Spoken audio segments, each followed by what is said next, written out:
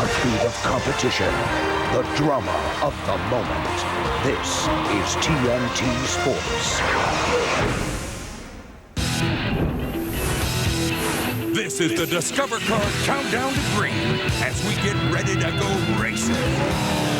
The Bristol Motor Speedway in Tennessee has always been a magnet for racing excitement. What's the attraction? 43 fast cars on a high-banked short track under the lights on a Saturday night, surrounded by fans shoehorned into seats stacked to the sky. Oh yeah, and just 3 events remain in the race to the chase. It's the one night each year when it's okay to move the refrigerator into the TV room, because you don't want to miss a lap of the night race at Bristol.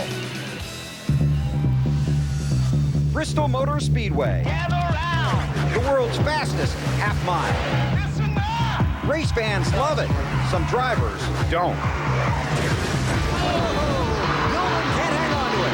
A 500-lap traffic jam where patience wrestles with aggression. Gordon underneath to the lead. Dale Sharpie getting a little aggressive right now. And tempers are put to the test. You can see the frustrations running high down here. Just 3 dates remain in the race to the chase.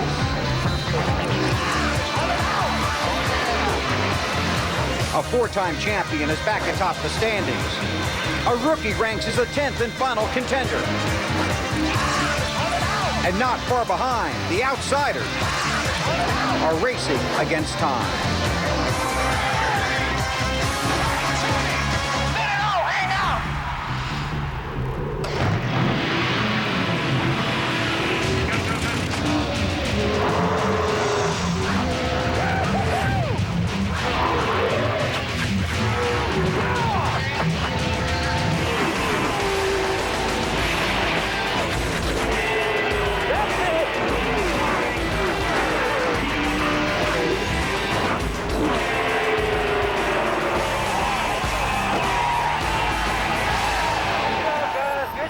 TNT Sports presents the Sharpie 500, live from Bristol, Tennessee. Short track racing is a return to the rich and wild roots of motorsports. Hold one on a Saturday night, everybody wants to come. Hold it at Bristol, nobody wants to leave. Everybody, welcome to Victory Lane at Bristol. I'm Bill Weber. The TNT race family saved you a seat, and it's a good thing, because trying to get a ticket to this one is tougher than getting a ticket from Sheriff Andy Taylor. The top 5 drivers in the championship standings could mathematically clinch a spot in the 10-race chase to the championship tonight. The guys 6th through 10th in the standings could fall out of the chase, and the guys 11th through 15th could race their way in. All that could happen on a wild night under the lights at Bristol. We start at the front of the field and the top of the standings. That's one man with Matt Yoakum. And the man who has won from the pole 17 times in his career is Jeff Gordon. And many feel like the 24 car is the team to knock Kurt Busch's streak, make it come to an end. Though, do you race this race still as aggressively as in the past? I think there's only one way to race at Bristol, and that's, be aggressive. It's just a fast-paced racetrack. There's a lot of stuff going on. We've got, great track position, a great place on pit road to pit. So we're just going to go out there and do it like we always do it. No different, this time than any other one. That's just going to win. The last time he won here, he started on the pole. Tonight he chases his 6th Bristol victory. To Marty Snyder. Matt, August has been a month to forget for Jimmy Johnson. 3 engine failures, and yesterday in practice wrecked his primary car, having to go to a backup car today. And are you done with the bad luck already? I hope so. I mean, 2 engine failures and a driver mistake that caused the 3rd one, and then yesterday bottomed out on the racetrack, spun around and caught the inside wall. So I guess where we're starting dead last, you can't get any worse. So it's only going to go forward for us tonight. And the Lowe's car's in great shape. A lot of support from everyone at Hendrick Motorsports, Lowe's, and all their employee owners. And we'll be back. We've had a tough month, but that's what racing's about. There's lessons in all of it. And, to be a champion, you've got to fight through all things and all odds. And we're ready for the battle. His backup car has a pretty impressive resume, winning at Darlington and finishing 2nd at California. Dave Burns. Marty, Jamie McMurray helped his chase chances last week with a 4th place showing at Michigan. So tonight, going to be conservative out there? You're going to look for more? Just try to stay out of trouble. Typically at Bristol, I think when you get in trouble is when your car is not quite quick enough. But our car was, I told him last night after Happy Hour, it was the best car I've ever had here. And I think 11's the worst we've ever finished. So our car is good, and we're just going to try to keep our nose clean. Jamie McMurray trying to make it to the chase. Ryan Newman, he wants to take that ride too.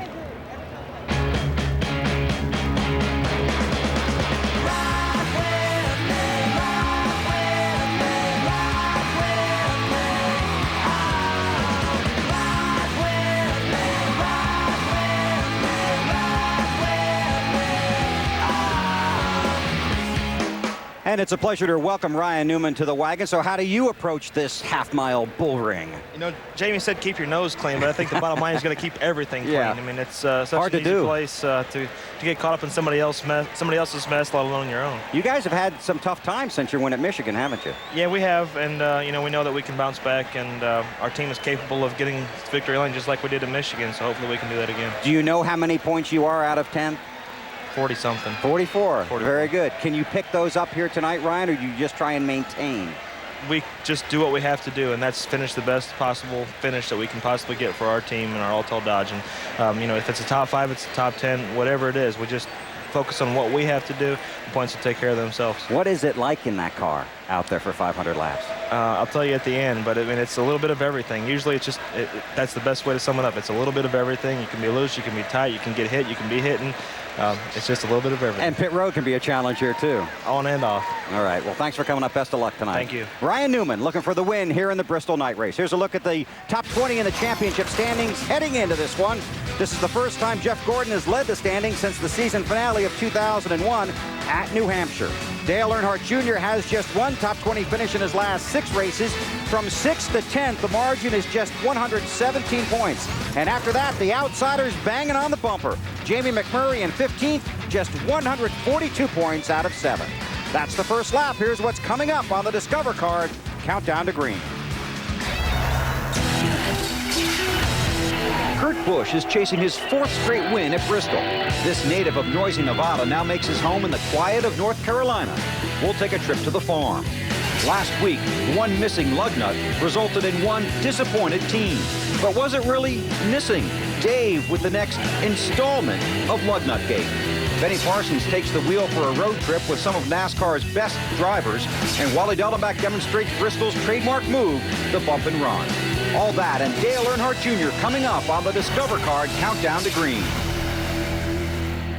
Tomorrow, drama hits home on TNT. If you don't like it, that's tough. With a fistful of Steven Seagal. Stick around, we're gonna have some fun. The Patriot. On desert ground. Under Siege 2. And Fire Down Below. All Seagal, all weekend on TNT. Every child should have the opportunity to attend camp, even children with life-threatening illnesses. At the Victory Junction Gang Camp, these special children get to go swimming, horseback riding, boating, fishing, and do arts and crafts. But most of all, just be kids. Above all, during their stay at the camp, the children receive the medical treatments they need without any financial obligations to their families. So please join us and support the Victory Junction Gang through your donations. Join the gang, the Victory Junction Gang. And feel your heart race. Jack is searching for his son's athletic talent. The search has proven problematic. But every time Jack uses his Discover card to buy things, he gets paid a cashback bonus award. So far, he's earned $130. It's money he used to buy his son something more suitable. Discover card. Discover card is welcomed at 1,000 new places every day, which makes it easier than ever to use your card. It pays to Discover. Tell me what I need to know. On September 10th. Hello. Thank God. Who is this, Chloe? No, please don't hang up, or I'm dead. How far would you go? Tell me what the video is. You got the wrong family! To save the life. It's gonna be okay, I can help. Of a stranger. Hurry! I gotta borrow your car. I got what you're looking for. Who are you? Sean's coming. Whatever happens, don't hang up! Cellular. Rated PG-13. Starts September 10th. Your car has many natural enemies. One is rather surprising. Startup. The critical time when engine wear is more severe. Now there's new Castrol GTX Startup with unique polarized molecules for advanced startup protection. Now there's help with one enemy. The others, you're on your own. New Castrol GTX Startup. Protection from the moment you turn the key. With Rory Layden, the president of Sharpie, in the 4th year of the Sharpie 500 here at the Bristol Motor Speedway. Why is this such an important investment for Sharpie, Rory? Well, this gives Sharpie the opportunity to get our products into the hands of NASCAR fans who are incredibly loyal. And both NASCAR fans and NASCAR drivers use Sharpie markers on a regular basis. And we have the new Sharpie Click, the new Sharpie marker. You've kind of unveiled this weekend. I've met Chad Campbell. You guys have a lot of things going on off the track, don't you? Yes, we do. We unveiled the new Click Sharpie marker. All you need to do is click on the marker and not have to worry about a cap, holding on to a cap or losing a cap. And your man Kurt Busch, real quick, won 3 in a row here at Bristol. You confident of a 4th? Well, I think we're better at making markers than we are at predictions, but we sure hope so. Kurt thinks he's got a fast car this weekend. All right, Roy Layden, the president of Sharpie, the host of tonight's festivities here at the Bristol Motor Speedway. Discover Card Countdown to Green, brought to you by Discover Card. It pays to discover. And by new Castrol GTX Startup Motor Oil.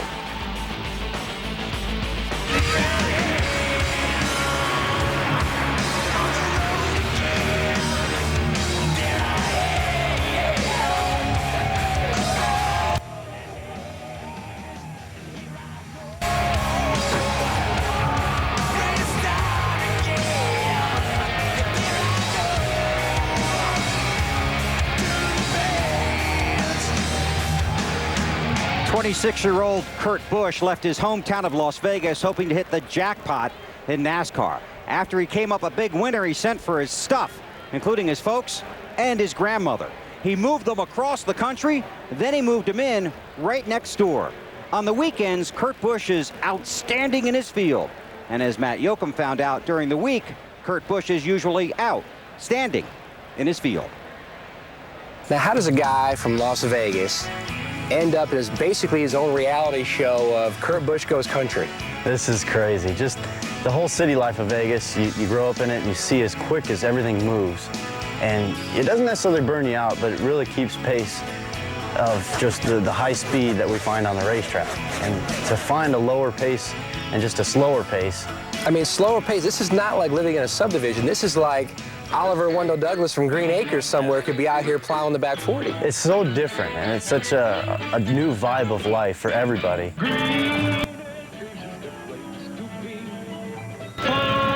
Living is the life for me. So they had an ice storm out here like 2 years ago, and we were cleaning up all the brush and getting things piled together. And we're like, dude, we're in the country now, so we're gonna set fire to it. Well, we had some moving boxes and moved some stuff around, and the box rolls down this field. You can see some of the trees still have some of the damage from it. This whole thing's on fire. Grandma calls the fire department. And we had to come out and set it, because all we had was a little spigot over there, just a little hose. So you had like a little hose to try to put it out, yeah. It was great. And the problem with everything is my dad's now on probation with the fire department on Mooresville or something like that, because he set fire without a permit. So it's just the adjustment from city life to country. We think we know what we're doing, but there's still just this common sense thing that we lose track of. Well, I got me a fire wife, I got me old fiddle. When the sun's coming up, I got cakes on the riddle. Life ain't nothing but a funny riddle. Thank God I'm a country boy. Obviously, you gotta have a tractor. If you're gonna be a farmer, you gotta have a tractor. And I see also that you have made the hat switch. Yes, I'm now Farmer Busch.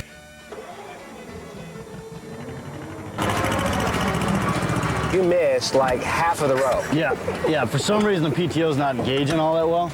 Now, is this your first time on the tractor? It looks Are you that sure? way. It looks that way, doesn't it? For some reason, the PTO wasn't engaging, and we weren't cutting any grass. But you can see I cut grass the other day. You could call the Sharpie crew to come in and pitch you here and help you out. Okay, this is why. This is why we're having an issue. I just figured it out. This is our bolt, and it has shear. Oh, yeah. And this is what runs. Ah, you thought I was playing the whole time. See, again, you broke the equipment. Now we're getting it. So what do you think about when you're mowing? When you're on the tractor, you're making sure that you don't have to go and cut anything over again because you're going so damn slow. These are our 2 goats. They were generously given to us by the Petties, and they were from the petting zoo at the farm where they had all the kids for the Victory Junction gang camp. All right, now goats are quick. Careful. Get in here. They might run out on you. And he fell for it. He's actually starting to mellow out, but yesterday you'd pick up the female, because she'll let you pick her up real easy. He'll get pissed because he can't see upward. I guess goats can't see up. So when you hold her up in the air, he starts wigging. He doesn't know where she went, what's going on. He thinks he's all by himself now, so it's the funniest thing. Let's see if he gets tweaked. He gets bent. See, you can see her now. He's starting to pick up on it. So who cleans everything? We've got a guy that Do you delegate that out? We got a guy that comes out. It's me. Thank God, I'm a country boy, yeah! Kurt Busch farming and owning goats, it would kind of be like if Kid Rock actually played elevator music. You wouldn't expect it, and many expect you to win 4 straight here tonight. But what did your dad say to you earlier this week? My dad's the biggest superstitious number guy there is in the world, and he said, you know how many races you've done well at, and then you know how many races you haven't done well. And I don't think it's your time this time around. I'm like, thanks, Dad. What's the deal? So you quickly knocked on wood. Yeah, so you got to knock on wood, and each race is its new race. And Bristol, you don't know what's going to come out. Whatever it takes to get to victory lane, the team has to adjust to. So we'll see what we've got to make it to victory lane tonight. His first win came from the 27th starting position here. He rolls off 24 tonight. He's won 4 of the last 9 short track races. Bill? Thank you, Matt. Greg Biffle started 24th last Sunday at Michigan and won. Today he starts 10th. His best Bristol finish 5th. Terry Labonte starts 12th. He's a 2-time winner here. Terry is still chasing his first top 5 of the year. You're watching NASCAR on TNT. The conditions at today's venue are perfect. Not too hot, not too cold. Henry scores some points early with the hand wash. Good move avoiding the pants there. No surprises in this routine. Wait a minute. Booyah! What a finish! This moment deserves a Pepsi Edge. Reward yourself with new Pepsi Edge. It has full-on flavor, but 50% less sugar and carbs. So feel free to celebrate any little achievement. Years of conditioning really paid off there.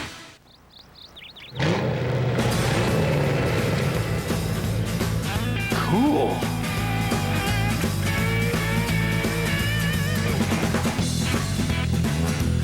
What's the coolest way for people on the move to pay for gas and convenience items? Speed Pass. Cool. Really cool. How do we know? We're drivers too. Link Speed Pass to a credit or check card you already use, and you can make one of the cool moves Ryan Newman does.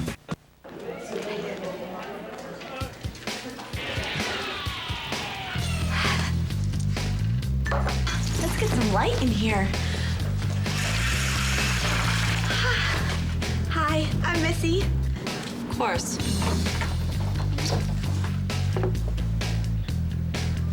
Do you play tennis? I love pink. Oh, bet your favorite color's black. No matter what you're into, there's only one way to go back to school. With a Dell built just for you. Right now, get this Dimension desktop with the power and performance of an Intel Pentium 4 processor. It's yours for the amazing price of $499 after instant savings. Plus, get a free printer and a free CD burner upgrade. Notebooks start at $749. This is Bob. Okay. Your personalized back-to-school PC. Easy as Dell. Dell PCs use Intel Pentium 4 processors.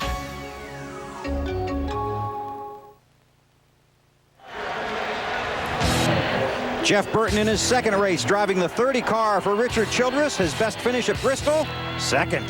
Carl Edwards finished 10th last week in his series debut. Wednesday, he won the truck race here. Tonight, he starts 25th. Lug nuts are like a crying baby on an airplane. How can something that small be such a pain in the neck? Both have to be very carefully handled, and both have to be changed several times during the day. Now, last Sunday at Michigan, an allegedly missing lug nut probably cost Mark Martin's team the win. It was a confusing and controversial call. Dave Burns is back with us. Dave, can you clear up this issue for us? Well, there is no issue according to the sanctioning body, Bill. They made no rule changes. They didn't even discuss it in tonight's drivers' meeting. This is a lug nut, and here's what an official is looking for when they make the subjective call that all of them are installed correctly. An official's looking for a tire changer to make 5 rhythmic hits with the wrench on the wheel. If there's anything short of that, a hesitation or a drop down to pick up a lug nut, they'll say put it on before you leave or bring you in the next lap and make you put it on. That loses you valuable time positions on the track. Now to the word install. NASCAR put it in the rule book a few years ago saying all lug nuts must be installed. Bill looked it up so you don't have to. Basically, it means to establish or to fix in position for use. So lug nuts must be fixed in position to hold a wheel on. If not, NASCAR will call you back in and you'll have to make it right. I spoke to Series Director John Darby earlier this week, and he said if upon returning to pit road, all 5 lug nuts are on on correctly, installed, they will try to reverse their decision. They will try to give you the position back on the track that you had before. But that didn't happen for Mark Martin last week. Running in the top 5, he had to restart 28th. And Bill, hopefully this little installment of Dave Discovers helps keep him from being too torqued about lug nuts. Very good, Dave. Thank you very much. Mark Martin finished second last week, obviously disappointed after the race, but in his post-race interview was polite and professional. He starts 7th tonight, 33 points out of the chase for the championship, and he's with Marty. And what an amazing charge, Mark Martin, you made last week up to second place. Just all that you had to go through last week at Michigan kind of provide extra motivation for tonight. Well, we want to win bad, you know, but this is Bristol, and this is a real wild card. A lot of strange things happen here, and, you know, I think we just want to get through this thing and not be in a wreck first and foremost, and then if we're around for the last 100 laps, maybe we can give them a run for it. Mark Martin, a two-time winner here at the world's fastest half mile. Bill? Thank you, Marty. One of the Bristol traditions, the parade of trucks heading into the track. It happened on Thursday night as the guys get ready for the weekend of racing here at Bristol. The fans love this. Another thing the fans love, their favorite driver. Now, we're not talking about the guy in the car on the track. We're talking about the guy that gets everything to the track. And as Benny Parsons found out after the race at Watkins Glen, the road home is lined with race fans.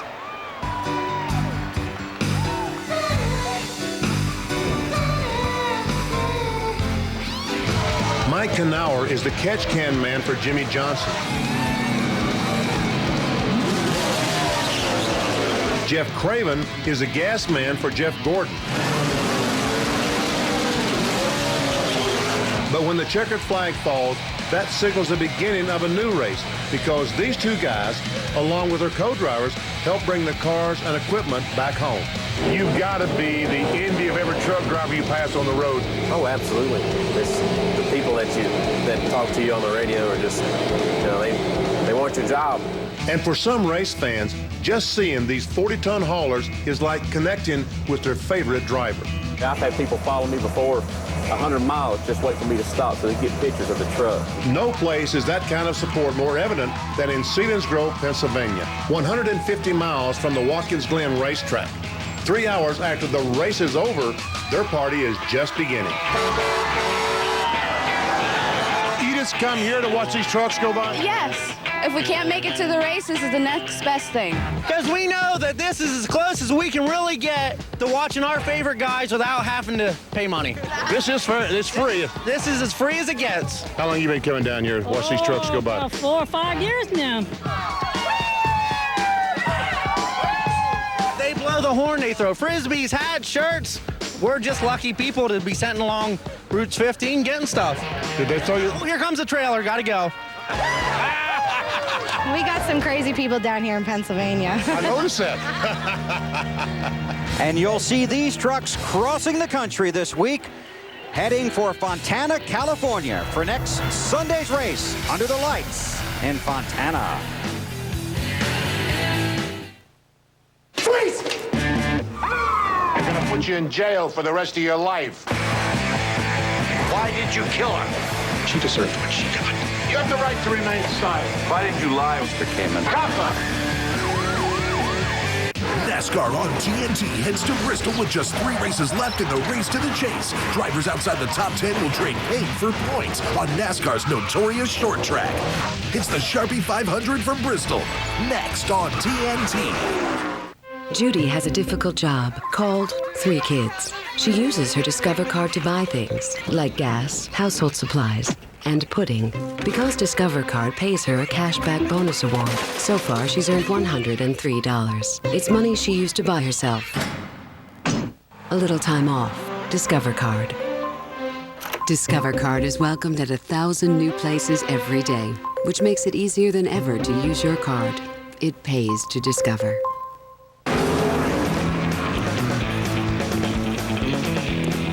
Say, could you toss me those Autolite double platinum plugs? Wow, Darryl Waltrip, you're a legend. You know this grease monkey? He's a famous cornflakes model. Well, I also know a thing or two about racing. Like what? Well, like these high-performing Autolite plugs are the official spark plug of NASCAR. Oh, well, la-dee-da, it says that right on the box. Autolite, It's time to change your plugs. Officer, I'm chasing after a UFO. Big old silver disc. It was unbelievable. It was going like at least 1,000 miles per hour, flying in my face. I had to go after it. Oh my gosh. No, don't write me a ticket. Tired of all the bull? Get YJ Stinger Extreme Energy Drink now in 4 cosmic flavors, including the new Chronic Cola. Drinks now available with 0 carbs and sugar-free. My gosh.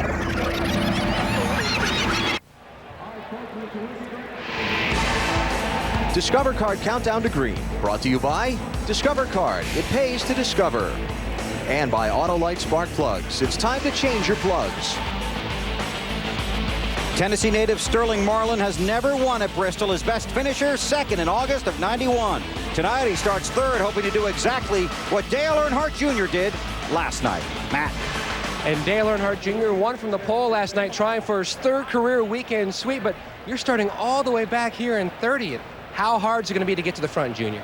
Well, I've seen a lot of people win races from the back here. You just got to have a great race car and be smart, not make any mistakes, try not to get tore up. It's going to be fun, you know. It's fun no matter where you're at Bristol. You're always racing somebody. And he has never won deeper than 13th in the field. He will roll off 30th tonight.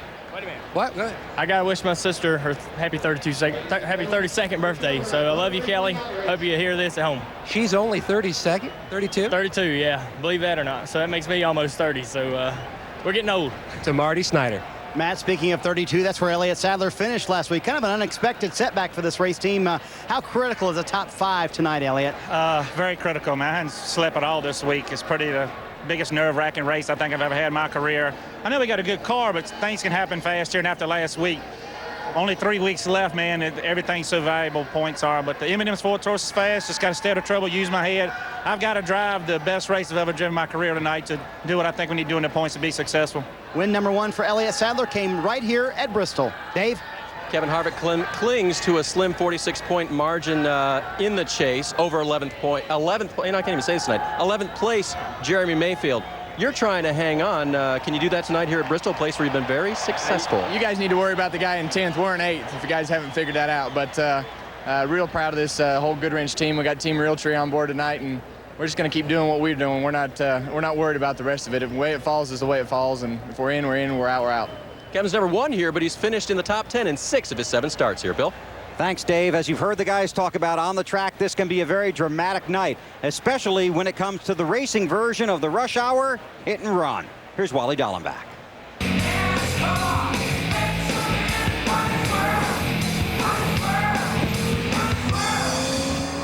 Welcome to Bristol Motor Speedway. I'll tell you what, this place is intense. I can't think of anywhere that we go that you have to concentrate any harder. It's like being in the middle of a hornet's nest. But what I want to talk to you tonight about is the old bump and run. There's the right way and there's the wrong way. Now, actually, what you want to do is, if you're going to do the bump and run, you want to get on somebody's bumper and you want to just tap them right about the middle of the corner or even getting off. What you're trying to do is just bring the traction to the rear of the car, slide them up the racetrack, and go. The other way, not so pretty. You can just pop them. Give them a pop once right in the middle of the corner, and the car will really slide up the racetrack. Now, the third way, and you don't want to do this unless you're really mad at the guy, is if you hit somebody going down into the corner, 9 times out of 10, there's no way that guy is going to be able to save that race car, because you're going to spin him out and he's going to hit the wall. But the biggest trick of all is that you want to be on the giving end, not the receiving end. Well, he said his mom always told him it was better to give than to receive, but I don't think she was talking about Bristol. Two-time Bristol winner Mark Martin starts 7th tonight. His last win came 11 races ago at Dover when he started 7th. Now, Mark is 12th in the championship standings. He's 27 points out of 11th and 11 points ahead of Ryan Newman. This season, he has 11 top 11 finishes. From August of 1994 to August of 1999, Mark Martin finished in the top 10 at Bristol, 11 consecutive races. So when did Mark get his first Nextel Cup win here at Bristol? Exactly 11 years ago tonight, August 28th, 1993. That's something else you won't have to look up, because we already did. The countdown is at zero, and the Sharpie 500 is coming up from Bristol. This has been the Discover Card Countdown to Green. Let's go racing. Say what you will, but you gotta admit, the body is looking good. Just need a little smoothing out here, a little work there, and it'll be smoking. Woo! Yeah, the ladies are gonna love it. You got that right. Just go to Don's Paint and Body Shop. They'll do the rest for you. Find a body shop on the NASCAR Performance Network. Go to NASCAR.com, click on Auto, and enter your zip code. And always be car care aware. Hey, what time's yoga class? 1 o'clock. Teacher thinks I'm hot. Hurry up, kids, come on. Let's put you down.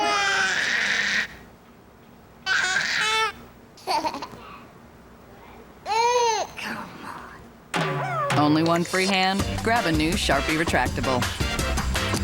One click, and you can write on almost anything. Available in 8 bold colors.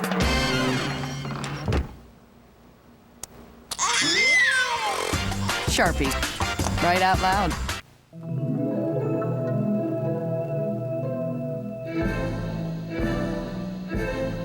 Imagine coming home every night to a symphony of jets, all playing their part to make you feel better than ever.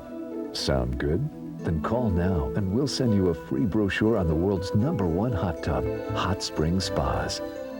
They give you what others don't, like a no-fault heater and a no-bypass filtration system, so it's always hot, always clean, always ready when you are. With a Hot Spring Spa, you get unparalleled technology, the support of a professional dealer, and a place where everyday stress just disappears. Drift away to a symphony played by the world's most unique variety of jets. Feel our patented Moto Massage jet sweep up and down your back while others work your neck, shoulders, and feet. So call now or visit our website to get your free brochure and the dealer near you. Hot Spring Spas, built for a lifetime of relaxation.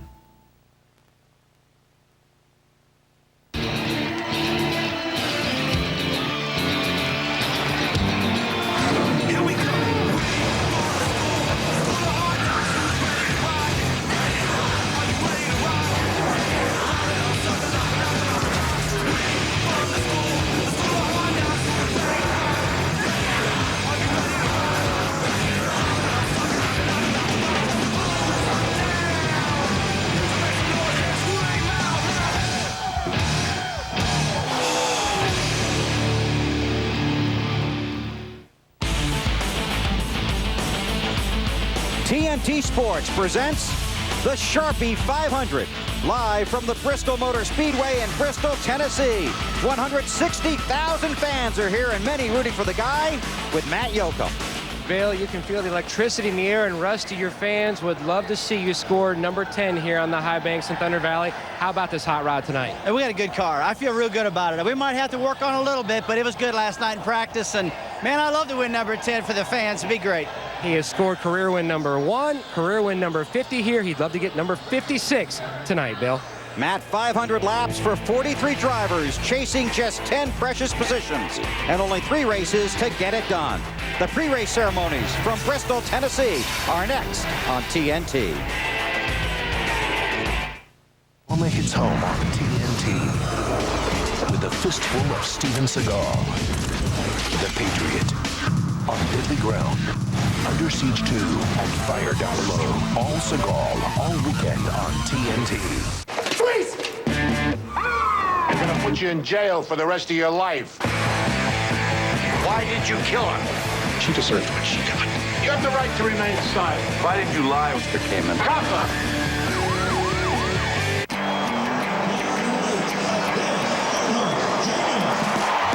I wanna rock and roll this party. I still wanna have some fun, but I gotta fly. I gotta fly. Like Steve McQueen, all of me's a fast machine. Wrangler Jeans Company, a new generation of Wrangler. New fits, new fabrics, new styles. Now showing on Channel 538, the Last Chance channel from Dish On Demand pay-per-view.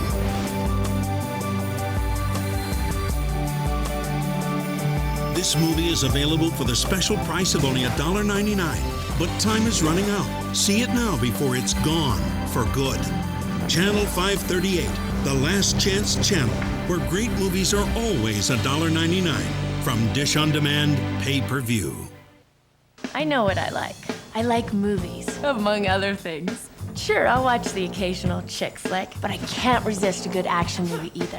For me, it's about choices. That's why I have Stars from Dish Network. There's always a great movie on anytime I want, no matter what kind of mood I'm in. I like movies, so of course, I have Stars.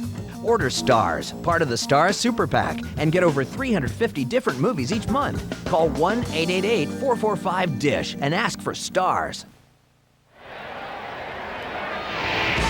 The Sharpie 500 on TNT is brought to you by Sharpie, Right Out Loud.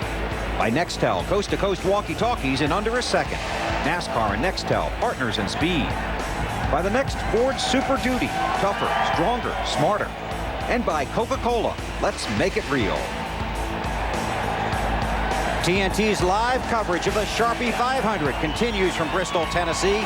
For some guys, this tight, traffic-filled half-mile track has never looked so small, while for others, the opportunity has never been this big.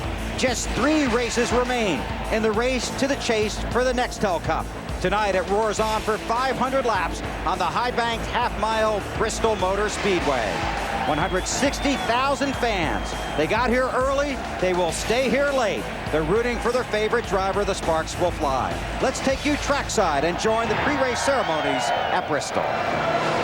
Ladies and gentlemen, would you please rise for today's invocation?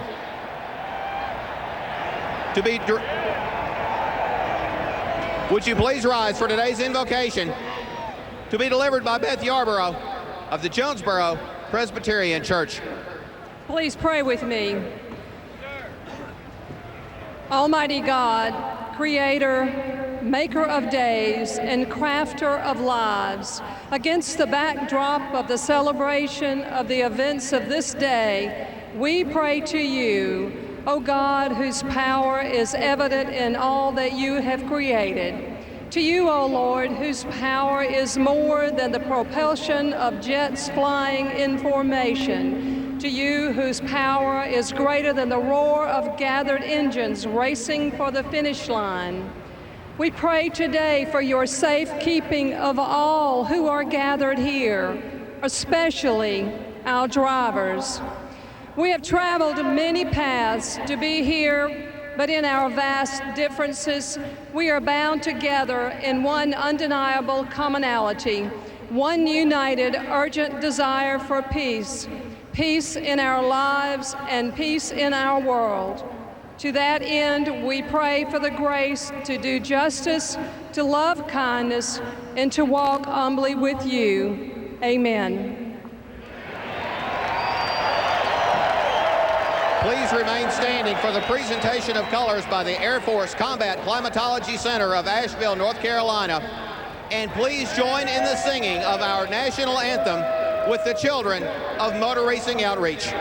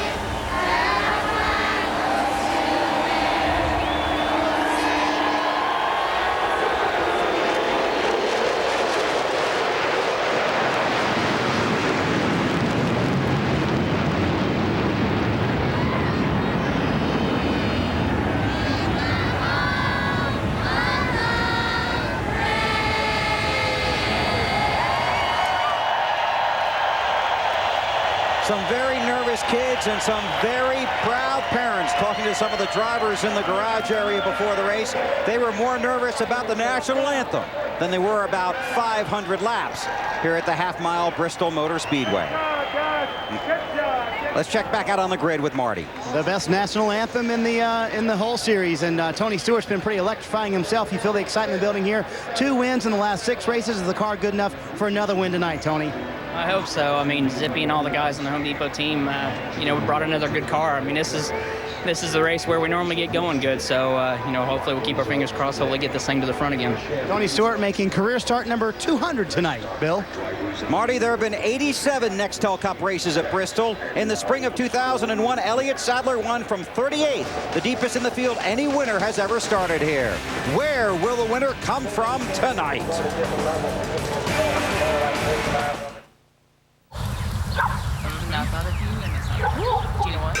Man, that was close.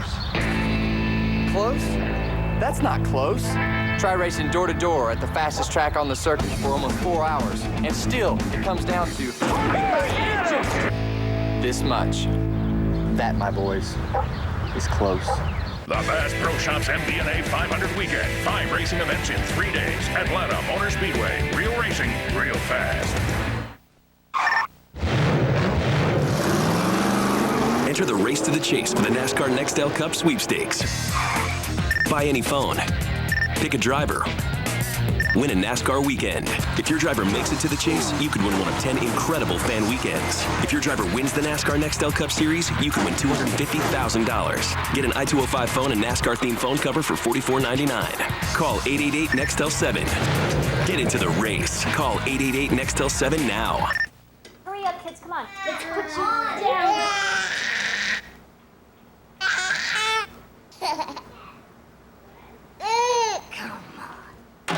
Only one free hand? Grab a new Sharpie retractable. One click, and you can write on almost anything. Available in 8 bold colors.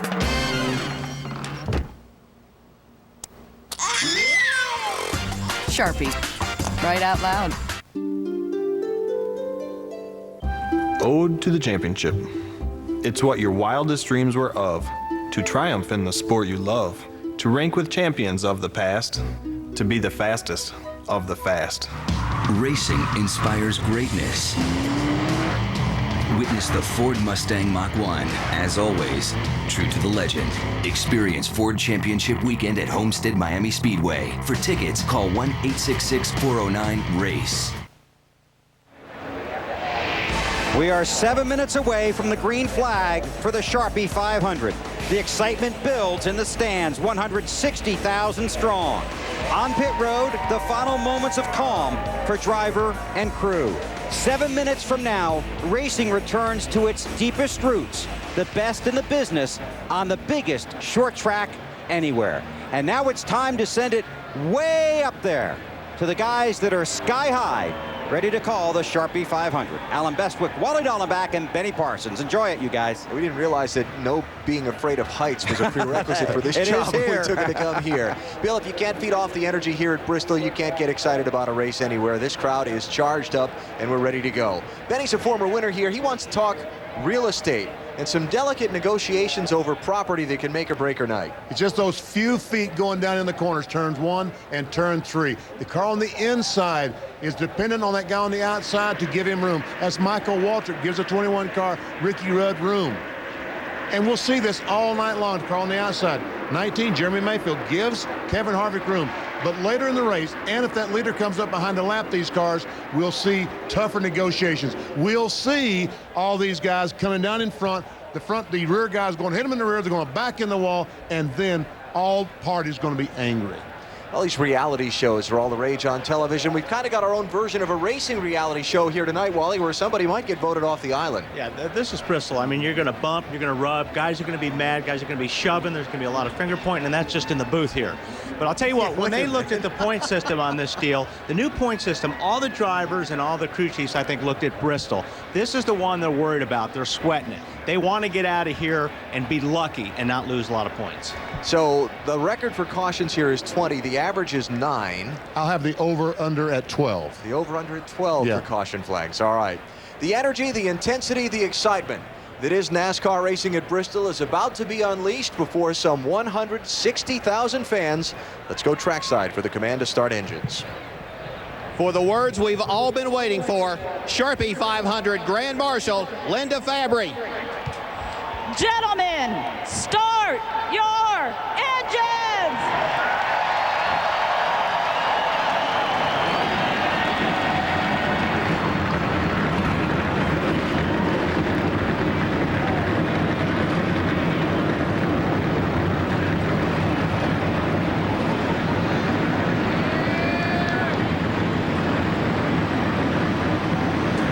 Fans have been coming in since early this morning. They've filled the campground since early this week and all ready to see 500 laps of racing here at Bristol Motor Speedway on the world's fastest half mile.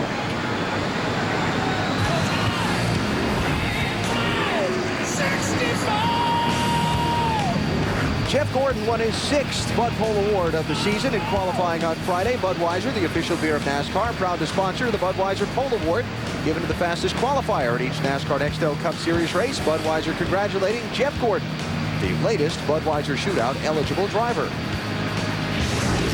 And here we go with a look at the starting lineup for tonight's Sharpie 500. Jeff Gordon with Casey Kane on the front row. Kane's car repaired after a crash in practice yesterday. No laps in the final practice on that 9 car. He'll start cold turkey. Has to be a little bit of apprehension in his camp. 40 car Sterling Long, his best start of the year. 3rd spot. Just heard from Tony Stewart. He's going to share row number 3 with Jamie McMurray. Jamie finished 3rd this race 1 year ago. One of those guys in the race to the chase. Another guy on the inside, Mark Martin, has been unbelievable the last 3 or 4 races. Can he continue here at Bristol on Saturday night? Row 5, it's Jeremy Mayfield and Greg Biffle, last week's winner up in Michigan. Mayfield, 10th place here a year ago. He could use that. Another one of those guys in that race to the chase. The outsiders, as it were. And Jimmy Johnson. Oh, he's got to stop the bleeding. 3 straight he's fallen out of and crashed yesterday in practice. Rusty Wallace, 9-time Bristol winner. Finished 2nd in March. He'll be tough tonight. Dale Jarrett, 4th in points over the last 10 races, trying to get into that top 10. Jeff Burton, 2nd start in that 30 AOL car, alongside his brother, Ward Burton. Here's Brendan Gaughan, Robbie Gordon. Robbie usually gets around this place pretty good. He's pretty fast here. Brendan's car repaired after also a crash during qualifying yesterday, excuse me. Bobby Labonte, 1 career victory on short tracks, looking for 2 tonight, trying to stop a little slide he's been on lately. Kevin Harvick, 6-10, 6 straight top 10 finishes for Harvick. And yeah, there's the 2 guys that are going to be real tough tonight. Kurt Busch going for 4 in a row. Carl Edwards, 10th in his first ever Cup start a week ago at Michigan. He shares row 13 with Ken Schrader. Jeff Green, fastest in happy hour. Pretty good. Kenny Wallace, driver for Michael Waltrip. And there's Junior outside of row 15. If he wins tonight, have to start 30th spot. Ricky Rudd, new crew chief this week. Michael Fatback McSwain now heading the effort for the 21 Motorcraft car. Scott Wimmer and Tony Raines. Got row 17. Michael Waltrip in a backup car. He will be dropping to the tail of the field. He had a nasty crash yesterday. In qualifying, Nemechek Spencer back in row 19. We still have more cars. I tell you what, Scott Riggs had a good car yesterday. They found something in happy hour. Crew told me picked up almost half second. And that is a happy hour, that. Yes, very happy. Mike Wallace in the field with Derek Cope and Morgan Shepherd with the final spot in tonight's field for the Sharpie 500. They're the guys who failed to qualify. 48 drivers tried to get the 43 spots in the field, and we told you about Waltrip and Jimmy Johnson. Ricky Craven also going to the rear of the field by his own choice is the word we get from race control. Who was that? Ricky Craven. We'll have to follow up on that and find out what's up there. So there we go. The 3 parade and pace laps underway before the green flag. Let's check down on pit road before things get really noisy down there. Go ahead, Marty. That's a good point, Alan. A story real quick of 2 guys in the championship heading in opposite directions. Matt Kenseth has been running great lately. He has 5 straight finishes of 6 or better here at Bristol, driving his oldest race car and one of his favorite race cars, and the car is very good. Meanwhile, Bobby Labonte, 9th in the championship standings, just 13 points ahead of 11th place Jeremy Mayfield. Told me his car just a moment ago, not very good, but he's confident in the changes they made this morning. Matt? Marty. There's a sense of urgency here in the Evernham camp. Now, both of Ray's cars are trying to lock down spots in that top 10. Last week, they swapped spots. Now, Kane is 10th, Mayfield 11th. Mayfield has never won a short track racing cup. Kane's never won, period. They know tonight their key to getting a shot at that championship is surviving. Both cars start in the top 10 tonight, and that's where they're hoping they finish. Dave? Matt, Dale Jarrett and team have really picked things up over the last 9 races. 4 finishes of 3rd or better have put him 14th in the championship, just 58 markers out of the chase. Good time to come to Bristol, a place of much success for Dale, including a win in this race in 1997. Bill? There we go. Very loud here at Bristol. Dave, I took an informal survey in the garage this afternoon, talking to guys in the top 15 in the championship standings. If I promised you a finishing position, would you just sit it out and go home? If you promised them 15, they basically wanted to race. If you promised them 10th place points, they said they'd load it up and go home. The guys that are gamblers are going to run for it. The guys protecting their points said 15. No, I don't think so. Alan? Remember, you changed quick, kind of like Superman, huh? Yeah, well, good thing it's a short track. Didn't have far to go here, Alan. There you go. Well, here it is. Here it is. 160,000 fans in this most spectacular racing stadium, all gathered around to see what kind of action tonight we'll get, all heightened by this race to the chase. There is going to be some tension on pit road. And the fans love this race. This is the most sought-after ticket in all of NASCAR Nextel Cup racing. It's hard to get these tickets, but when they get them, they keep them. And by the way, just a correction, the number we were given was wrong on the car going to the back by his own choice. It's the 37 Page instead of the 32 of Ricky Craven. There are the numbers on the night. 500 laps. Comes out to be 266.5 miles. Very slow pit road speed here. And that pit window, we'll see some gamblers at the end of the race at lap 325, 330. We might see some guys pit and try to make it the rest of the way, hoping on some caution flags. First things first, let's get there. Yeah, that's right. But that's the first thing they got to do is, you're right, get there. Half a lap from the green, inside the car, the driver just before the start here at Bristol. I'll tell you what, you want to be, if you're in Robbie's car right there, you're trying to think about getting to the inside. That's the main thing. You've got to get down low because that's the fast way around here. Butterflies? No, the butterflies are gone. You just want to get going, and you're just anxious to get the car down on the bottom and hope you don't get run over. Once you get inside that car and they say start your engines, butterflies basically leave. Pace cars left as well. And we are underway in the Sharpie 500 at Bristol.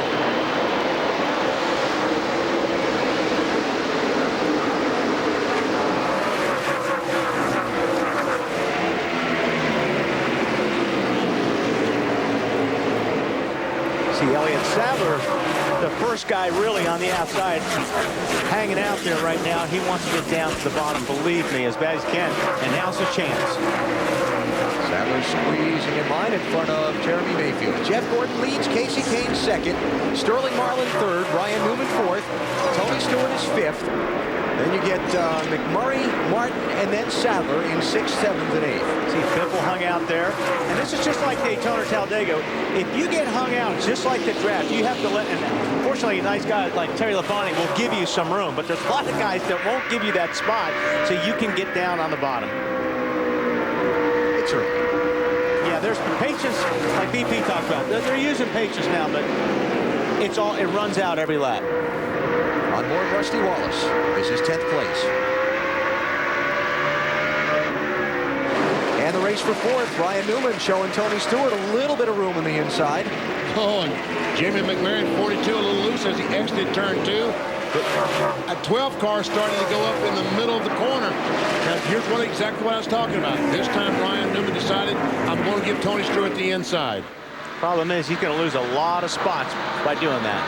Rusty Wallace trying to hold his turf as well. Here's Tony Stewart by Ryan Newman, McMurray, Martin, and Sadler lined up there. He'll probably have to wait until Jeremy Mayfield goes by. Then he's got room to get back in line. Unless he gets lucky and can get down there before that. And folks, these drivers are just like vultures. They see a spot and they all dive for it.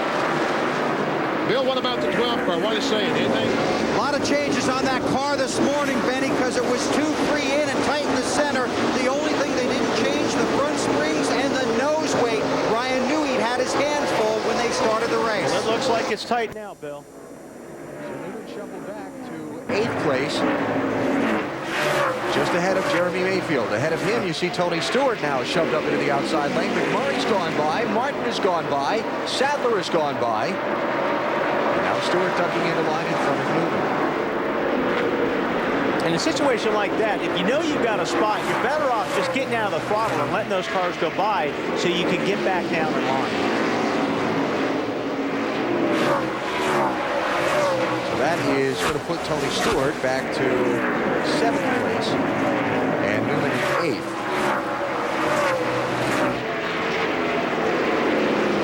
And we talked about the give and take.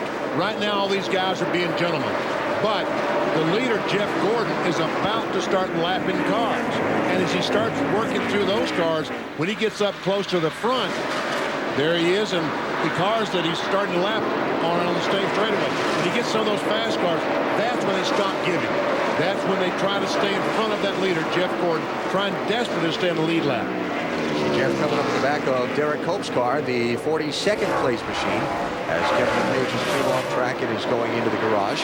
And BP, that's one thing about it, too. You think, well, okay, he's going to pass me, I'll be the lucky dog. But the lucky dog will change every lap. Exactly. Matt? Well, the 9-car Casey Kane crashed this Dodge car in the first of 2 sessions on Friday evening. He didn't get a chance to go out for happy hour. The Dodge boys came in early today, spent a lot of time repairing the right side of this race car and also changing out a lot of the suspension components. So far, Casey's not said a word on the radio, which is good. And if you're owner Ray Evernham, the other good thing, Casey was able to get down to the bottom and trying now to follow one of the masters here at Bristol, and that's Jeff Gordon. So Kane and Marlin there working in tandem, trying to keep up with Jeff Gordon. One thing about conversations here, too, there's not a whole long conversation when you're in this race. You push the button, you say a couple of words, and that's it, because that's all you have time for. Yeah, about all you can say is loose. Yeah. Tight. Loose in, loose off, or whatever. Yeah. So Jeff Gordon beginning to catch the tail end of the field, caution free through the first 17 laps. We'd had about 3 yellows by this time last night, hadn't we? Yeah. You're watching NASCAR on TNT.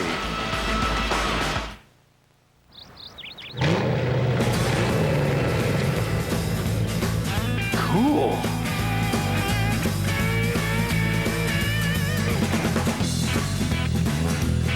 What's the coolest way for people on the move to pay for gas and convenience items? Speed Pass. Cool. Really cool. How do we know? We're drivers too. Link Speed Pass to a credit or check card you already use, and you can make one of the cool moves Ryan Newman does. Hey, nice Harley. Yeah. Had to get it, you know? It's great. It's the way I live my life, you know, by my own rules. Well, that's my creed or motto. My credo, you know? That's pretty cool. Yeah, I like to live like by the edge of my...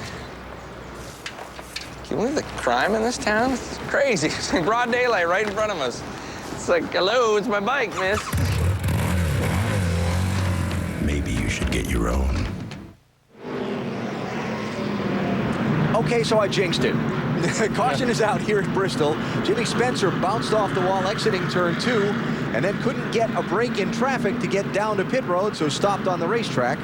And now he's on the pit lane, getting service to his car. He's up there in that high slippery stuff, especially coming off the corners right there. Not a whole lot of grip there. I'll tell you what, he hit that wall pretty doggone hard because they're 3 wide, and we all know that 2 wide here at Bristol barely fits. Tell you what, that guard stood his ground over there. Out of the wall, he never moved. So Spencer in trouble early, bringing out the first yellow. Rusty Wallace is on pit road. Rusty had slid way back from 13th starting spot to 24th, and he's the first of the cars to pit. See Rusty coming around to this front stretch pit road. Remember the 2 pit roads here at Bristol, and you've got to roll through both of them under the caution flag. We'll update the pit stops when we come back under caution for the first time in the Sharpie 500. Hey, Jerry, I see you kind of eyeballing my chicken there. Ixnay on the Ickinshay. All right, babe? What's that, Mikey? You want a little something, something? How about a nice 5-piece box of Don't Touch My Chicken Selects? Everybody get the memo? This right here is a Don't Take My Chicken Select zone. What are you doing? Turn around, go back. Don't touch my chicken. All right? These chicken selects are new, and they're mine. Yummy. I'm loving it. Put the chicken down and step slowly away from the deliciousness.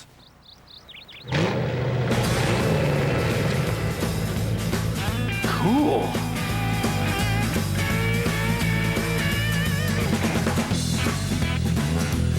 What's the coolest way for people on the move to pay for gas and convenience items? Speed Pass. Cool. Really cool. How do we know? We're drivers too. Link Speed Pass to a credit or check card you already use, and you can make one of the cool moves Ryan Newman does. What are we racing for anyway? Let's race for a Coke. Yeah. Drivers ready. Go! Got some horsepower, Bobby. Come on, DJ, get out of the way. Sorry, Cal. No problem. White flag lap.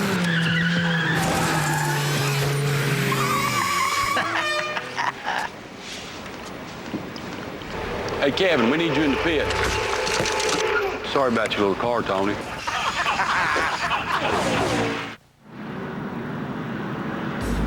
So impressive to sight, the Bristol Motor Speedway, where the Sharpie 500 runs tonight under the lights before some 160,000 fans. Race under caution. Here's our Miller Lite NASCAR Next L Cup race fact.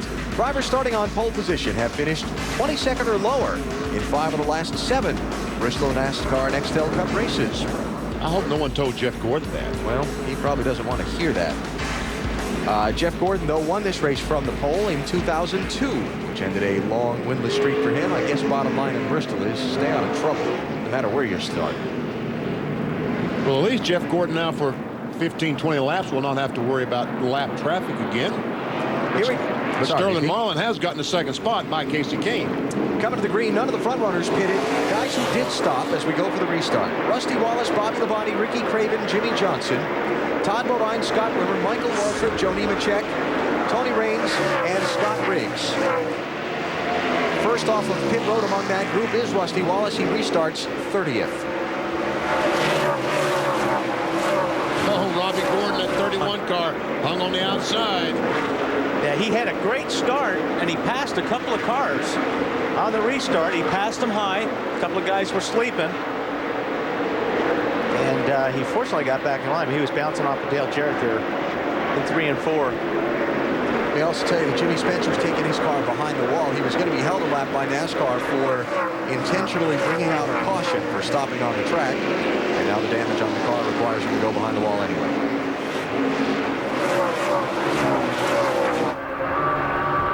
On board, Robbie. Looking back at Dale Jarrett. Cool shot. Oh, and we can see Robbie Gordon had some trouble getting off that corner. We heard him get back in the accelerator, back off, and then back in the throttle. You know, that's not good. You got to get in and stay in all the way off the corner. Those tires spin. Yeah, oh yeah. Spinning forward and sideways. It's hard to get the power down sometimes when you're driving straight off the corner, and most of the time you're driving off the corner sideways. And Casey Kane, our outside pole sitter, has fallen back to the 6th position. Yeah, Sterling Marlin got by, then McMurray, then Martin, then Sadler, and now Casey trying to hold his position in front of Tony Stewart and Ryan Newman. You see, he's lost some ground too.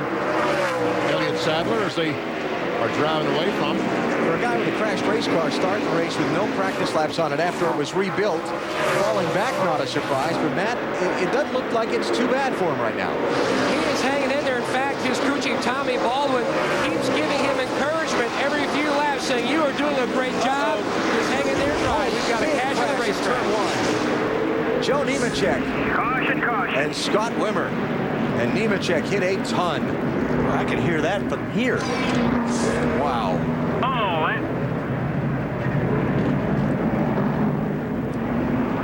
A lot of damage to that car, but you see Wimmer's car is drivable, barely. There's no water in it, so he won't be able to drive it far. What's going on with the 01? Nemechek had just pitted, which put him way back in line. He did radio into his crew. Man, I thought I had him cleared. Uh-oh, sound like he... Yeah, one of those arguing for space things. Exactly, real estate argument. There's Joe right there. Well, that was Wimmer and Craven. Oh, I see what happened. And then Joe just watch that hit. Barely missed. Bang! Oh my goodness. That was a shot.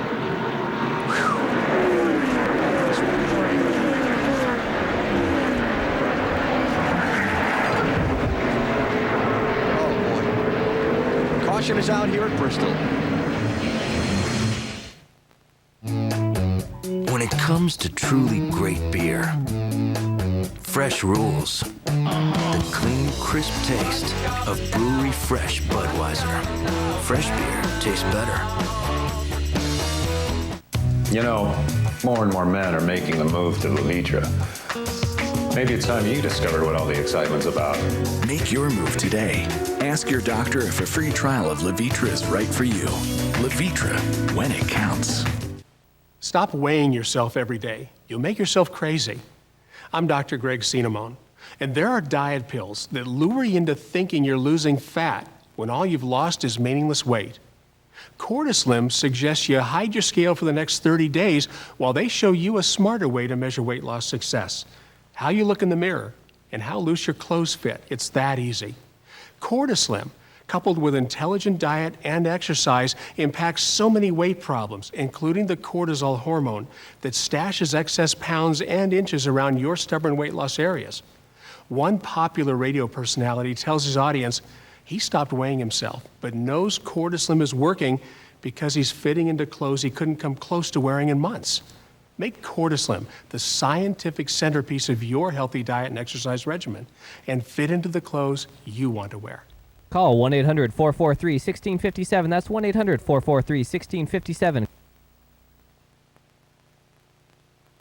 Hey, if we get hurt!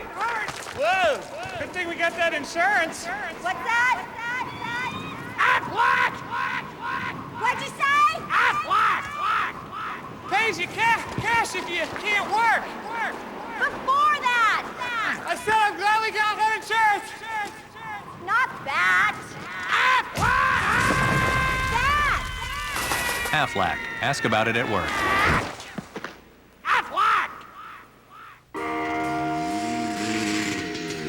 I choose to be outside. 1, 2, 3, 4. We choose to have fun. We choose to walk. I choose not to beg. I choose a smaller size. Living healthier, eating better. It's not just one choice. It's the 100 little choices every day that make a long and healthy life. Subway. Choose well. USA Today is the place for a comprehensive look at motorsports. Get all the latest stats, standings, and race results to keep up with your favorite teams and drivers. Pick up a copy of USA Today every day. It's not a full moon night. I believe that's tomorrow or Monday, but it could act like a full moon night tonight here at Bristol. So far, as we look down on Thunder Valley, Bristol Motor Speedway, the sounds of stock cars echoing off the hills tonight. Right now, they're at reduced throttle, though, under the second caution of the Sharpie 500. But so far, we haven't seen anything that's going to cause any finger pointing and anger in the pit area because everything that's happened so far has been that driver's problem. Well, we talked earlier about, the cars being loose or it's hard to get the power down off the corners. Well, I think that's what happened here with Scott Wimmer. He just got a little bit loose off the turn 2. Unfortunately, we talked about this too. There's other guys that get caught up in a wreck. Let's watch here. Wimmer in front of Ricky Craven. He gets a little bit sideways. Craven goes by. Waltrip gets by. No caution. No caution. Unfortunately, Nemechek doesn't. No, he almost makes it. Watch this. Now watch the sparks off Nemechek's car as he go across the 48. Good job, Jimmy. Awesome. And that's the thing. That's what you're afraid of at Bristol, is getting caught up in somebody else's wreck. Still cleaning up some of the bits and pieces of debris down in turn 1, so let's take advantage of the extended caution to squeeze in another break. Hurry up, kids, come on. Let's put you down.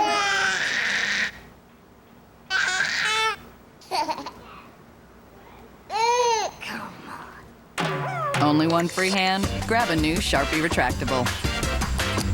One click, and you can write on almost anything.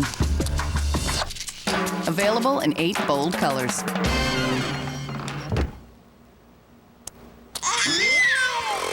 Sharpie. Write out loud.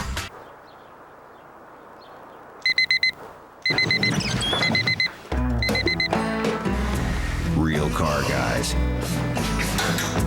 They sleep, eat, and breathe cars. They do things their own way. Like always using premium AC Delco parts. For a real car guy, it's the only way. Real car guys know AC Delco.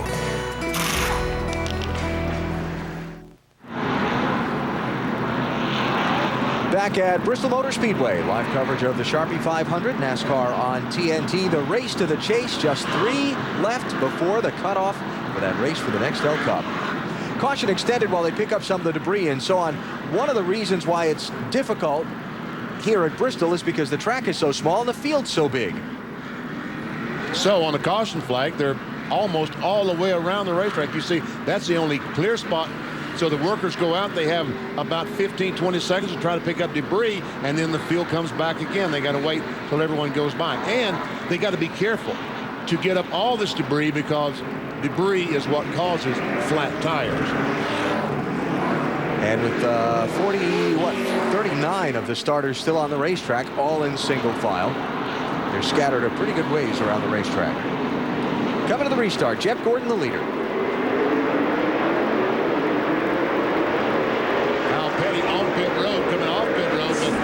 To maintain that 30-mile-per-hour speed limit, so he is lapped and probably will lose another lap to Jeff Gordon.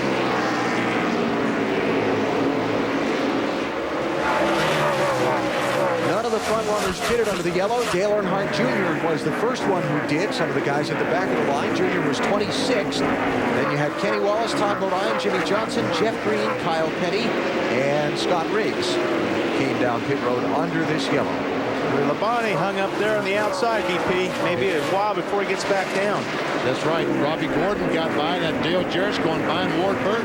He's right there. Again, the vulture thing. Open a spot up. Oh, Terry Labonte gets back to the bottom. That's going to put Terry in 14th. Dale Jarrett passed him for 13th. That's kind of the pressure point in line. You know, when you get the broad view of this Bristol racetrack, when you look down on it from as high as we are, you can always pick out that pressure point where there's a guy just a little bit quicker than the guy in front of him, and it kind of stacks the traffic up.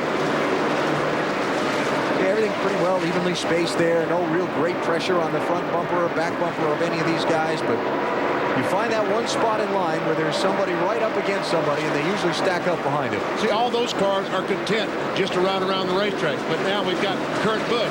He's back. He is not content. He wants to get by these cars, get closer to the front. And he's got that very aggressive stance behind that car, letting him know, I want by as quick as I can. As Casey Mears, Kurt is working on for 20th place. Was Kurt going for a 4th straight win here in Bristol. And see these cars moving around like this, and that's how it feels inside the race car, too. These cars move all over the racetrack at Bristol. There's a lot of, you know, bouncing around and twisting. And you're doing it every 15-second laps. Go ahead. Marty, what's going on with the 97? What's he saying to the guys? Everybody all at once, BP. Kurt has won, obviously, the last 3 races here, all with this race car he's driving tonight. Jimmy Fitton told me this morning it is at least as good or better tonight than it was in the 3 previous races here. Kurt very happy with it so far. He's just a little bit too tight, but still very happy. I mean, the problem he's got right now, he is in traffic. He might be as fast as Jeff Gordon if he can get up there, but right now he's about 0.4 of a second slower, so therefore he's in 30-35 laps. If something doesn't happen, he's in danger of being lapped. But don't you worry about Kurt Busch too much. In his 4 wins at Bristol, the earliest he's ever led a race was lap 359. Really? His mode of operating, they get to the front late, usually with a tire strategy thing, and then he never gives up the lead from there.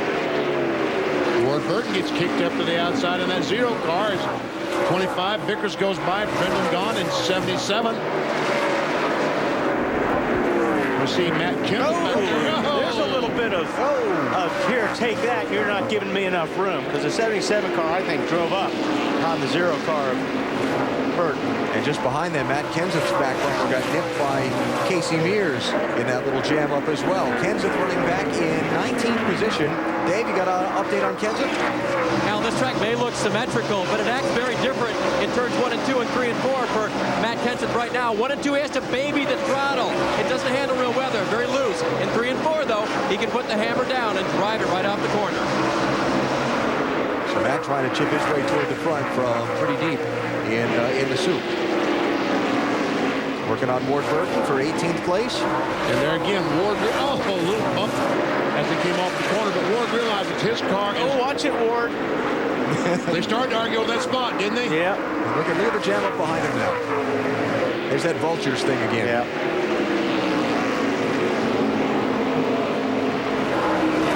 Mike Wallace is driving the 09 car. The black car, he and Carl Edwards, 99, almost get together coming off turn 4. When they get together in a bunch like that, that's when something bad happens. Oh, there we go.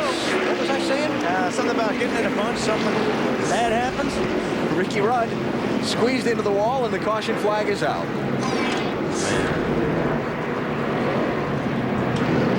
Side damage.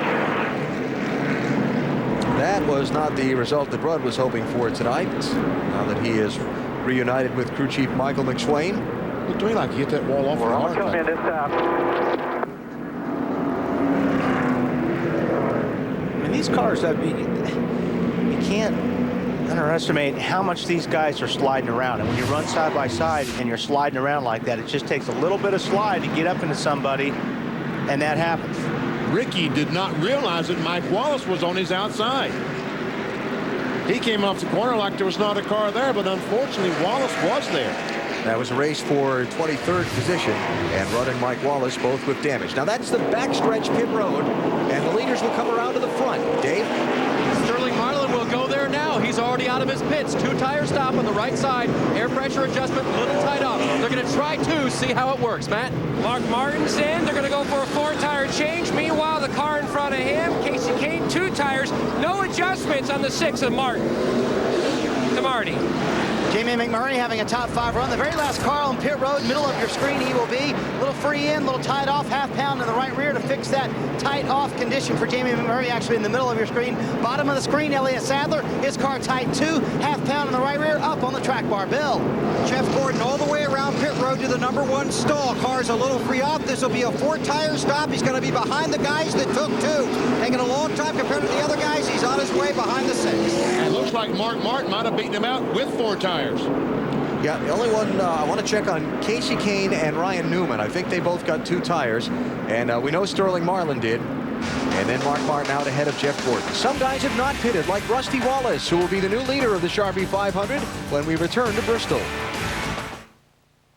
I am a soldier, an army of one. Even though I am part of the strongest army in the world, I am my own force.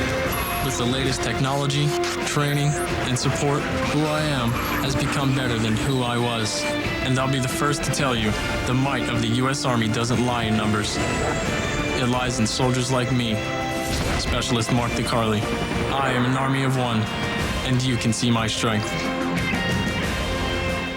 Meet Bob Keselowski, NASCAR owner and crew chief. When you race trucks, eventually you're going to run into something. When that happens, Bob knows what his weekend project's going to be, using high-performance Craftsman tools to get his truck back on the track. We're out here to win, and we won't let a little thing like a wall get in our way. Craftsman has the right tool for every project. The official tools of NASCAR. Craftsman at Sears. All American brewed beers are fresh. What really matters is taste. Let's see what happens when beer drinkers compare the taste of Bud Light and Miller Lite.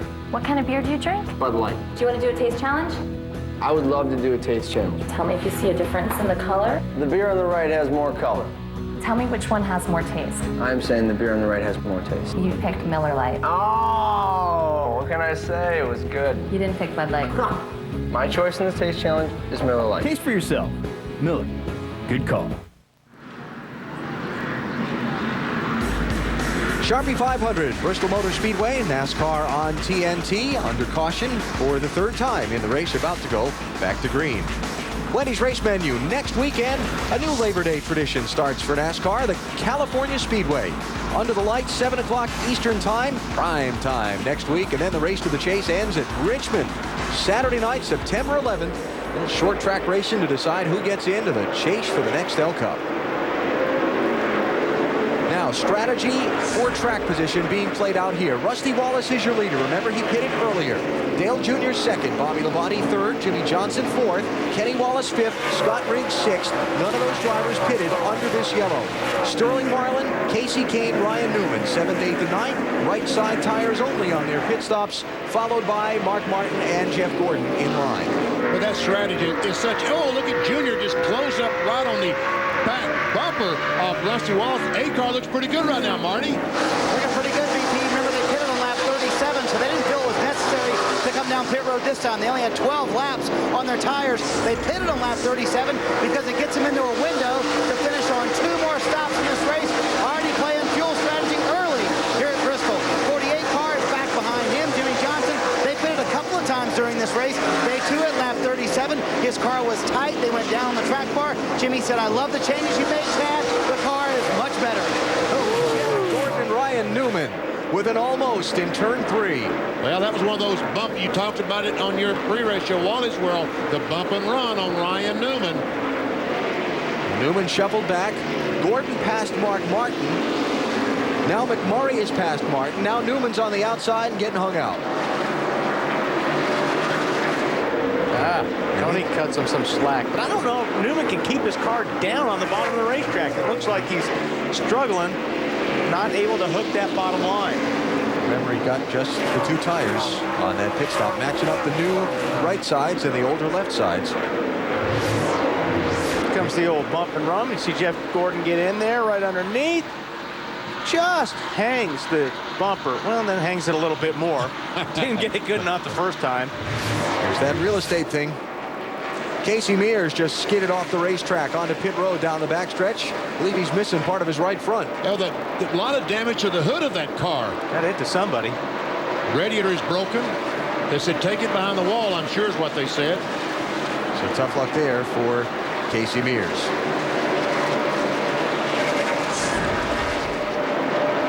It looks like Rusty hasn't really lost a whole lot on Earnhardt Jr. Once he let him by, he kind of got back down in line. And as a matter of fact, that lap, Rusty Wallace was faster than Dale Earnhardt Jr. Well, we talked about in Wally's World, and you mentioned it a minute ago, the bump and run. How about we fire up the Singular Wireless Race Talk poll? That is the topic tonight. What do you think about the bump and run in terms of fairness? Anything goes to win. It's okay as long as you don't wreck the guy, or it's dirty racing. Cast your vote. Let us know what you think. It's all of the above. Well, we'll get opinions. Now Rusty Wallace is coming right back on the 8 car. He must be happy now, huh, Bill? You got to yell, hey, Bill! Oh, it's noisy down there, right? Yeah. It's hard to hear. Okay. Hey, Bill, is Rusty Wallace happy? There I am. I heard you. You just couldn't hear me. Well, you're buying that. Hey, he pitted on that first caution because his car was just very, very loose. They made an air pressure adjustment. He said it's gotten a tick better. They stayed out for track position, and now it does seem to be improving. Okay. So 9-time Bristol winner Rusty Wallace running second. Change for third. Here comes Sterling Marlin. Moving up through the guys that did not pit by Jimmy Johnson, by Bobby Labonte. And he better be in a hurry because Jeff Gordon's starting to roll.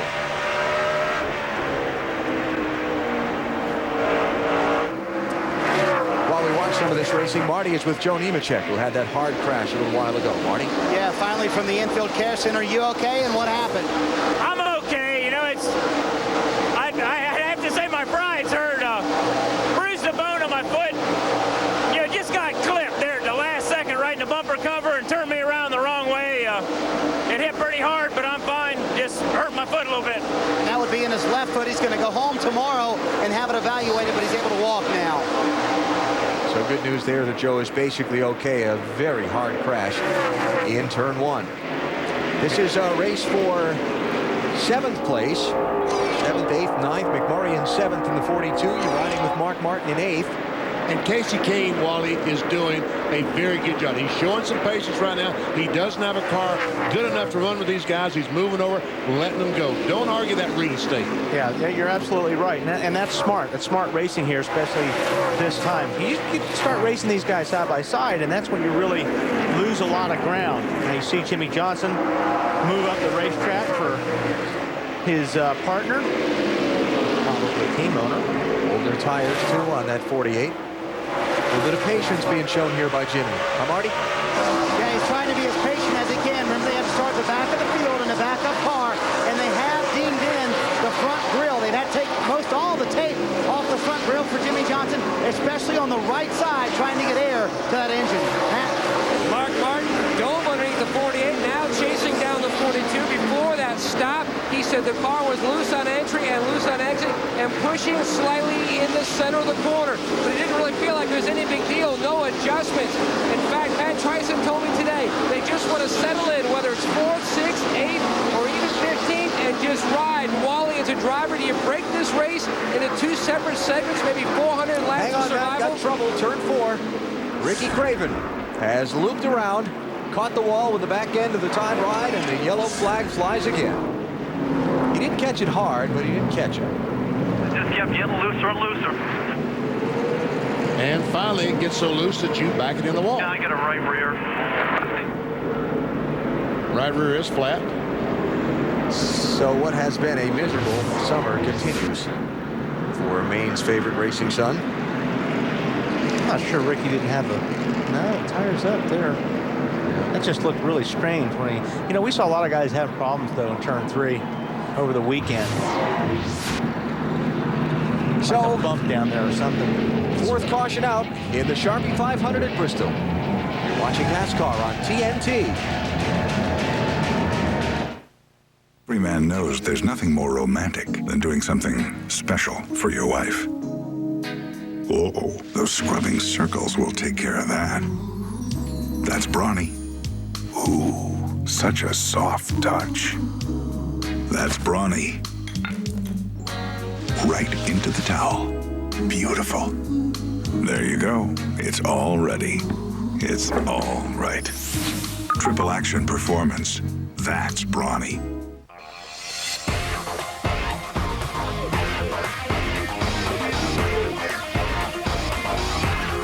Sir, I detect the presence of alcohol. Have you been drinking this evening? Not really. 1 or 2? Just a few. Step out of the car, sir. Step out of the car. Step out of the car, please. Across the country, cops are cracking down. No matter where you drive, if you drive impaired, you will be arrested. It's simple. You drink, you drive, you lose. Hello? Oh, hi. Mr. Wendy here, going door to door to remind people about Wendy's late night pickup window. Don't you have anything better to do? Actually, no. Look, how many times have you been forced to eat lousy food late at night? Happens all the time. Why? If you go to Wendy's, they'll make you a really good classic double with cheese, fresh, instead of something that's been sitting around for who knows how long. You're with Wendy's? Well, unofficially. So is anyone else home? Yeah. Say hi to Bruno. Whoa, Bruno. Wendy's pickup window is open till midnight or later. Kenseth wins again.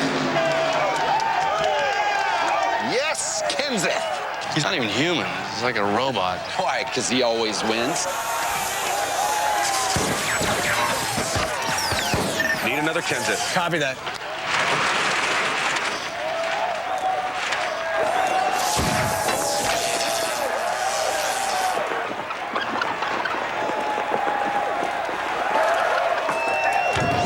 Did I win? Yep. He's a robot. A winning robot. Walkie-talkies get it done.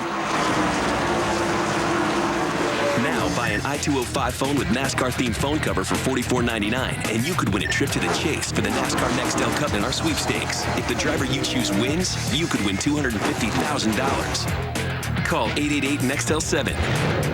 Get into the race. Call 888-NEXTEL-7 now. Sharpie 500 night in Bristol, Tennessee, and the fans are here, 160,000 strong, having a great time watching the stars of the NASCAR Nextel Cup Series try to conquer this high-banked little bull ring. Last night, the NASCAR Busch Series drivers tried to conquer it, and it was Earnhardt Jr. who came out on top. Dominating run, led 125 of 250 laps. Kyle Busch gaining a little more ground on Martin Truex in their race for the championship. 10 races to go for the Busch Series. They're at California Speedway next Saturday. Wednesday night, the Craftsman Truck Series raced here, and Carl Edwards came from the back to the front to score the win. His third of the season, 9 races to go in the Craftsman Truck Series Championship. They race at Richmond 1 week from Thursday. And Carl out there tonight in his Roush Racing 99 in 22nd place. His first Cup go here at Bristol. And his second ever Nextel Cup Series race, period. Okay, here we go. Cars all lined up, ready for the restart. Green flag. Oh, look at Junior with the restart. Hey, man, he did that last night in the Busch race. Tell you what, he'll put a lot of trouble front stretch. Brendan Gaughan, Tony Raines, Kyle Petty, and Kyle Petty.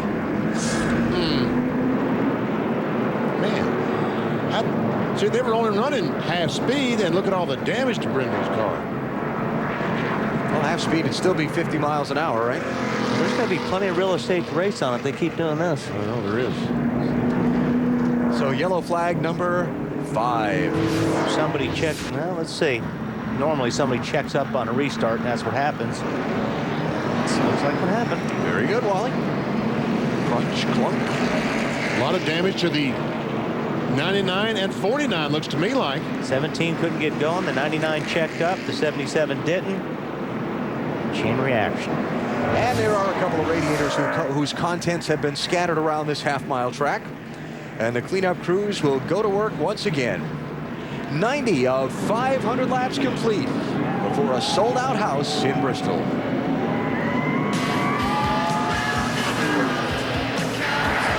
Great job, Jimmy.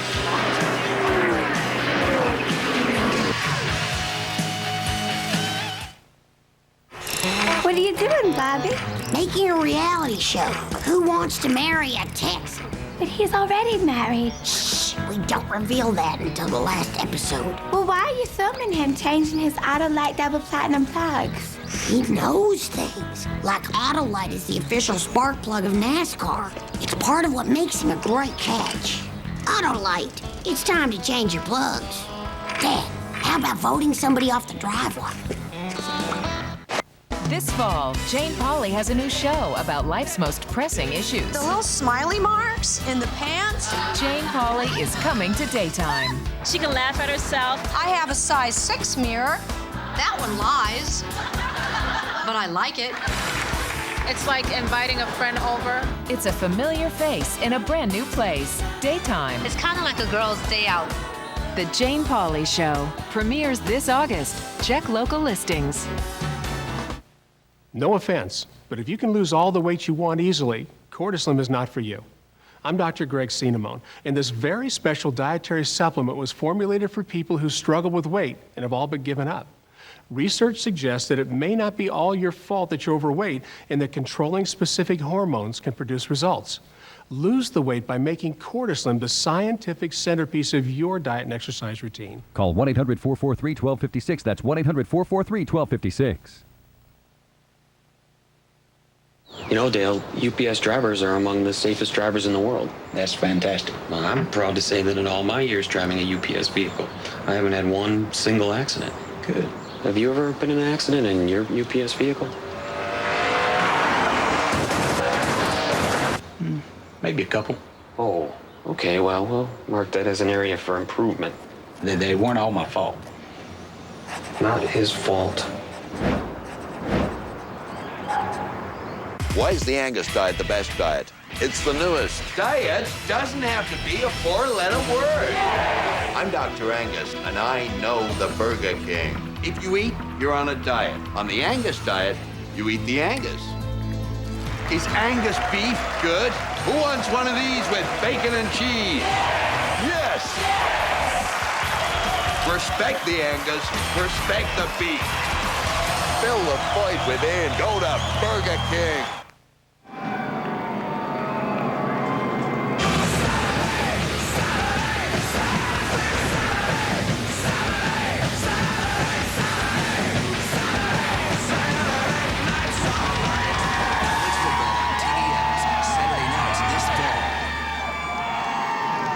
Little TBS college football cruiser that's going to appear at all their games this fall. We didn't have that cruiser last week, did we?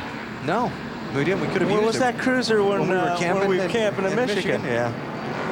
We had the Leprechaun. Yeah, Big 12 and Pac-10 college football on TBS this fall. Got a great lineup of games. Dale Earnhardt Jr., the race leader, under caution. Marty, your turn to speak. Leading the field around very slowly here at lap 93 for Dale Earnhardt Jr. Trying for his first ever Bristol win, his best finish here, third in this race 2 years ago. Here's what he has to say about the Budweiser number 8. I need a little more grip in the left rear. I'm a little bit snug, but I'm sliding the back a little bit too much. I'd like to be a little more comfortable. I can't run, long runs. I make a lot more mistakes with it like that. Every once in a while it'll jump out on me. And how do you fix that? Wanting more grip in the left rear, you take a pound out of all the tires except the left rear, giving the left rear more grip. Bill? Marty, 9-time Bristol winner Rusty Wallace hasn't had a top 10 finish since the Coca-Cola 600 at Charlotte in May. 43rd here last year, second here in the spring, fighting a little bit loose off right now. Used track position and stayed out under this caution. Dave? Marlin was 4th here in the spring, Bill, and having a good run here tonight. That two-tire experiment, two-tire change to the right side, worked pretty good. Sterling said it started out a little bit tight, but the car's really coming in now. Matt? Mark Martin chasing his 3rd win here in Thunder Valley. He said the car was neutral on entry, then it went to tight in the center, and then loose on exit. But he's still very pleased with the race car. Remember back to last week, he finished 2nd, but it was a very hard-fought 2nd place finish. He was part of that Superheroes campaign while the team brought out Batman. Hey, if anything works, keep doing it. So Mark Martin soldiering along in 6th place, hoping his Batmobile runs well here tonight, looking for a good finish to continue his pursuit of a spot in the race to the chase. Apply for the ExxonMobil MasterCard this summer and you can receive a great $20 rebate credit. Good for gas and goodies when you use your card at over 15,000 Exxon and Mobil stations nationwide. And that's on top of 3% rebates you earn on all kinds of purchases there. Fuel, snacks, auto needs. Plus, you earn 1% rebates on purchases you make everywhere else. How cool is that? How do we know what drivers want in a MasterCard? We're drivers too. Apply today for a new ExxonMobil MasterCard with a cool $20 rebate credit. Out here, time is everything. Especially for these guys. Where the only thing worse than losing seconds is losing minutes. That's why Singular's the perfect fit for race fans. Only Singular lets you roll over your unused anytime minutes so you avoid paying overages in the months you talk more. They're your minutes, keep them. Plus, save on a Motorola V400 camera phone. Only Singular offers rollover. It's another way Singular fits race fans best. In addition to winning the race a week ago at Michigan, Greg Biffle's team spent the least amount of time on pit road among participating crews, so they win the McDonald's Drive-Thru Pit Crew Championship, fueled by Powerade. 20,000 to them. Dale Earnhardt Jr.'s team with a slim lead in the season-long standings. It's a close race right there. 200,000 on the line for the crews. They know about the money. Got a little racing mash set up back in the garage area. In the center of the infield here at Bristol, all the wrecks being repaired. See Morgan Shepherd's car, Brendan Gaughan's car. I see Tony Raines' 51 car. Tucked in behind a hauler you can't see quite there. Ken Schrader's, there's Kyle Petty's, there's Casey Mears, and it's early. So they're earning their money already tonight. Gotta fix it. Gotta try and get back out. Gotta get those points. So here we come to the restart. Got something for us, Bill? Just a lot of talk about how slow Earnhardt Jr. brings him to the restart. Green flag. Rusty got a pretty good jump there. Junior able to hold him off. Rusty was ready for that restart, wasn't he? Yeah, sometimes that bringing it down that slow will work against you because kind of like Rusty Wallace is going to take advantage of that. Earnhardt Jr. leads. Wallace is second. Marlin third. Jeff Gordon fourth. McMurray fifth. And Gordon is all over the back of Sterling Marlin. Easy for you to say. Yeah, I know. That'd be for third place. Remember Marlin just taking 2 tires on his lap 57 pit stop while Gordon got 4. Gordon mowed through most of the traffic. In fact, the other guys that got 2 tires have both slipped back. So an interesting dilemma for the crew chiefs. You got Marlin, who's held his ground on the 2 tires, but the other guys have fallen back. But Sterling's not really holding his ground. Yes, I mean, because Rusty and Dale Jr. are pulling away from him, and Jeff Gordon right behind him is clearly faster than the 40 car right now. And Sterling knows if he gets up on that top line, he's going to get railroaded. There's a bunch of guys in line that are going to go right by. So he's got to protect that bottom as much and as long as he can. But I think, Alan, your point is correct. He was the best of the cars that changed 2 tires. Sterling Marlin. He's hanging in there. Until Jeff runs out of patience. You think Jeff will run out of patience? Really? I've never known a driver to do that. Guarantee it. Not here at Bristol, anyway. Sterling Marlin in desperate need of a good finish. Desperate being the fact that his last 16 races, he's only got 2 top 10 finishes. Wait a minute. What happened here? A pass. A pass for the lead. Rusty Wallace, 2 car, goes by Junior in front. Second time tonight, Rusty has led.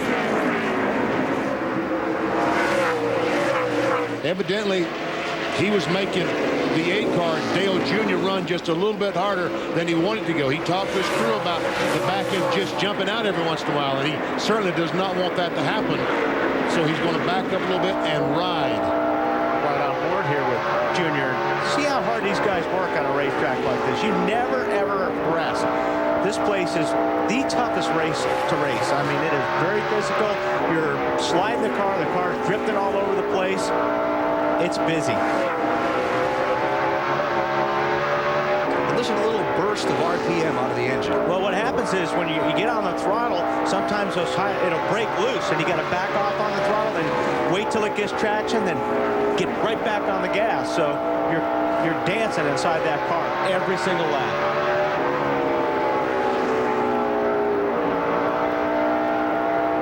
And he's got clean racetrack right there. He's not really being pressured.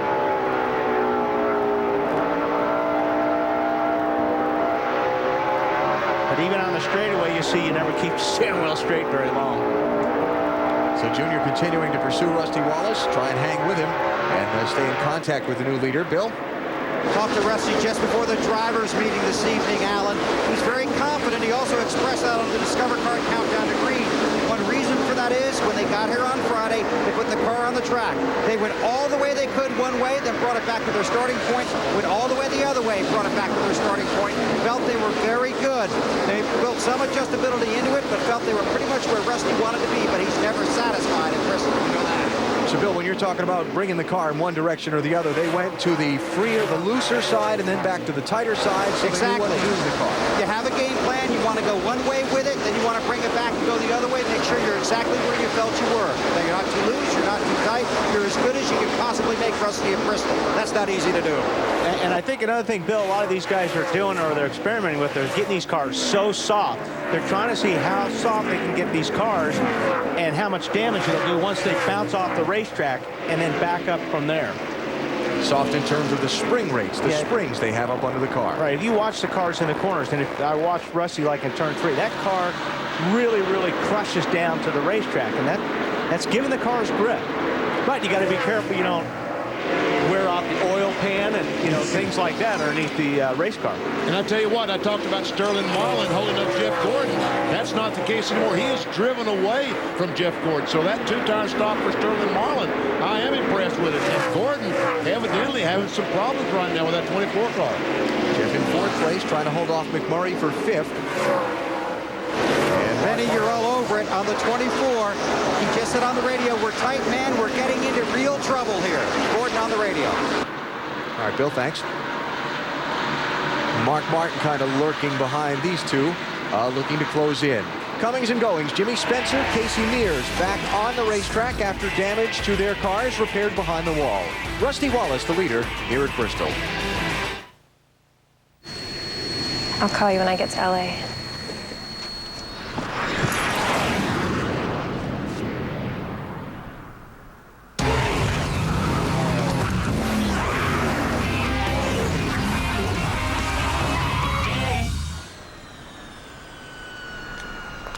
I think you forgot something. This isn't mine.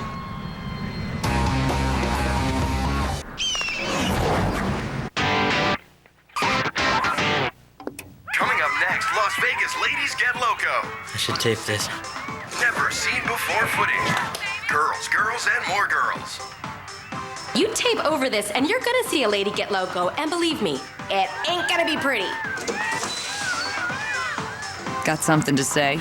Grab a metallic silver Sharpie. The first Sharpie for dark surfaces. I love this. Sharpie. Right out loud.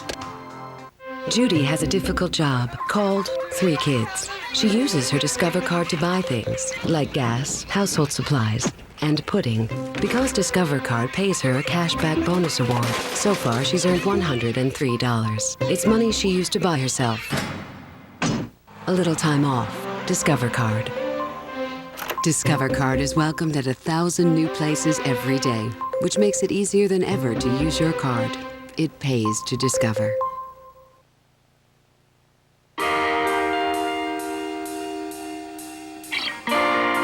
My name is Isaac. I quit eating junk food.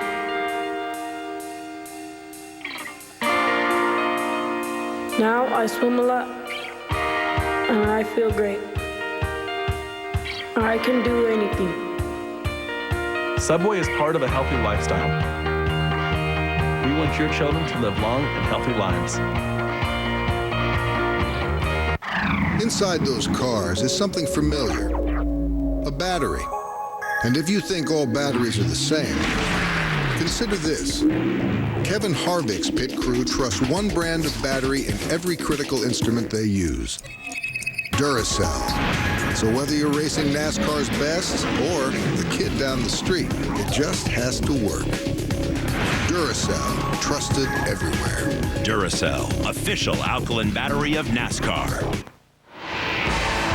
The Sharpie 500 on TNT is brought to you by Sharpie, right out loud. By Budweiser, it's time for a fresh one. Grab a Budweiser, the race is on. By Discover Card, it pays to discover. And by new M3 Power from Gillette, the new power behind the Gillette Young Guns. 1/4 distance in Thunder Valley tonight before a sellout crowd of 160,000 and a new leader. In the Sharpie 500, Dale Earnhardt Jr. has just gone by Rusty Wallace to reclaim the top spot. Yeah, I think Rusty saw Earnhardt coming. Rusty just pulls up the racetrack and lets Dale Jr. go. Watch right here. He'll go in the corner and say, you're pretty fast right now. Go ahead. I'll follow you for a while. I'll tell you what, Rusty did not get off that corner very well, but now, once Junior got by him, he's able to stay right behind him.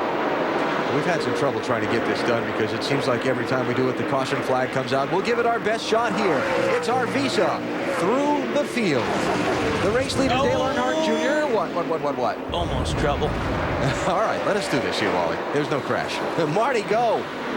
I started to think we're never going to get this thing done our way. Dale Earnhardt Jr. leading, trying to fend off Rusty Wallace and trying to do something nobody's ever done at Bristol. When the Busch race and the Cup race car just a little bit tight, Rusty Wallace going for the lead, Bill. Rusty back to the lead of Bristol, a familiar sight. A few laps to go. The car's getting a little loose. We'll be okay. That's a story on the tube. Sterling Marlin in the 40 car tried the 2-tire stop, basically happy with it, even though he's been passed now by Jamie McMurray. Bottom line is that they had to use it later in the race for track position, they would. So Marlin back to fourth, and Jamie McMurray is now up to third. And that would be Marty, I believe. I believe that is me, Alan. Lap 119, Jamie McMurray came on the radio saying it's just a little bit loose, not too bad right now, guys. He's been very happy with the car this afternoon, talking about an air pressure adjustment. Bill. The 24 of Jeff Gordon at the brand new car, never turned a lap till they got him here on Friday. It is starting to get tight on him, Matt. Bill, the 6 of Mark Martin runs in 6. They know how strong Gordon is. They're trying to mirror their strategy after the 24. He's still free on exit, Marty. Jimmy Johnson last pitted at lap 58 in the 48 car. Next stop, they want to take more tape off the grill. Again, they've had water temperatures, and the grill has been knocked in a good bit on the 48 car. Elliott Sadler in the 38 car says the car is a little bit tight. He's worried about using up the right front tire. What's more, forward bite, Bill. Ryan Newman in the 12 car, pitted lap 57. Car was a little tight. They made some adjustments. No words from Brian. That's a good sign, Matt. Rounding out the top 10 is Casey Kane. His car, they fixed the loose in the back end of the race car with a track bar adjustment. The car, though, still up on top of the racetrack. He's trying to hold on with only 2 tires on that last stop. Those are your top 10, 29 cars on the lead lap at this point. Dale Earnhardt Jr., one of 3 drivers who have led tonight. Jeff Gordon and Rusty Wallace are the others. What did I say? Did I just say Earnhardt Jr. was leading? Rusty is leading. Rusty's leading. My bad. Well, we see Scott Riggs, the 10 car, has gone a lap down now. Quite a few cars up in front of the leader. Rusty Wallace that he has to contend with. Boy, Rusty's record here at Bristol, I mean, when you look at the numbers, they're astounding. In his career here, he has won 22% of his starts, finished first or second 39% of the time, 51% of the time he finishes in the top 5, and 68% of the time he finishes in the top 10. And wasn't Weber was talking about is not a top 10 finish since Charlotte, but not because he hasn't been there. He's been running really good these last few races, but had a lot of bad luck. Yep. Been up front a bunch of times. And of course, Rusty has a press conference scheduled for Daytona Beach, Florida, and Daytona USA on Monday. Much speculation about what the announcement might be.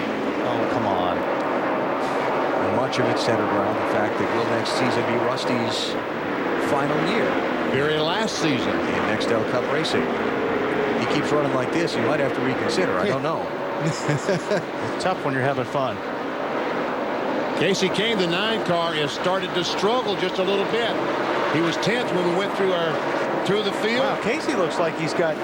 And now he's back to 12th. It's going to be 13th, 14th when he comes off this corner. It looks like the car's acting like he's got a tire down or something, but he may have picked up some rubber or something. He's going back to 15th position on that 9 car. From Robbie Gordon. And just ahead of Kevin Harvick is Casey Kane. Whatever the case, it doesn't look like this car is turning very well.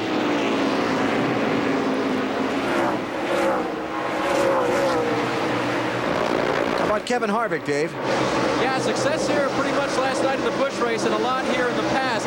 Hasn't had much to say good, though, tonight. In fact, in the last pit stop, he made a change, but he's lost grip in all the corners, he said. Not sure what change they're going to make on the next stop. Matt?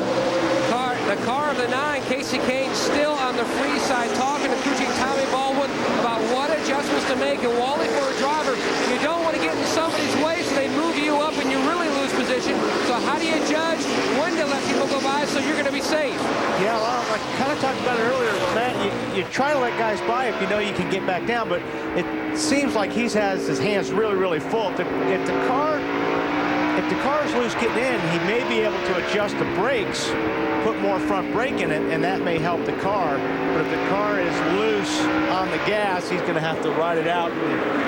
And if you're really struggling like he is, you got to let everybody by. Because if somebody even gets close to touching your rear bumper, you're going to go around when you're that loose.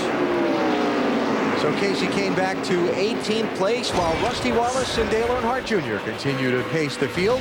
150 laps complete. You're watching NASCAR on TNT.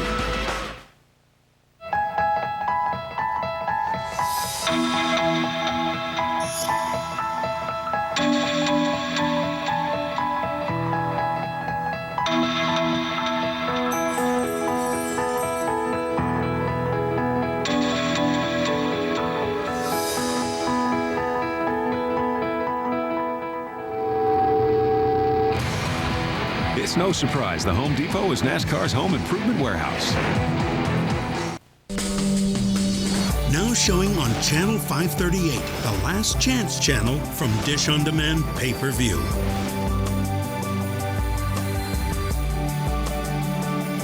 This movie is available for the special price of only $1.99, but time is running out. See it now before it's gone for good. Channel 538, the Last Chance channel, where great movies are always $1.99. from Dish on Demand pay-per-view. Itchy feet, smelly feet, sweaty feet? Get Gold Bond foot spray or Gold Bond foot powder. Gold Bond does more. Gold Bond is medicated to help stop itch, stop odor, and keep feet cool and dry. Get more foot relief. Get Gold Bond and get on with it. So, you don't think your smelly arthritis rub affects anyone's sleep? Try odor-free Aspirin Cream. It's long-lasting and clinically proven to relieve pain. Aspirin-free Aspirin Cream. Now everyone can get the sleep they need.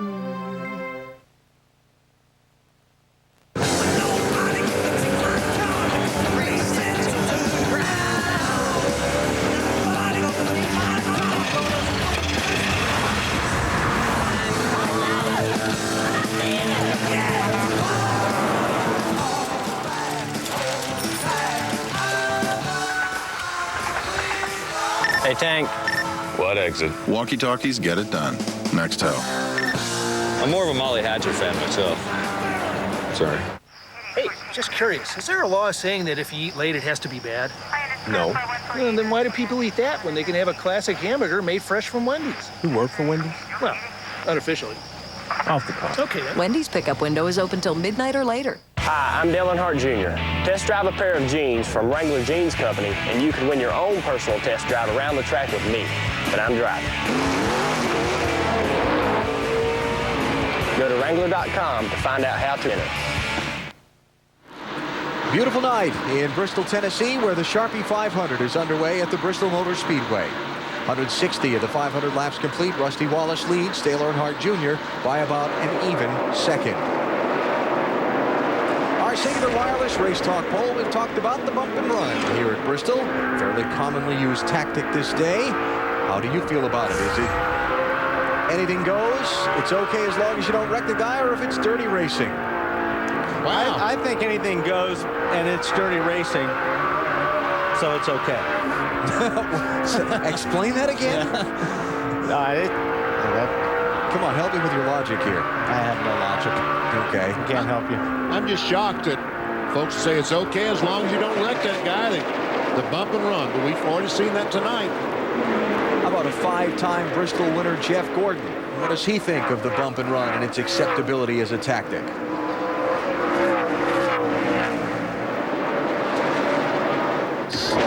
I think the bump and run is acceptable, you know, if you're going for the win and at what level you take it to. I mean, I think if you just go in there and put the guy on the wall, you know, I think that's extreme. I think that, you know, if you can get to his bumper and you can move him and it's for the win, then I think it's acceptable. There you have it. And guess what? He didn't even have to be bumped out of the way. He just was passed by Mark Martin. Was Martin in the 5th position? So Jeff slipping back to 6th, Bill. That's because the car is wicked tight in the center. That's a direct quote. Wicked tight's pretty bad. That's a lot to say going around here under the green flag, so... that's a 2-word. Wicked tight. Wicked tight. How about Mark Martin, Matt? His car tight, but not wicked tight. You can see him slowly gaining on the 24, then he finally took over that position, just trying to settle in and ride. They know they're breaking this race down into 2 sections, 400 laps of survival, and then 100 of game on. Let's go for the win. That's a good way to do it. A real good way to do it. Let's ride with Mark. Mark takes his hand, looked like he take hand right off the wheel. Slides it over. Yep, he does. I love watching the eyes through the clear visors at night. You can't see him during the shaded ones during the day. Watch his eyes dance up to the mirror on the straightaway. And yeah, you always check your mirror. Check your mirror usually right when you're getting off the corner. Here the car broke loose there when he got on the gas. Go through the corner and look in the mirror. Looking left around the corner ahead of the car. Takes a quick look. Do that a lot of times.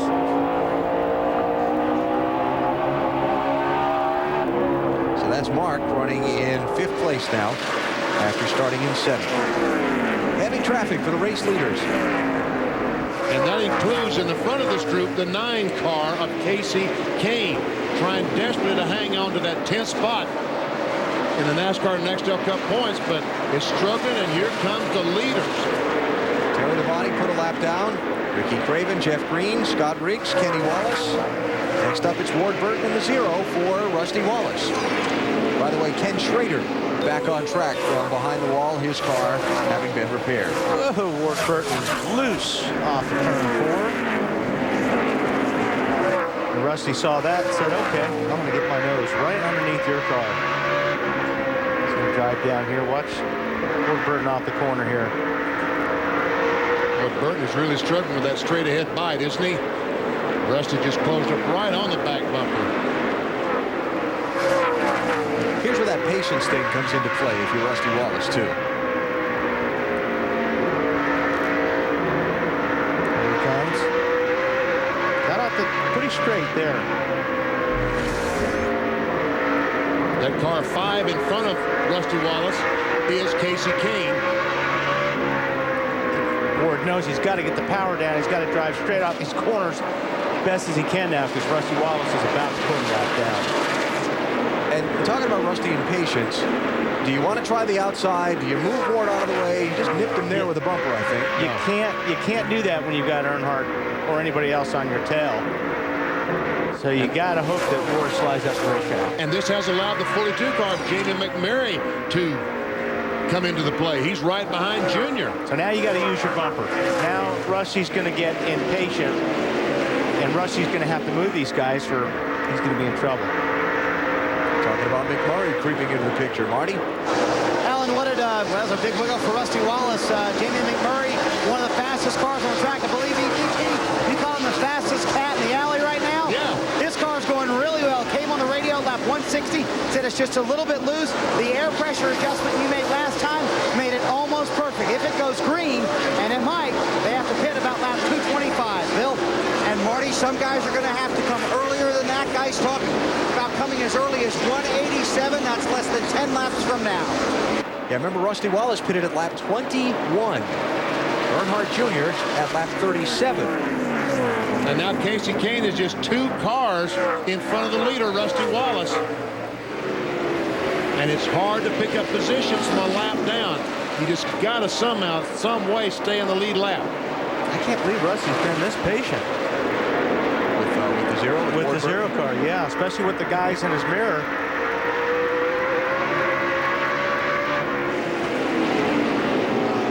Rusty working him. This would be for 8th place. Ryan Newman trying to work his way back toward the front. And Jeff Burton to follow him. I tell you, this 30 car, and here we see finally Rusty Wallace gets by the 0. The next car in front of Rusty, Casey Kane. There he is. Matt, what are they saying in the 9 pit? They got to be a little concerned. BP, Tommy Baldwin just told Casey, that's the leader in your mirror.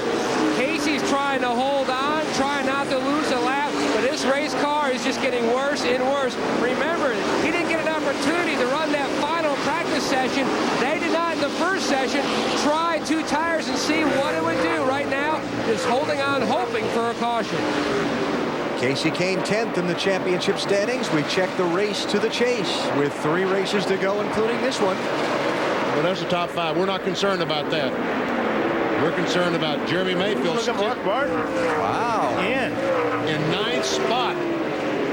And Kane out, apparently.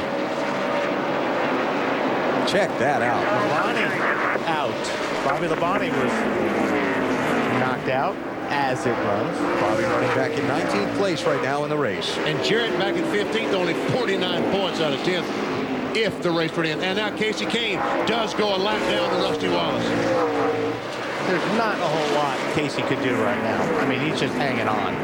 And he can't stay in front of Ward Burton in the 0 either. If he could, he'd be the first car. Well, he held him off for now. Right now, he's the lucky dog.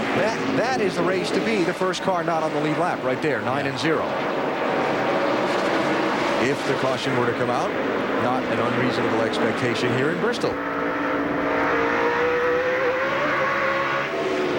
So Rusty Wallace's tires been. It's good to have horsepower, but you got to be able to put it down. And Ward Burton did get by the 9 car, so that took the lucky dog out of the equation. Change for fourth. Mark Martin by Sterling Marlin. So one of the hottest drivers on tour of late, Mark Martin, with 3 top 3 finishes in the last 4 races, creeping toward the front. Battle of the Brewers going on at the front of the pack tonight here in Bristol as the Budd wagon tries to go around the Miller wagon. And does so. So new leader, Dale Earnhardt Jr. We were trying to go to a break before that happened.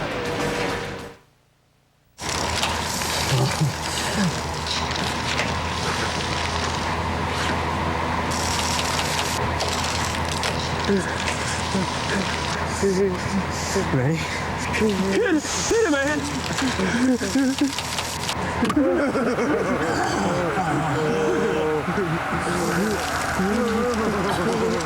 At Napa Auto Parts, we have great air conditioning products and millions of other quality parts. Napa, get the good stuff. Come to Lowe's and open a window to your imagination. Lowe's stocks more window treatments than anyone else in the country. From faux wood plantation blinds to Waverly coordinates to bamboo Roman shades, Lowe's is the place. We'll even custom cut level lower blinds while you shop. And Lowe's promises low prices every day, guaranteed.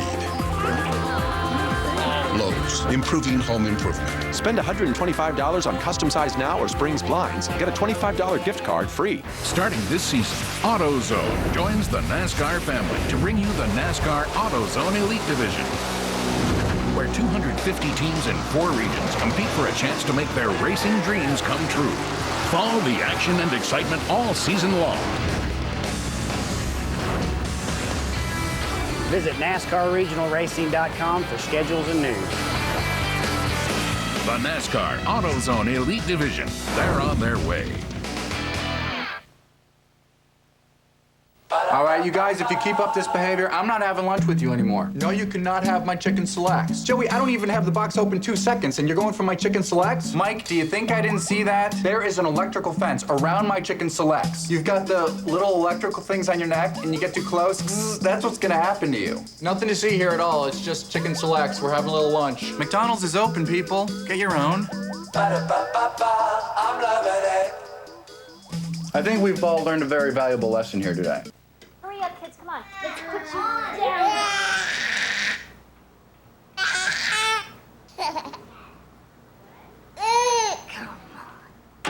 Only one free hand? Grab a new Sharpie retractable.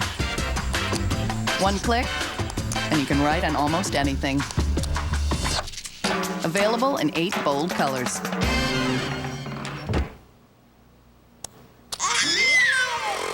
Sharpie. Write out loud. 3 different drivers trading the lead throughout the first 200 laps of the Sharpie 500 here at Bristol Motor Speedway. Jeff Gordon, Rusty Wallace, and Dale Earnhardt Jr. He's out in front now, opening up a 2nd and 6/10 on Wallace after passing him a couple of laps ago. Here's the gap back to Rusty. What a considerable gap. This is by far the largest lead we've seen all night. And Junior is running up on some heavy lap traffic. Todd Bodine, the 50 car. The next car, Todd Bodine currently running 22nd. Yeah, there's about 9 or 10 cars there, all in a row. Now, we're going to start to see some green flag pit stops here momentarily. And remember that under the green flag, as a matter of fact, Jeremy Mayfield ducks in there, you see. Get your gas ready, guys. Get your gas ready to put something in this carburetor now. Where's your gas tank at, Claude? Out of gas. Out of fuel. Looks like he ran. The 19 car of Jeremy Mayfield hits pit road. One of the guys in the chase for the championship, making a 4-tire stop, adding fuel. Now just a few spots behind him on pit road is Rusty Wallace. Looks like he might have run out of fuel coming out of 4. Coasted around. It's 4 tires. There's going to be no changes. The question is, can he get him fired? He's got it running now. He's got it running hard to here. No, they're going to have to push him to get him going. This is really going to be costly. This is hard work. It's a hot, humid night here in Bristol. Rusty trying to get it refired. Ran it out of gas. They should have been in by lap 200. They didn't come in, and this is going to be brutal. And Mayfield's teammate, Casey Kane, finally comes in. You can see the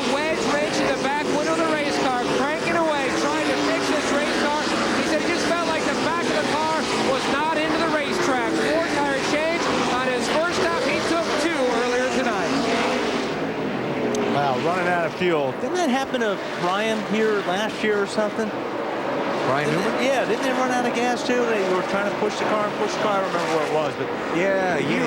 You run out of fuel and you can't get that car refired, especially here at Bristol. Everything happens so fast, you lose a bunch of time. But Rusty finally got it refired, but now he's 3 laps behind the leader, the 8 car, Dale Earnhardt Jr. 3 laps behind. I heard him saying about run out of fuel. I thought it was Jeremy, but instead it was the leader, guy running in second spot, Rusty Wallace. This is a race now for 6th and 7th. Jimmy Johnson 48, Ryan Newman 12. Johnson coming from the back of the pack in his backup car. Remember, they played the pit strategy track position thing to get himself up front. And this is where you got to be careful, because now you got guys on fresh tires. Now you have guys sliding all over the place. And this is where sometimes you'll get a caution because there's a lot faster cars. Marty, how about more on Jimmy Johnson? This car has really come to life, Alan, here late in the run. The car has been excellent. All they're doing is reading on lap time. They're planning no changes on the next stop. They have to pit in about 3 to 4 laps. So that's the story there for Jimmy Johnson. Rusty Wallace back in 27th place. Jeremy Mayfield 26th. Jimmy Johnson stopping at lap 37 is when he was in. You see that we talk about strategy and what these teams are doing, but it's such an elusive target. Yeah. It just keeps shifting around on you. It's hard to hit it. And remember, Casey Kane on the fresher tires, like you were talking about, Wally, just blasted by Ryan Newman. Yeah, and this is good for him because he's making up a lot of ground right now. Hopefully the yellow doesn't come out for him. Right. These guys are really, really sliding around on those older tires. That's how it's good for him, making up time as long as the race stays green through a full set of pit stops for everybody in the field. Then it won't be so bad. Caution comes out. You're done. Deep. Big trouble. Jeff Gordon still chasing Sterling Marlin. Now that is for 4th and 5th place as Mark Martin has gone through. And here comes Superman on the fresh tires. Yeah, and you're going to be about you're going to be a second to 2 seconds faster a lap on new tires right there than these guys who are running in 4th and 5th position. Jeff Gordon under Marlin. Junior on the pit road. Marty. Remembering the mistakes Jeff Gordon has made here the last 2 years, they reminded him twice. Pit off of turn 4, off of turn 4. The car just a little bit tight for Junior. Half rounded wedge into the right side, trying to loosen up. 4 tires so far. Quick stop for the 8 bunch. Nice stop. And gone. 30 miles per hour down pit road. And again, as Marty was saying, because it's a green flag pit stop, now you go right back onto the racetrack from there. See a lot of sparks coming out of the Jimmy Spencer's car right here. I don't know if the exhaust pipe has fallen off or falling off or what, but I think NASCAR is going to give him the black flag, because if that comes off, you don't want to hit that. Yeah, see it dragging there, bouncing up and down. That's tough. What a lousy night for Jimmy at his favorite racetrack. Yeah, he loves this place. He runs good here. Jimmy Johnson on pit road. Greg Biffle just leaving the pit lane. Marty?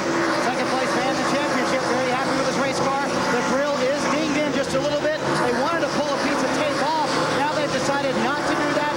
Jack Canal's very happy with the car. Jimmy said, leave it alone, no changes. They cleaned the grill. He's away. 14-8. And Matt Kenseth's in, Dave. Overall tight, but he needs grip all the way around. Air pressure adjustment for Matt. Send it back out. A 4-tire stop here, hoping for 13 or 14 seconds so he doesn't lose too much time. Robbie Gordon coming down the pit lane on the backstretch as Kenseth leaves. And the defending series champion will rejoin the race. Right, Matt. They're making a chassis adjustment on the 31 on his first stop. They've been an air pressure adjustment. Robbie Gordon's been fighting tight all night as the 6 car is also preparing to come in as the 31's down and away, Marty. Elliott Sadler with a top 10 run. That the car, though, very, very loose for Elliott. 2 rounds down on the track bar. They also make an air pressure adjustment on 3 of the 4 tires for the 38 team. Still having a nice run, though. So Sadler leaves. Jamie McMurray is the leader now. Mark Martin does peel off the banking and hit the pit road on the backside, and McMurray comes in on the front side. Go ahead, Matt. Pat Tryson counts Mark Martin into his pit stop. The car tight on this last run. They were going to make an air pressure adjustment to the 6th, chasing his 8th career Nextel Cup short track win. Having a good run tonight, Marty. Jamie McMurray, Matt, with a very fast car, said it's just a little loose in, a little tight off, very slight air pressure adjustment, 14.7 on the stop for the 42 gang. Boy, Mark may have had a little trouble on that stop. But he's coming around pit road. Mark, go on the racetrack. Mark, get on the racetrack. It's green flag, Mark. Oh, no. Mark, oh, no. He just came down pit road. That is a terrible mistake right there. You see, he's supposed to be on the racetrack running wide open, yet he's 30 miles per hour. He's going to be a lap down when this is all over. You only have to do that if it's yellow. Yes. All right, Sterling Marlin was in. Now Jeff Gordon comes down pit road at lap 228. Your turn, Bill. And they made it very clear to Jeff Gordon, enter the pits off of turn 4. Gordon is in pit stall 1. He's over the line. He has to back up. He does.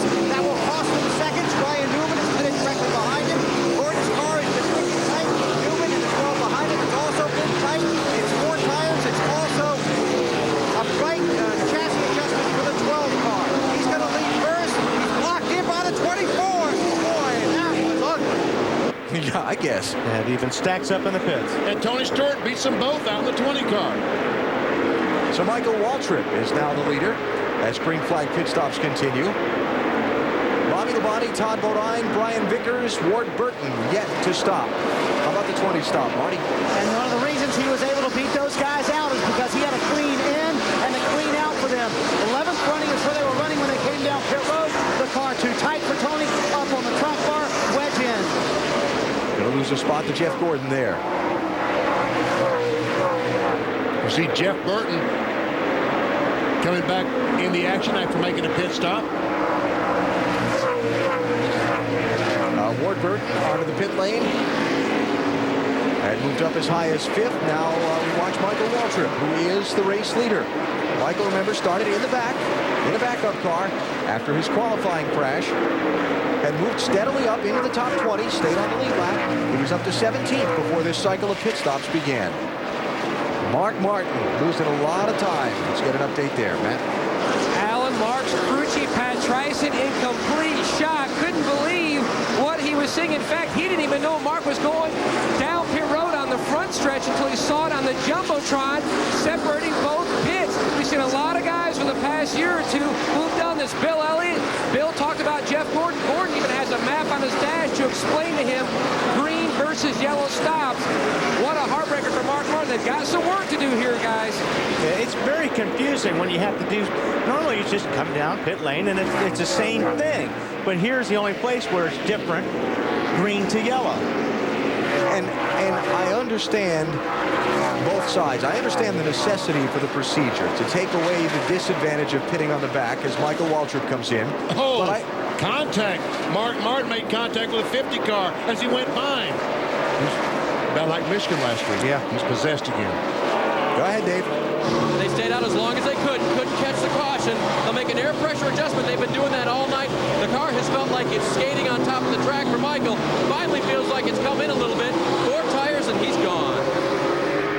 So Bobby Labonte now the leader, followed by Todd Bodine, Brian Vickers, Ricky Craven, and then it'll cycle back around to Dale Earnhardt Jr. There's Bobby coming in, and that's in front of Mr. Weber. And they reminded Bobby Labonte, please come in off turn 4, watch your RPMs, into the stall, nobody in front of him or behind him, needs more forward bite. Looks like they're going to try to do that with an air pressure adjustment and pack that full of fuel. You do not want to run out of Bristol. Down to the left side, side tires on to the body. Trying to stay in that chase to the championship. So Bobby goes out, Todd Bodine is now the leader. And the first of the cars who have pitted, that position has just changed hands as Labonte rejoins the race. That's Todd Bodine, the leader. Brian Vickers is second. Now Jeff Gordon has come up and passed Dale Earnhardt Jr. But that is not It's not for position. That was just to get Gordon back on the lead lap, basically. But Gordon is making up a lot of time with those tires, as you can see. All right, Marty. What a run for Todd Bodine and Don Arnold's race team. This car's been a little bit tight, stayed out as long as they could.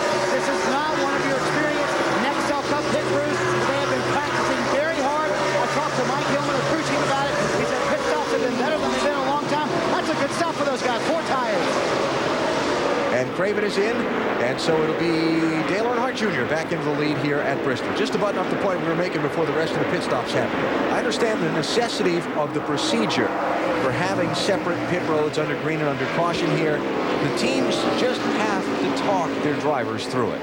Well, that's right. Jeff Gordon did the same thing 2 races in a row in the 24 car. Yeah, I understand what you're saying, Wally. You're right. It's not normal. It's not what the driver's used to doing. So the spotter, the crew chief, they've got to make sure they walk their man through it. Yep. When that spotter looked up and saw him on the apron of 3 and 4, realized what he was doing, he should have said, get on the racetrack, get on the racetrack. You're absolutely right, Benny. So Earnhardt Jr. is the leader. The pit stop cycle complete without the caution flag interrupting.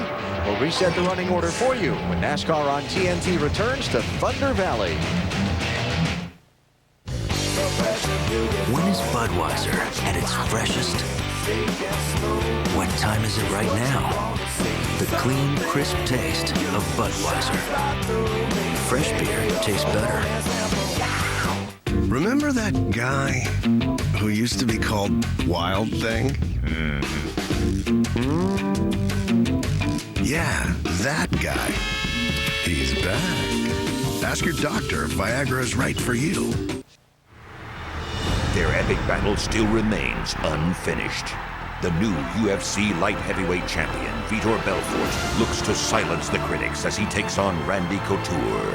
And coming off his sensational second-round knockout of Tito Ortiz, the Iceman Chuck Liddell returns. The Ultimate Fighting Championship presents UFC 49, Unfinished Business, from the MGM Grand Garden Arena in Las Vegas, on pay-per-view.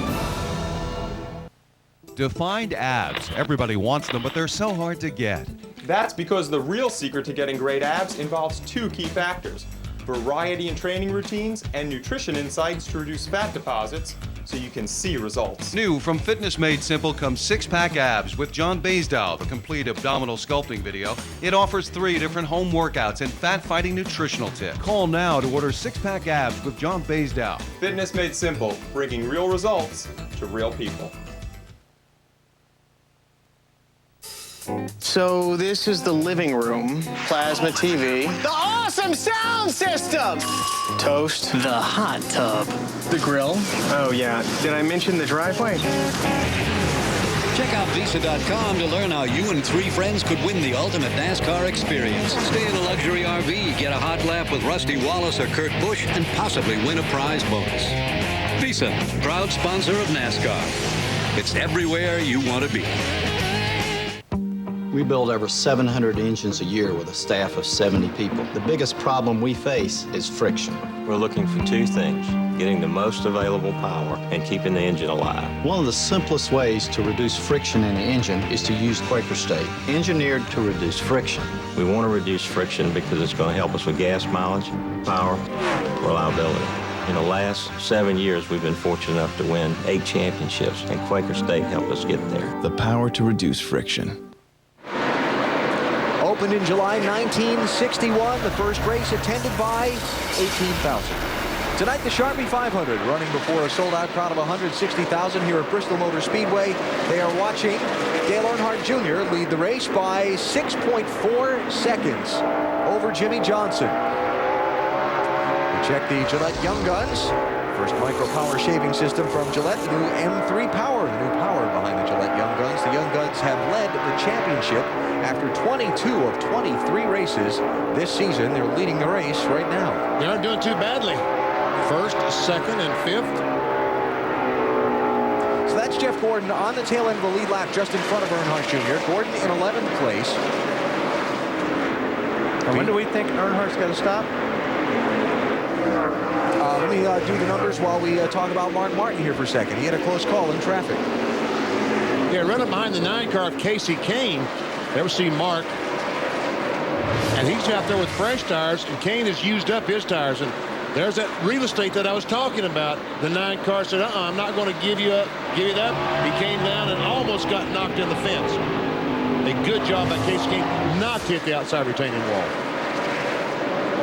So Mark running along right now in 20th place. A lap down after the mistake on the pit procedure under the green flag. Remember we saw the championship standings earlier and Mark was in out now. The chase? Well, let's have a look.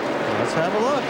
All right, forget about it. We're not interested in 1 through 5. Yes, we are. We want to see who's leading the championship. Okay. Well, Mark Jameson in there. We don't see Mark Martin, but Dale Jarrett is now 10. Wow, up 4 spots. And Mayfield is 9th. Kane is out. 15th. Mark goes back to 15th. Wow. Man, oh man. So close, so volatile. And we're at Bristol. Earnhardt Jr. putting pressure on Jeff Gordon, the man who's been, along with Rusty Wallace, his toughest competition tonight. He's trying to put him a lap down as we're just past halfway. The summer was going pretty good, except for being totally broke. Paul had the idea that maybe we should get jobs. The only other guy he could convince to go with him was Kyle, so they went and interviewed. Thought they were going to have to wear ties every day. Turned out worse. They said the bright side was that there were plenty of places to skate behind the store. Made the workday go by a little faster. Problem was they spent more time skating than working. They decided that just wasn't fair to their boss, so they broke the news. He was crushed, of course. Now they're back. Ditched those uniforms, came out of the whole thing with a couple paychecks and a newfound respect for the working man.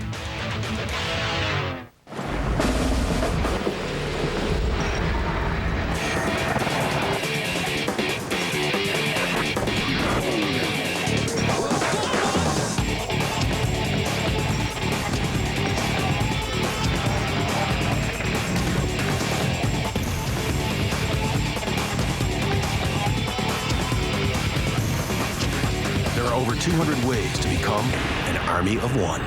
Log on to GoArmy.com. Bill Tandetsky races with Craftsman tools. Why? Because out here, you need every advantage you can get. And because Craftsman tools are so tough, they're the tools the pros use. You see, Bill may never have taken a checkered flag at Indianapolis or a victory lap at Darlington, but he likes knowing his tools have. Craftsman has the right tool for every project. The official tools of NASCAR. Craftsman at Sears. Hello. Please help me. They're going to kill me. Who is this, Chloe? Oh my God. What do you want? You got 3 seconds to tell me where to take this, or you're never gonna see your son again. No! Oh God. No! Oh God. Get the kid. My son's school gets out. Hurry. I gotta borrow your car. Hey! How did you get involved? I just answered my phone. Cellular. Rated PG-13. Starts Friday, September 10th. This bolt is 4.5 inches long, made from hardened alloy steel. 6 of them connect the cargo box of the Ford F-150 to its frame. Why do we do this when others don't? Because we're building the strongest pickup. You can be sure of that. We are. Only one truck earned the right to be the next Ford F-150.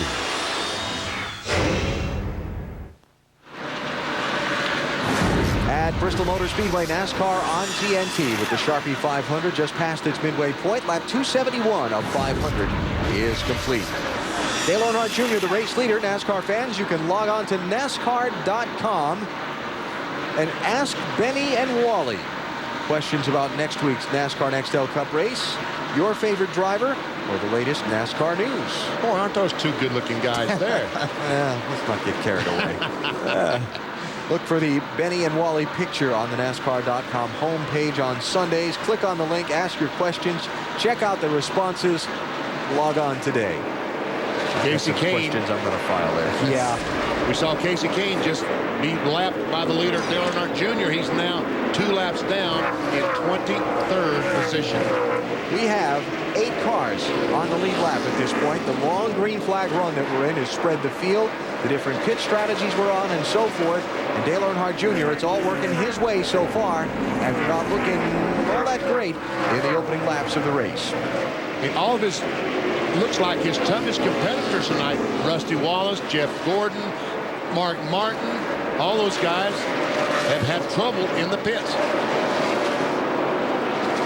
Marty? I was going to talk about the leader, Dale Earnhardt Jr., VP, and I spent some time with him before the race as we watched Robbie Gordon trying to come up through the field. Junior told me his car was actually not that good in happy hour. What they did, they took a lot of the setup off the Busch Series car that won here yesterday in the race last night. Junior said, I hope it works on this car. It should translate. I'll let you know after the first stop. And I would have judged after the first stop that his car is pretty good, and that was a good decision to take some of that setup and put it on the Budweiser Chevrolet. Yes, sir. I'll agree with that. You see Junior opening the gap on second place Jimmy Johnson over this last series of laps. BP and I saw Junior just after the drivers meeting today as we were getting set to come up here to the booth. I talked to him about his burns.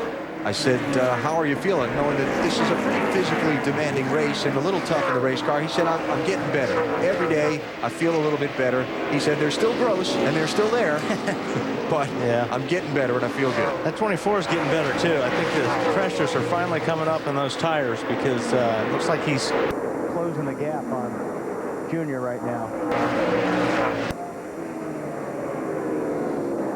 Race for 7th, Elliott Sadler, 38, Greg Biffle, 16. Here are the last 2 cars on the lead lap.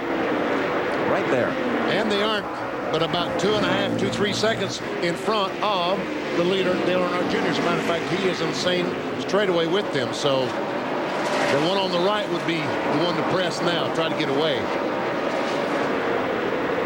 So a long green flag run here at Bristol. We went back to the green at lap 98. We're almost 200 laps later. And the caution hasn't waved. That's somewhat of an unusual occurrence here. Through the field, when we come back to Thunder Valley, Dale Earnhardt Jr. leading the Sharpie 500.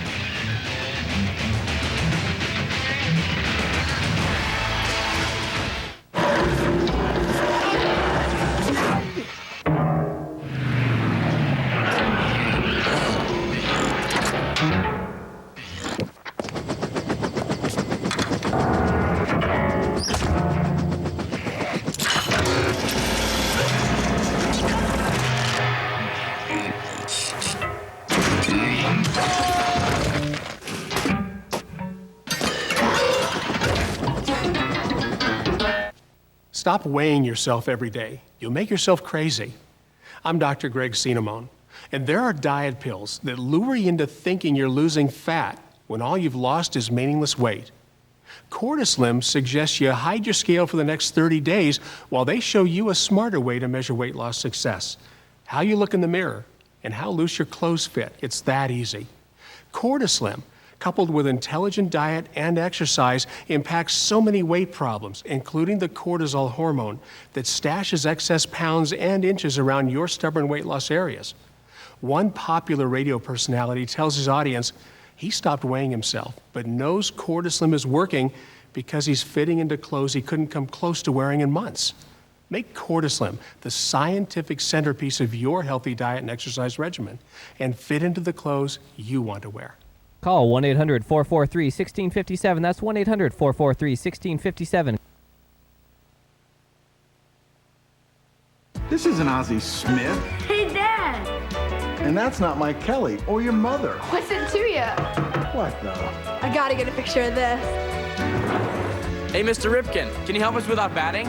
To capture special memories, it's Radio Shack for digital cameras, printers, and experts to make taking and sharing pictures easy, like this HP all-in-one digital photography solution, only $299.99 after rebate. One thing I love about digital cameras, What's that? delete. Hey, Radio Shack. Car's really running good today. We're really looking forward to the race. Can you wait a minute, please? Yeah. Cut. I think this is the right call, Bretta. Well, I could use a little bit more torque up off the corner. Yeah, it should give you more. Catch the buzz. Feel the sting. Get YJ Stinger Extreme Energy Drink in 4 amazing flavors, including the new Chronic Cola. Now available with 0 carbs and sugar-free. Contenders have been taken out of contention by mistakes on pit road. Here's Mark Martin. He should have been up on the racetrack and not where he's at, but we'll explain that in a second. And also 30 miles per hour instead of 100 miles per hour, 30 miles per hour. Rusty Wallace running well, runs out of gasoline. Had to push the car to get it restarted. Lots of track position lost right here. And then Jeff Gordon. Went too far. You got to push it back. That cost him and the car behind him of Ryan Newman because Ryan couldn't get out.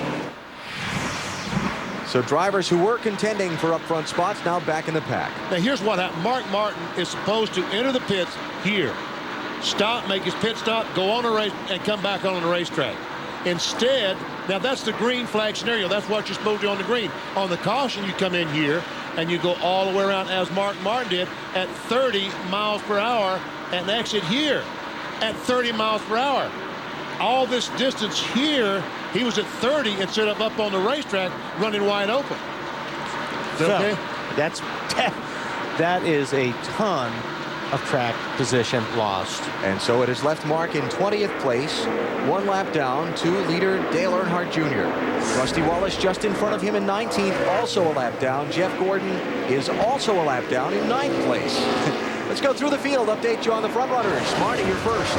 3-time winner this year, Dale Earnhardt Jr. cruising right now, going for win number 4 of 2004. He said zilch on the radio since the last stop. They will stop at lap 365. They can make it on one more stop. Jimmy Johnson faster than Dale Earnhardt Jr. currently tracking him down. Currently also not saying anything on the radio. He's had 3 straight DNFs so far. So good for Jimmy Johnson as he started 11th, currently in 2nd. Jamie McMurray, his car on lap 282. He said, you need to help me into the corners. A little too loose into the corner for the man 15th at the championship. Dave?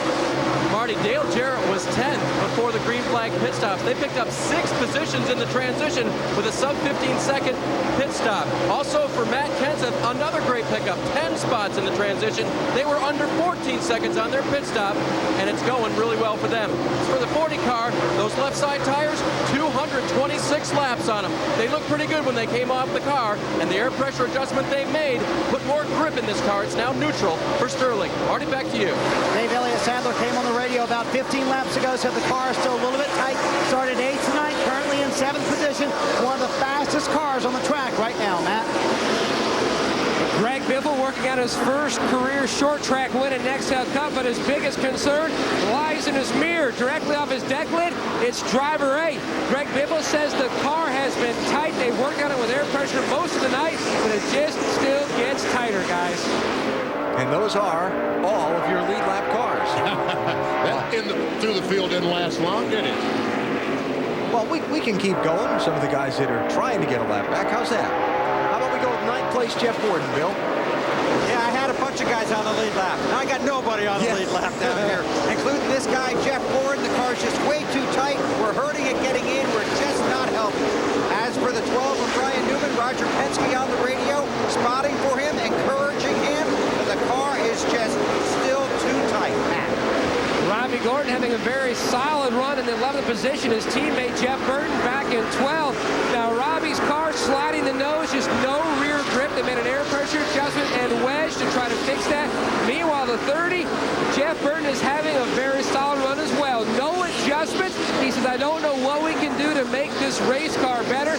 Last week at Michigan, he finished 12th. The best run for that 30 car all year. Matt, the winner of the last 3 races here at Bristol's going to have to get back on the lead lap. He's going to win tonight. Currently in the 13th position for Kurt Busch. He says, when I match the gas, front end just will not stick like it used to. I don't have the same feel in this car that I've had before. Tony Stewart has been tied all night long. They've tried several things trying to loosen that 20 car up. So far, not working. He's got 6 top 10s in the last 7 races, Bill. Jeremy Mayfield in the 19 came out in the top 10 after his last pit stop. Then he's gone backwards faster than Wally with the check comes. The car is just tight and continues to push up in the center. Alan. Very nice. Faster than what? The faster than you when the check comes. At the restaurant. Very good, Weber. This has been an exceptionally clean Sharpie 500, though it didn't start out that way. 5 cautions in the first 100 laps, none in the 200 laps since. By the way, the last Sharpie 500 with fewer than 8 caution flags, 1986. Junior leads at Bristol.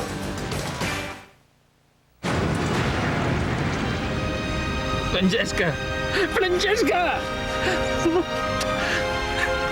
Lisa! Hi! I thought I'd find you here. We found a buyer for your house. We got what we were hoping for. I couldn't wait to tell you. Thanks. Nobody works harder for you than RE/MAX. That's why nobody in the world sells more real estate. The thing about fresh beer is this. It just tastes better. The clean, crisp taste of Budweiser and Bud Light. Fresh beer tastes better.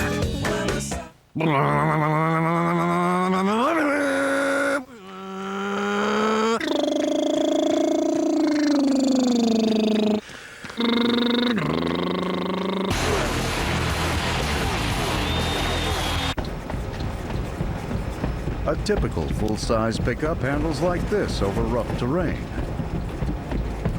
With outboard-mounted shocks placed outside the frame rails, Ford F-150 handles like this. The advantage of being the only pickup with outboard shocks is easy to see. Only this truck earned the right to be the next Ford F-150.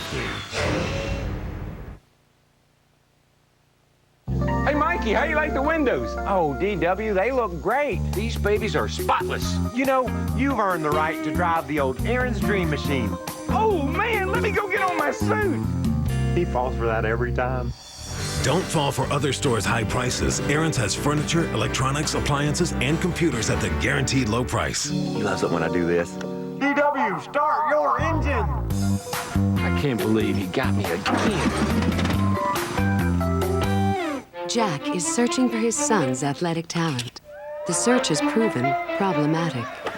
But every time Jack uses his Discover card to buy things, he gets paid a cashback bonus award. So far, he's earned $130. It's money he used to buy his son something more suitable.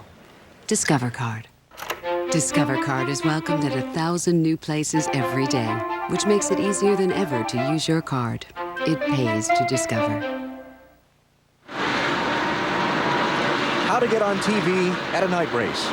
It's a good way. Those folks did that last year, too. We appreciate them thinking of us. How about that? It looks like they ran out of some lights for that T, though, in the end. See if we can run some down. Yeah, okay.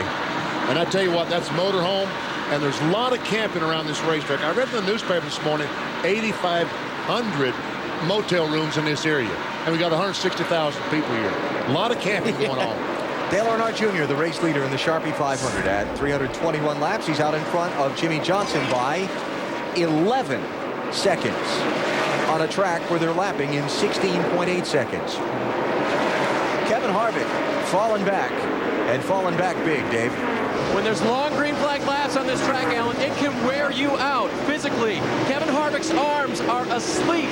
He's looking for a backup driver. So anybody that, he almost has a wreck in front of him to get the caution, but he's looking for a backup driver right now because he cannot operate his vehicle correctly. Well, here's the deal. You run these long greens and you can't get in, you can't get a drink of water, you can't put the ice pack. And I'll tell you what, you get dehydrated here. Like I talked about earlier, this is the most physical racetrack you run. And I have had Charlie horses during this race, and boy, is that fun. These drivers, every one of them right now, running 200 laps of green flag on this racetrack. They're every one of them struggling for some energy. I don't know what the temperature is outside right now. It's hard to tell from up in here. Weber, you might be able to help us out with this, but it's a pretty warm and humid night here, too. Yeah, it's very muggy. There's just a slight hint of a breeze, but that's, you know, they've really built this place into a huge bowl, Alan. It's very still in here, you know. I think they used to call it close, but it's humid and it's you know, it's uncomfortable. I can't imagine what it's like in the cars. You know, all these drivers really hydrate themselves. They actually start 2 or 3 days before the race. And that's, caution is out. Debris in 1 and 2. Debris in 1 and 2. There you hear. So, debris turn 1. The yellow flag at lap 327. 6th caution of the race. Last time they went back green was at 98. So who could he get? Nemechek? Kevin LePage to drive the 29 car? Well, maybe now that he gets the caution and he gets some fluid in him, maybe his arms will, the feeling will come back. Yeah, because cautions at this racetrack will breed cautions. Now, 173 to go. That is going to be on the bubble as far as tires and fuel are concerned. Well, not with fuel, but with tires. This could get interesting where strategy is concerned. Someone told us today at 325 they're going to stop for the last time. they're going to stop. Now, I don't know if it's going to be for the last time or not. Just before the caution came out, Elliott Sadler was passed by leader Dale Earnhardt Jr. That's the 7th place runner, so he, instead of Jeff Gordon, is going to get the lucky dog here, and Gordon's going to be still hung a lap down. Ouch. And send us here. We'll be ready. We got his stuff here. We just ain't got him yet. I guess he's getting his clothes on. Pit road is going to be closed here for a second. They have some barriers, water-filled barriers protecting where the pit crews are on the ends of the pit road here at Bristol. One of them's leaking. They're going to fix it before they let the cars come down pit road and the crews go to work. So we'll take a break here and come back for the pit stops in just a minute.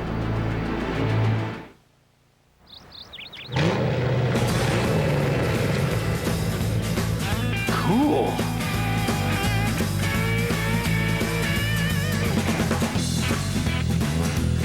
What's the coolest way for people on the move to pay for gas and convenience items? Speed Pass. Cool. Really cool. How do we know?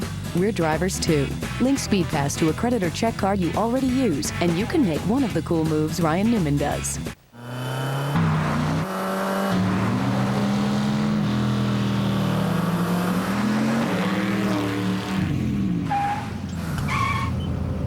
Dude, what do you got in that thing? I got an amp, guitar, surfboard, ladder, and 12 2x4s. Velocity meets versatility. The all-new Hemi-powered Dodge Magnum. Open it up from either end. Want more? Get going. You only have until August 31st to get $1,000 bonus cash on the new Hemi-powered Dodge Magnum. Coming up next, Las Vegas ladies get loco. I should tape this. Never seen before footage. Girls, girls, and more girls. You tape over this and you're gonna see a lady get loco, and believe me, it ain't gonna be pretty. Got something to say? Grab a metallic silver Sharpie. The first Sharpie for dark surfaces. I love this. Sharpie. Right out loud. Back at Bristol, under caution, and the pit road has just been opened for the 6 cars that are on the lead lap. Dale Earnhardt Jr., Jimmy Johnson, Jamie McMurray, Dale Jarrett, Matt Kenseth, and Sterling Marlin. Dave? Great news for Dale Jarrett. No changes needed to his car. Temperatures are just fine. DJ very happy with the way the car is running now. They'll change 4 tires and send him slowly down around this pit road. Matt?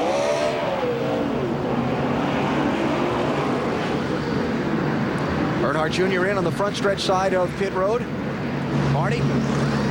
Dale Earnhardt Jr. said his car starts off loose, comes in real nice, a little too tight at the end of the run, half round of wedge, trying to loosen it up in the middle of the run. Jimmy Johnson behind him in second place, so they're doing awesome. Car at the start of the run, pushing a little bit off late in the run, air pressure adjustment trying to help him out. Jamie McMurray, little loose in, half pound into the right rear, trying to tighten up that race car. And now the cars that are not on the lead lap beginning to work their way down the pit road, and that's about 2/3 of the field, Matt. The 16 of Greg Biffle stops a little short in his box so his teammate Mark Martin can get around his car easily into his stall. Chassis adjustment with wedge and track bar to try to free this race car up. He was extremely tight. Now he's got trouble getting out. He is blocked in by his teammate Mark Martin. Now he's finally away. Dave.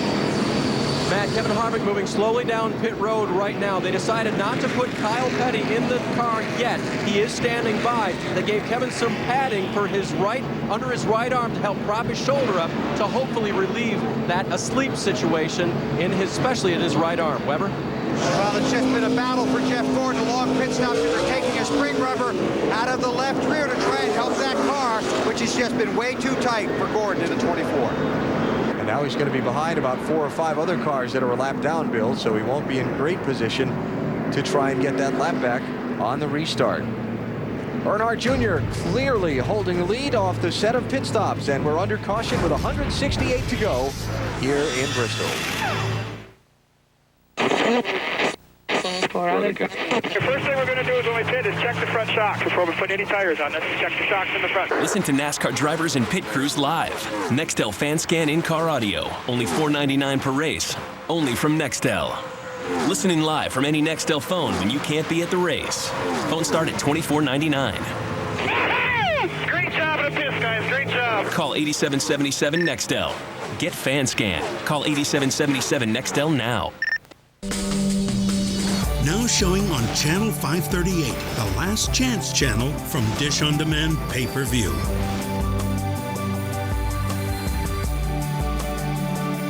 This movie is available for the special price of only $1.99, but time is running out. See it now before it's gone for good. Channel 538, the Last Chance channel, where great movies are always $1.99 from Dish On Demand pay-per-view. With so many great choices on Dish Network, you could be missing out on the best one of all. Enter the world of Showtime Unlimited. Just press select now on your remote control. Showtime Unlimited is 4 premium networks on 10 channels. For the latest uncut commercial-free movies. Original series, special events. Documentaries, and championship boxing. And all the inside stories. Plus spectacular high-definition programming. So press select now. And for $11.99 a month or less, it's all yours. Showtime Unlimited. Just sit back and enjoy. Inside those cars is something familiar, a battery. And if you think all batteries are the same, consider this. Kevin Harvick's pit crew trusts one brand of battery in every critical instrument they use, Duracell. So whether you're racing NASCAR's best or the kid down the street, it just has to work. Duracell, trusted everywhere. Duracell, official alkaline battery of NASCAR. Hi, I'm Madison. I quit eating junk food. My name is Isaac, and I started swimming. I'm Cody. I eat healthier stuff like Subway.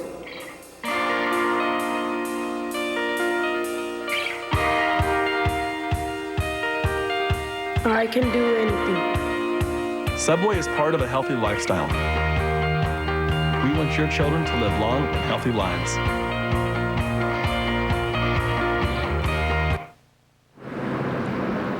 The Sharpie 500 on TNT is brought to you by Sharpie, Right Out Loud, by Wrangler, makers of Wrangler Jean Company, a new generation of Wrangler, and by Dodge. You can take life as it comes, or you can grab life by the horns. Dodge.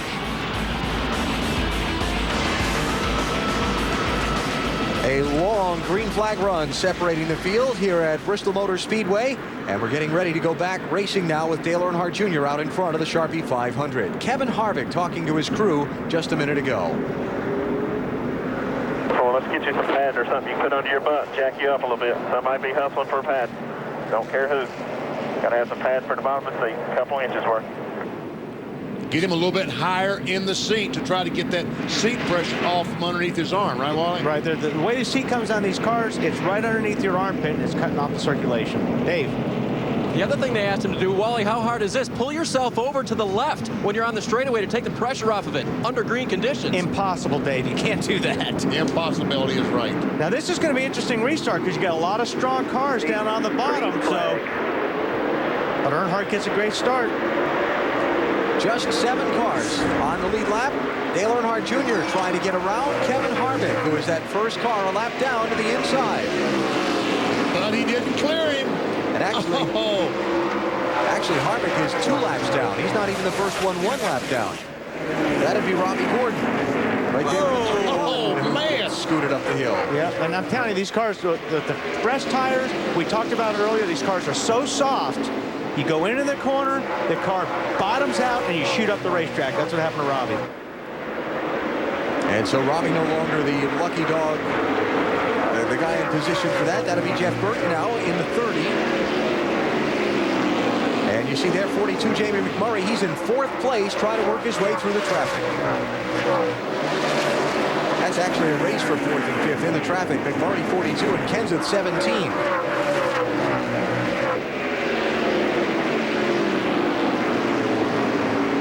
Oh, little bump on the 31 car. Marty, what about the 42 car? This car has been very fast, BP. They made a very slight air pressure adjustment on the last stop, a little bit loose, trying to tighten up the 42 car. We talked about drivers getting tired here. It is hot here at Bristol tonight. Jamie is running a new seat. It's a carbon fiber seat that he's run all year long, but this tonight, it has holes in the back of it. And air. Whoa, that's a good point. Air going to his back. He just reported, I feel very comfortable and very good. And the carbon fiber, Marty, it doesn't hold the heat like the aluminum seats do. So that's why it's a lot cooler for him. Jeremy Mayfield slipping and sliding. He had a moment up there in 3 and 4. I don't know if his car, no, it still looks like he might have a flat tire on the 19th. The guy that was... That's him. I don't know. He thinks he's got a flat tire. He's hitting pit road. So Jeremy Mayfield 11th in the race to the chase. He's got problems. Right rear. Yep. And with 156 laps to go, Bill, big. I'll make that trip down pit road. Those right side tires. Creeping toward his pit stall. Slide it in there. Have to be careful he doesn't go over the line. Just 2 right side tires here, but this costly for another guy trying to get into that race for the championship. On his way. One thing this does do for Jeremy Mayfield, he now can make it the rest of the way without stopping again. And some of the leaders might have to stop for fuel. And he's got to hope this thing stays green the whole way, though. Let's go back to that race for 4th. As Matt Kenseth continues to press. Jamie McMurray, 17 on 42. Okay, now we're going to lose our patience. It's coming. Oh, McMurray is going to lay the bumper to Robbie here. Well, if he doesn't, he may not get a shot to. Yeah, Matt's going to go underneath. And Jeff Gordon in the mix with these cars. Jeff in 12th place, 1 lap down.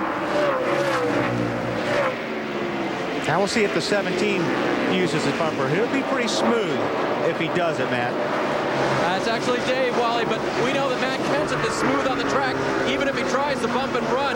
He needed better grip on the car, so they made an air pressure adjustment on their last stop. Another great stop for them. Back to you now. Dave, the 31, right in front of the 17. Robbie Gordon kissed him on the radio, said it is too free in the center of the corner. That's my problem. Meanwhile, his teammate, the 30, he is motoring away from the 88.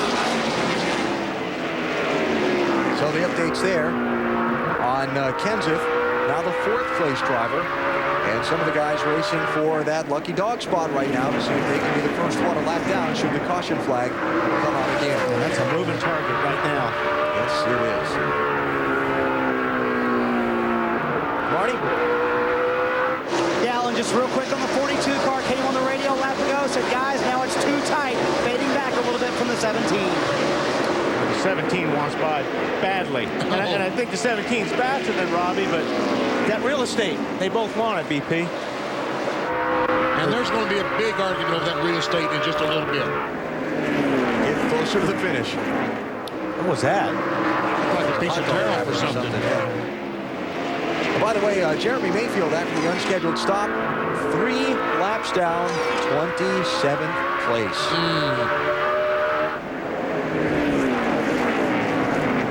You know, watching all this, I talked about you can spot the place in traffic where the backup is.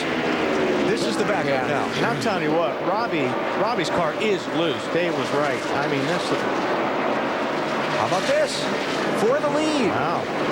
Jimmy Johnson out in front in his backup car.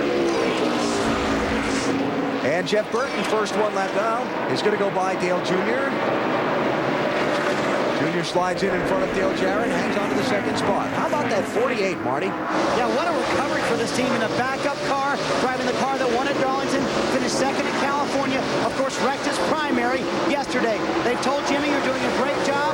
The car is excellent. They were going to make no changes on the last stop, decided at the last minute to make a wedge adjustment. Jimmy very happy with the car, and the caution is out. That would be debris in turn 4. And it would be yellow flag number 7. That did not help Jeremy Mayfield. Sure helped Jeff Burton. He's the lucky dog, and he has a very, very fast race car. So that 30 car, 2nd in line, is going to come around the pace car and come back around onto the lead lap and join the chase for a good finish. And right now, only 7 cars on the lead lap, so. Yep. So pit road is going to be open this time. We'll see if we get any takers when they go around turn 2. I wouldn't expect many. The ones that couldn't make it the rest of the way at 325. Well, Junior giving up 2nd place. Evidently something is wrong with this A car. He must want to make an adjustment. Comes Kenseth. Yeah. McMurray. Marlin. Elliott Sadler. Guys that couldn't make it. And again, you brought up a very good point a while ago. only 7 cars on the lead lap, so it's not a huge gamble right now. Marty? Junior could have made it all the way, BP, on the fuel that he had, but he was not happy with that set of tires. He said the car was just way too loose as it had been all day long. They're going to come in, make an air pressure adjustment on the 8 car, give him 4 tires, hoping he can make it back through the field. He's led more laps at Bristol tonight than he's ever led in a Bristol race before. He's obviously got a fast car, but can he win with it? So that's 5 of the 7, now 5 of 8 lead lap cars who come in as Jeff Burton goes around the pace car and joins the tail end of the field. And when Junior, they put those tires on, and for some reason those tires didn't grip as well, and sometimes you get that in a set of tires. So I think that was a safe move. And again, a lot of the other cars pitted, so he's going to come out about second and third on this deal. Jimmy Johnson and Dale Jarrett did not stop. Kevin Harvick coming down to attention of his pit. And once again, Kyle Petty, whose 45 car is out of this race, wrecked earlier, has been called to replace Kevin in the cockpit.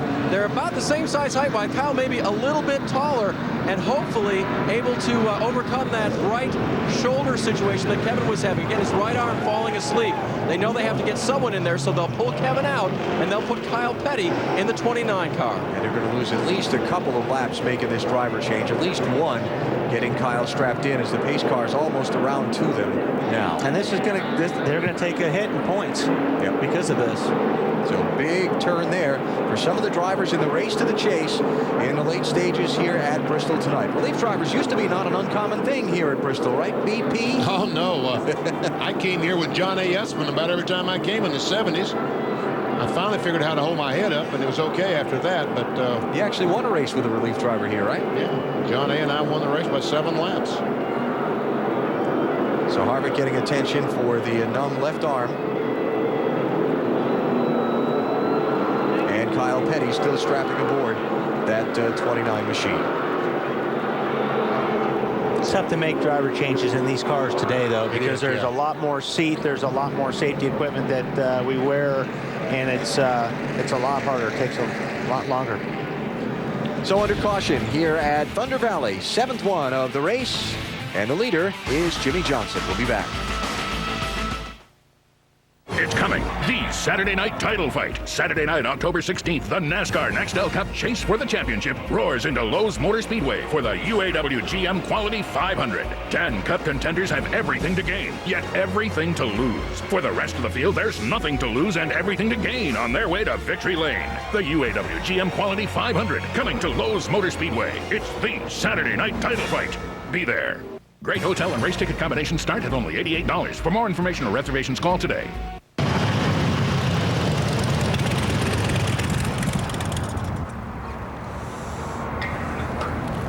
Nice Harley.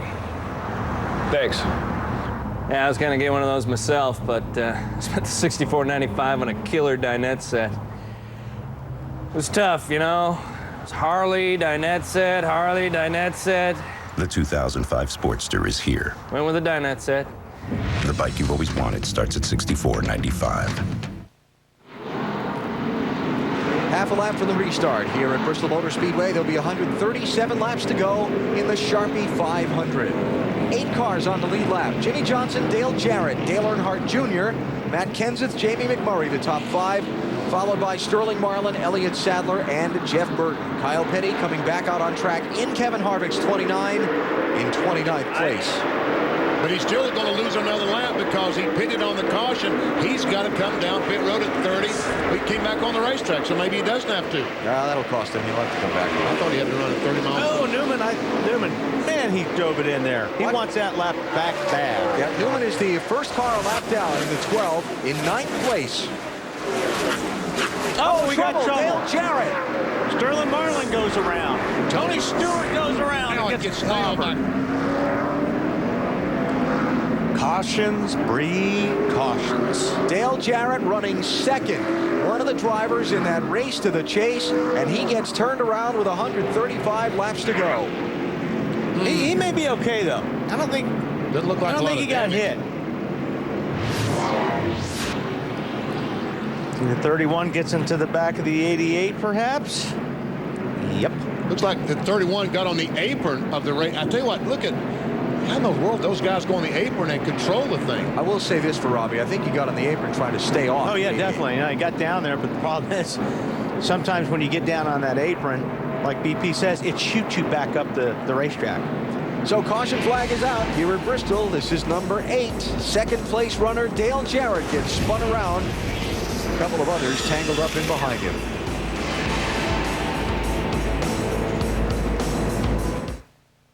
Do the impression of the foreman. Dad, Terry, do it. Come on, man. Good morning, ladies. Thanks for showing up. If you don't work, get out of my sight. Pick these things up. Get them out of here. You, put them down. What did I say? Up, down, for Pete's sake. You're driving me up a wall we ain't even built yet. Introducing the powerful Ram Cummins 600. It's right behind me. It's amazing how 600 foot-pounds of class-dominating torque can really sneak up on you. Want more? Get going. You only have until August 31st to get a $2,500 cash allowance on Ram 2500.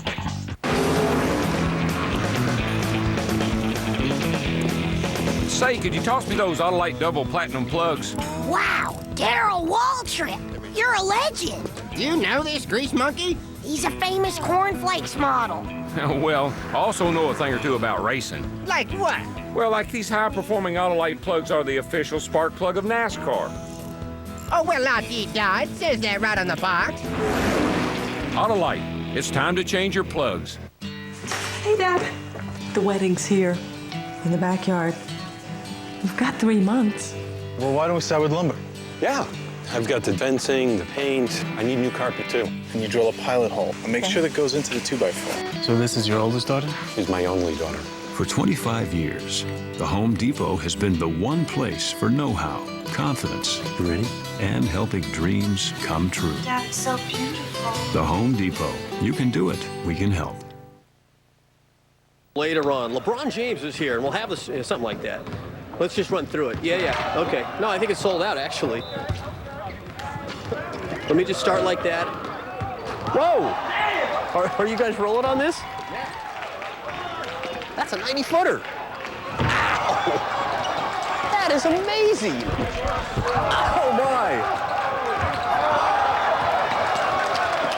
Did you get that? You have that, right? Hurry up, kids, come on. Let's put you down.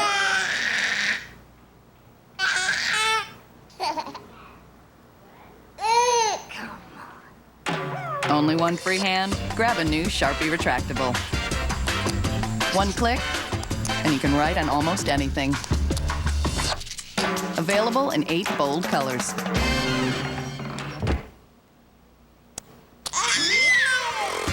Sharpie. Write out loud. Bristol, Tennessee, and the Bristol Motor Speedway. NASCAR on TNT with live coverage of the Sharpie 500 for the NASCAR Nextel Cup Series. After a kind of timid center section of the race with more than 200 laps of consecutive green flag racing, we're sending the sparks flying and stacking up the yellow flags now. Dale Jarrett is falling back to 8th from 2nd after getting turned around over in turn number 2. Yeah, the restart, Robbie, he was down on the apron actually trying to avoid contact with the 88. He couldn't go any lower than he could, but check it out. He got down in the corner a little bit too strong. And you see the different angle of it, and boy, Matt Kenseth just gets by 88 car. Sterling Marlin punted by Carl Edwards. Tony Stewart clobbered by Jeff Green. Boy. Here's the shot that tells it all. Goes down further. I mean, it's just nowhere else to go. Rusty Walsh, you're going to be able to see the 99 car go in there, bam, in the back of the 40 car.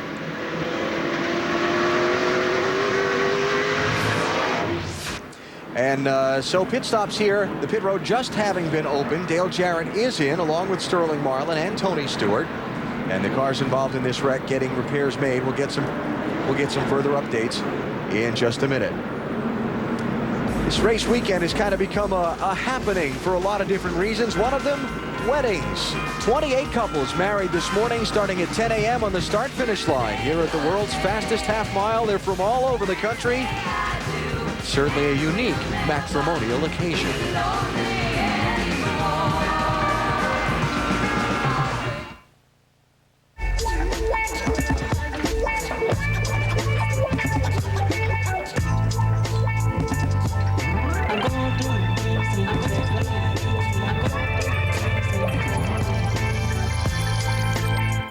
You know, more and more men are making the move to Levitra. Maybe it's time you discovered what all the excitement's about. Make your move today. Ask your doctor if a free trial of Levitra is right for you. Levitra, when it counts. Stop weighing yourself every day. You'll make yourself crazy. I'm Dr. Greg Cinnamon, and there are diet pills that lure you into thinking you're losing fat when all you've lost is meaningless weight. Cortislim suggests you hide your scale for the next 30 days while they show you a smarter way to measure weight loss success. How you look in the mirror and how loose your clothes fit. It's that easy. Cortislim, coupled with intelligent diet and exercise, impacts so many weight problems, including the cortisol hormone that stashes excess pounds and inches around your stubborn weight loss areas. One popular radio personality tells his audience he stopped weighing himself, but knows Cortislim is working because he's fitting into clothes he couldn't come close to wearing in months. Make Cortislim the scientific centerpiece of your healthy diet and exercise regimen and fit into the clothes you want to wear. Call 1-800-443-1657. That's 1-800-443-1657.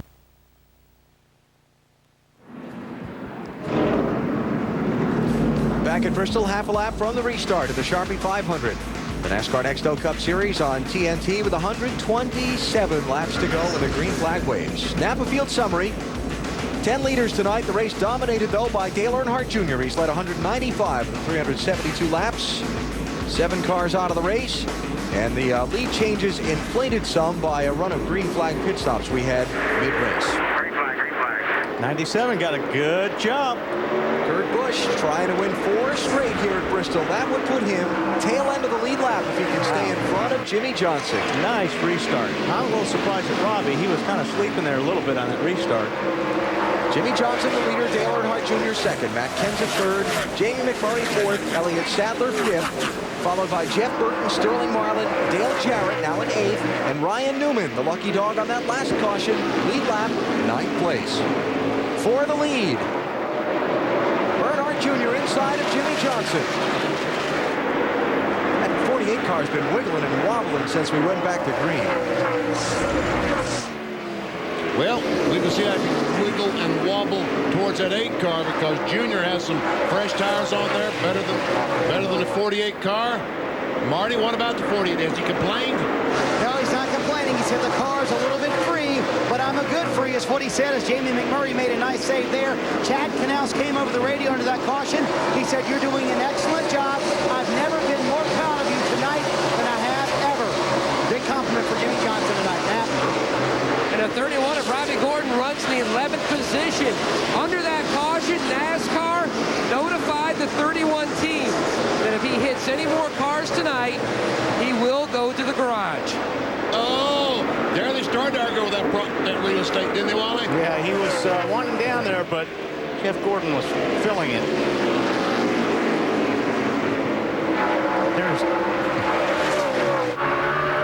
Here's Robbie's problem.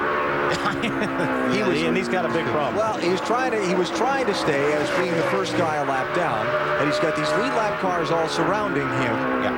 If I'm Matt Kenseth, I'm going to lay the bumper to him really quick. And I know Robbie's trying to do everything he can to be in the lucky dog position, but Matt's got a good race car, and he's got to go. Well, Robbie's no longer in the lucky dog position. Okay, when Jeff Gordon went by him, that was for that spot.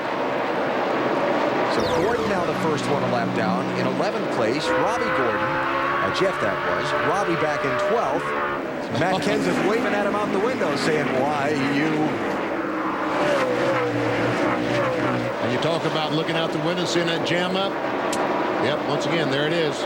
That would be the pressure point. He's going to get tagged if he can get to him. And all this behind Robbie Gordon are racing for position on the lead lap. Kenseth, McMurray, Sadler, Jeff Burton. Robbie up out of the way. Matt?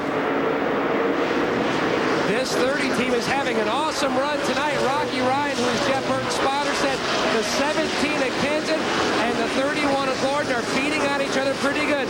Stay on your toes. Be cautious in case something happens. Luckily, the 17 has motored by. Now his teammates behind him. Now, this is one guy you really don't want to hold up because he's racing for the best position for Richard Childress Racing. And Richard's going to get on the radio and tell him, Robbie, move out of the way. Let Jeff Burton go.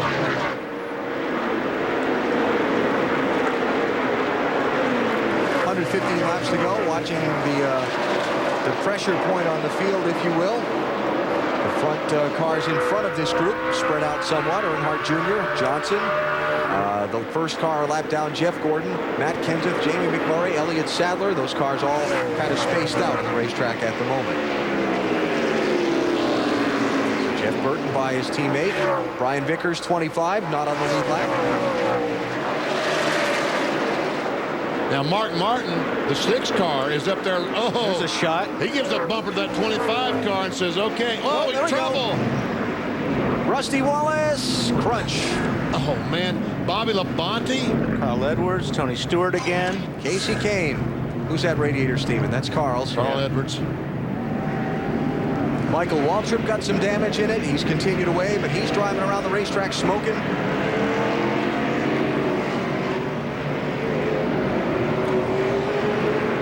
And caution is out for the 9th time in the race.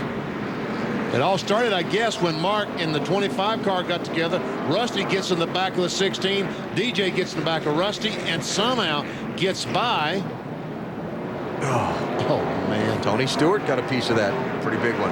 Nowhere to go.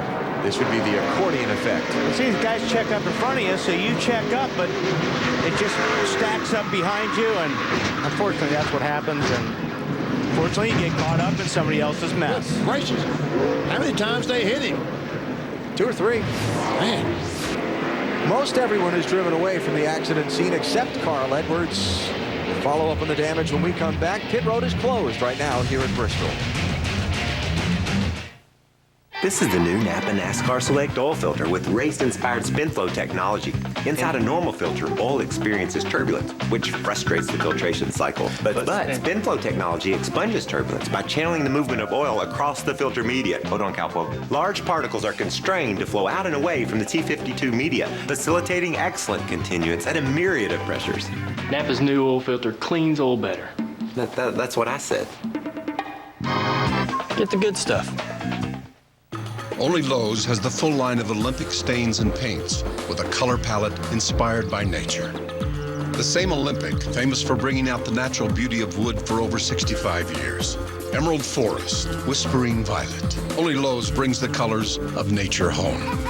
And Lowe's promises low prices every day, guaranteed. Lowe's, improving home improvement. Now save $5 on every gallon of Olympic interior and exterior paint.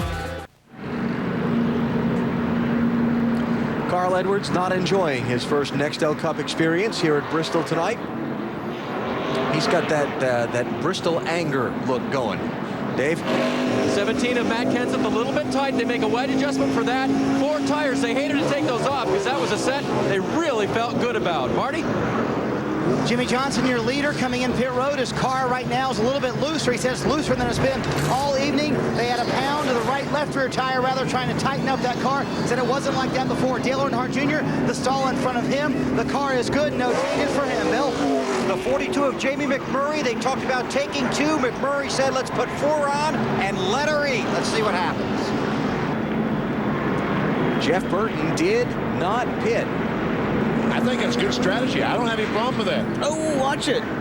You got to stop down there, boys. Let the traffic clear. The stop paddle is up. We'll get back going here in a minute. So Jeff Burton's going to take over the lead of the Sharpie 500 with 109 laps to go. His team choosing to stay out on the track under this caution.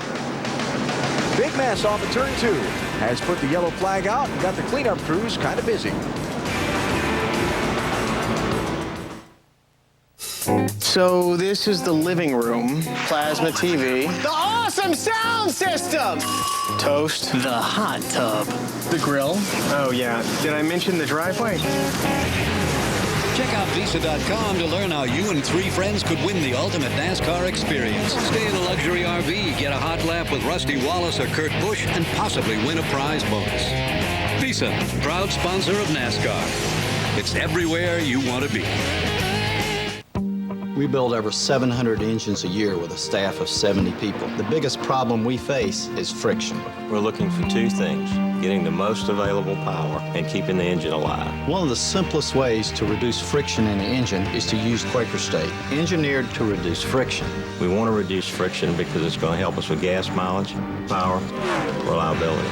In the last 7 years, we've been fortunate enough to win 8 championships, and Quaker State helped us get there. The power to reduce friction. Remember that guy who used to be called Wild Thing? The guy who wanted to spend the entire honeymoon indoors? Remember the one who couldn't resist a little mischief? Yeah, that guy. He's back. Viagra. Not all medications are for everyone. Ask your doctor if Viagra is right for you. Will my car be ready this afternoon like you promised? Yes. Will you use a bunch of lingo I won't understand? No. Will you try to sell me something I really don't need? No. Do you like Broadway show tunes? No. It's peak driving season. Come to Midas for great value and service every day. Lifetime guaranteed brake pads or shoes are just $89.95 installed. And they're guaranteed for as long as you own your car. For mechanics known for their work and their word. Trust the Midas touch. There's a power so awesome, so irresistible, you'll do anything to get your hands on it. Introducing Gillette M3 Power. Turn on the first battery-powered shaving system from Gillette and turn on the amazing new Power Glide blades. Micropulses raise the hair, so you shave closer in one power stroke. Feel the power of the world's best shave. For maximum power, change the battery every 6 months. New M3 Power from Gillette. Riding around under caution, 394 laps complete on a hot, sultry night here in the Tennessee Hills at the Bristol Motor Speedway. You know, it takes a lot to run this half mile at Bristol, a very demanding racetrack. Elliott Sadler's team currently in 5th, and the subject of today's Built for Tough moment is exactly how you prepare a car for the Bristol Motor Speedway. What you do is you just reinforce everything, and you lift everything up in the race car. The frame rails are higher, the engines are higher, there's more front braces on the front, there's more braces on the rear of the car, so you can withstand all those bumps you can expect during a race. You have also Goodyear brings a different tire here. You have to be prepared for that, and you have to select the right shocks to withstand this demanding racetrack. Check out the website there. And Elliott Sadler currently having a fairly nice run in 5th position, Alan. Okay, Marty, his teammate for Robert Yates Racing, Dale Jarrett, continues to go on and off pit road under this caution. We'll get a further update on that in a moment, but they're still cleaning up under the yellow flag in the Sharpie 500 at Bristol. Want to win a Ford F-150, the 2004 Motor Trend Truck of the Year? Enter the Built for Tough Chase for the NASCAR Nextel Cup Challenge. Log on to FordVehicles.com/chase to find out how to win a trip to the bank with 400 at Kansas Speedway. And even the official truck of NASCAR, a limited edition Ford F-150. Here's your chance to turn your driveway into a winner's circle.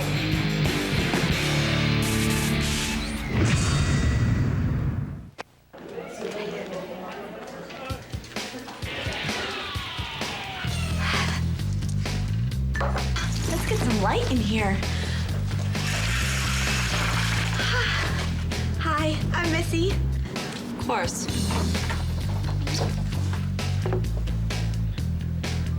Do you play tennis? I love pink. Oh, bet your favorite color's black. No matter what you're into, there's only one way to go back to school. With a Dell, built just for you. Right now, get this Dimension desktop with the power and performance of an Intel Pentium 4 processor. It's yours for the amazing price of $499 after instant savings. Plus, get a free printer and a free CD burner upgrade. Notebooks start at $749. This is Bob.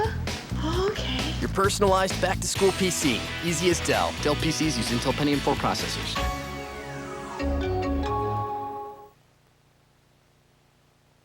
Apply for the ExxonMobil MasterCard this summer and you can receive a great $20 rebate credit. Good for gas and goodies when you use your card at over 15,000 Exxon and Mobil stations nationwide. And that's on top of 3% rebates you earn on all kinds of purchases there.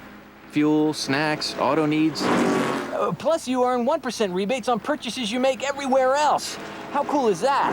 How do we know what drivers want in a MasterCard? We're drivers too. Apply today for a new ExxonMobil MasterCard with a cool $20 rebate credit. Coming up next, Las Vegas ladies get loco. I should tape this. Never seen before footage. Girls, girls, and more girls. You tape over this and you're gonna see a lady get loco, and believe me, it ain't gonna be pretty. Got something to say? Grab a metallic silver Sharpie. The first Sharpie for dark surfaces. I love this. Sharpie. Right out loud. 101 laps to go when we go back racing in the Sharpie 500 at Bristol for the NASCAR Nextel Cup Series. Jeff Burton, Ryan Newman, top two, did not pit under the caution flag. And back on the lead lap, Kurt Busch, trying for 4 straight, was in front of the leader when the yellow waved. And behind him, Jeff Gordon, the lucky dog on that last caution. Dale Jarrett is in 10th place on the lead lap, made several pit stops under the yellow. We'll get an update there in a minute. Why is Jeff Gordon being black flagged? He did not go to the end of the line on the restart where he belonged, okay? So as soon as he got it back, Jeff Gordon's going to lose it. He's going to lose more than that. Right down in that one for the championship leader. Bill? Well, Robbie Loomis is really upset. He talked to came down off the pit box, talked to the officials, made sure they were where they were supposed to be, told Jeff Gordon where to go. Jeff said, I was there, they waved me by. If they waved you by, they said you could go in front of him. Loomis continuing his discussion with the officials on pit road right now. Very unhappy. Now he's being posted now. And NASCAR race control being adamant that the 24 pit now or his next lap will not be scored. They need to talk to Kyle. He's the one who waved me by. Turn 4 drive-through. I guess you'll only lose 1 lap. We'll see. So Jeff Gordon off the pace, your championship leader, with a little dispute with the referees. Here comes Jeff, 30 miles an hour down pit road. What do you want me to do? This is the drive-through. Boy, that is a long, long stretch. Leader just goes by. At 35 miles per hour. Feels like you're going backwards. So it'll be 1 lap plus the field that Jeff Gordon will be down after just getting back on the lead lap. Here's the race for second. You see Jeff Burton, the leader, is pulled away from these two, Ryan Newman and Dale Earnhardt Jr. Earnhardt Jr. with much fresher tires. Newman not pitting under this caution. And Jr. with probably a better car tonight here at Bristol. Now he's by Newman and sets off after the 30 car of Jeff Burton. So Jeff Gordon has only ended up 15th. The last car 1 lap down. Now this is Jimmy Johnson 48, Elliott Sadler 38 for 4th and 5th positions. And these guys are in some traffic. And Mark Martin and Robbie Gordon are battling for position. That's for 12th. And that's what you're doing everything you can to get by the guy in front of you. And then you look up in the mirror and you see there's somebody right behind you, right under you. Mark Martin in the 6th, 13th place. The 3rd car, 1 lap down. He is racing for 12th with Robbie Gordon in the 31. And Mark's going to let him go, get back in line. Now, if Jimmy Johnson can get underneath the 31 and Mark can stay with Jimmy Johnson, he could follow him through. Looks like Mark is struggling just a little bit with his 6 car now to get around the racetrack. He went down to turn 3 and it looked like he had the same problem that a lot of other has. He bottomed out in that corner and the car moved up. Just like Marty's report, you know, they're building these cars, everything's up so they can get the car stopped. So they come down, and that's exactly right. What's the 38 saying, Marty? Not very happy right now, Wally. He came on the radio under the last caution, said it's had the least amount of grip it's had all night long. Right now, I don't know what to do. I'm trying the best I can. Todd Parrott, his crew chief, came back on the radio, said, you're doing a great job. Hang in there. Let's get a top 10 out of the night. Dale Jarrett is running in 10th place after several pit stops under that last caution, Dave. I wanted to define several for you, Alan. Several was 6 stops during that last round of yellow flag, and they think they made the right changes to it. DJ hasn't said a thing on the radio, and he's up to good speed right now. So Jarrett trying to hang in there after getting bumped and spun around over in turn number 2. Up front, hadn't taken Junior long to run down Jeff Burton. And it's probably not going to take him long to go by. How about the 30 car, Matt? Last pitted on lap 369.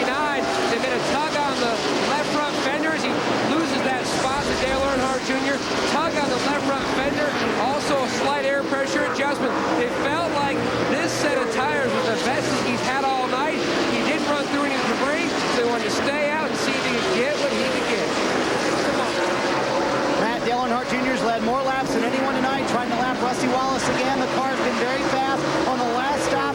No changes for Junior. He told the guys, very happy with the car. It's very good. I think we got a win coming tonight. It sure looked that way. I'll tell you what, this is what this team needs to get ready for that final 10 races in the chase for the NASCAR Nextel Cup. Get some confidence up. Get a good car under the belt, which they have tonight. Oh, they do. Yeah, because it's been a lousy couple of months for Dale Earnhardt Jr. He's finished out of the top 10 in 5 of the last 6 races since Chicago. Our little Debbie lap leaders on the night will show you that it's been Junior a lot. 2:14, next most laps led, Rusty Wallace. And he's just had that car down on the bottom all night, Benny. I mean, you know, that's what you got to do to get around this place. But see, look at that. Hugs the bottom. Junior, one of 10 different drivers that have led so far tonight.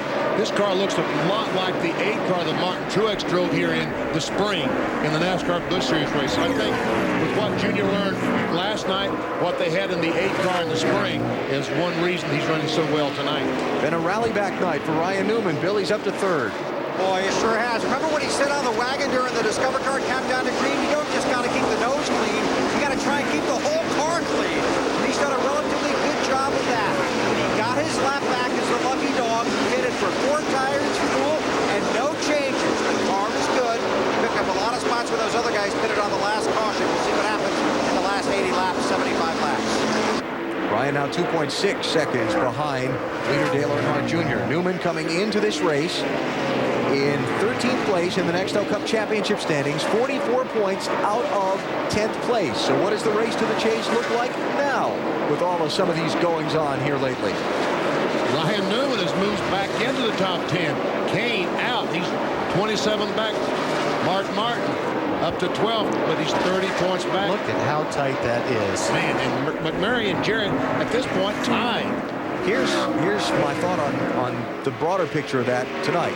With all the things that have happened to all the different people, right now, the order of them hasn't changed that much, aside of Newman sliding in there by a spot. Yeah. Most of the guys, you know, we saw Bobby Labonte get spun. We've had Harvick out of the car, Kyle Petty in. But it's just tightened everything up, and which makes these next couple of weeks even more important. Let's get an update on Kevin Harvick's car, now being driven by Kyle Petty. Dave? Actually, Alan, I wanted to update you on Kevin Harvick. He is not able to talk to us right now because he's too dehydrated. His seat actually dug into his left bicep, according to his team. That was the biggest problem. Then it went numb. Very hard to race a car that way, and that led to the dehydration. Kevin apologized for not coming out to talk to us. Dr. Jay Golden, the RCR team physician, is attending to him, getting him full of fluids and trying to get him back to health now. He'll sit in his hauler and watch the rest of this race. And, you know, that's a tough job for Kyle. I mean, Kyle's getting in an unfamiliar race car. I'm sure it doesn't fit very well, and he's just trying to do the best he can for that race team. And the 29 car now being shown 6 laps down in 25th place. Don't forget Kevin Harvick. This is the 3rd race he's driven here this weekend. He ran the Craftsman truck Wednesday night and the NASCAR Busch Series race last night.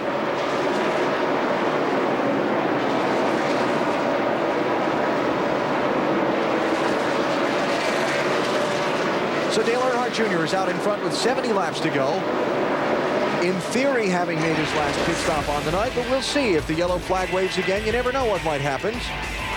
Coca-Cola Racing family of drivers performing fairly well tonight here in Thunder Valley.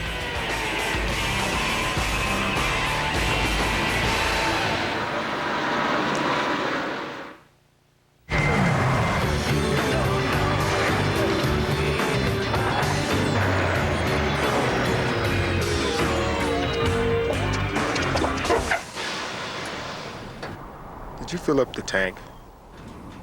The new Silverado half-ton crew has more standard horsepower, more torque, and more towing capacity than Ford or Dodge. It's never happened. Chevy Silverado, an American revolution. Not too close. What do you think? I got that insurance? What insurance is that, Yogi? The one you really need to have. If you don't have it, that's why you need it. Need what? Aflac. Well, if you get hurt and miss work, it won't hurt to miss work. And they give you cash, which is just as good as money. Aflac. Ask about it at work. You know, more and more men are making the move to Levitra. Maybe it's time you discovered what all the excitement's about. Make your move today. Ask your doctor if a free trial of Levitra is right for you. Levitra, when it counts.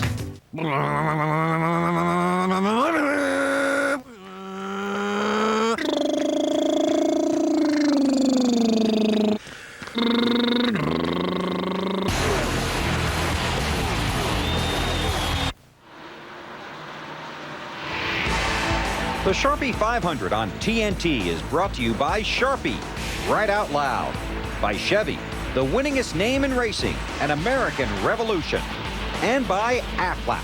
Ask about it at work. 62 laps to go in the Sharpie 500. Dale Earnhardt Jr. is gone from second place right now. Yes, he is. I mean, fun when you have a car like that here. 3.2 seconds is the gap from first to second. It's all Junior right now here in Bristol. Marty? Yeah, career start number 171, trying to win number 13. Looks like that might be a pretty good possibility to do that tonight. And you talk about Dale Earnhardt Jr., and people who might have counted this team out to win the championship, that might have been a premature mistake. They have several tests left for the last 10 races of the season, like many of the teams who will be in the chase for the championship do.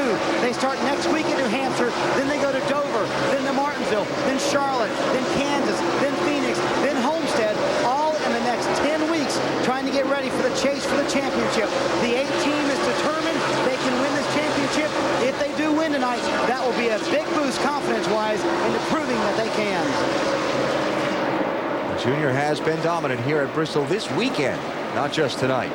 Here's a race for 7th place. There's that 97 car. Kurt Busch hasn't been in the focus much tonight. Started pretty deep in the pack, way back in the 24th spot. 8th spot now.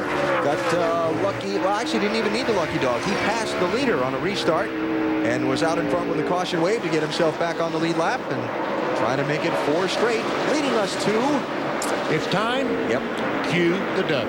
Our Aflac NASCAR Next L Cup trivia question.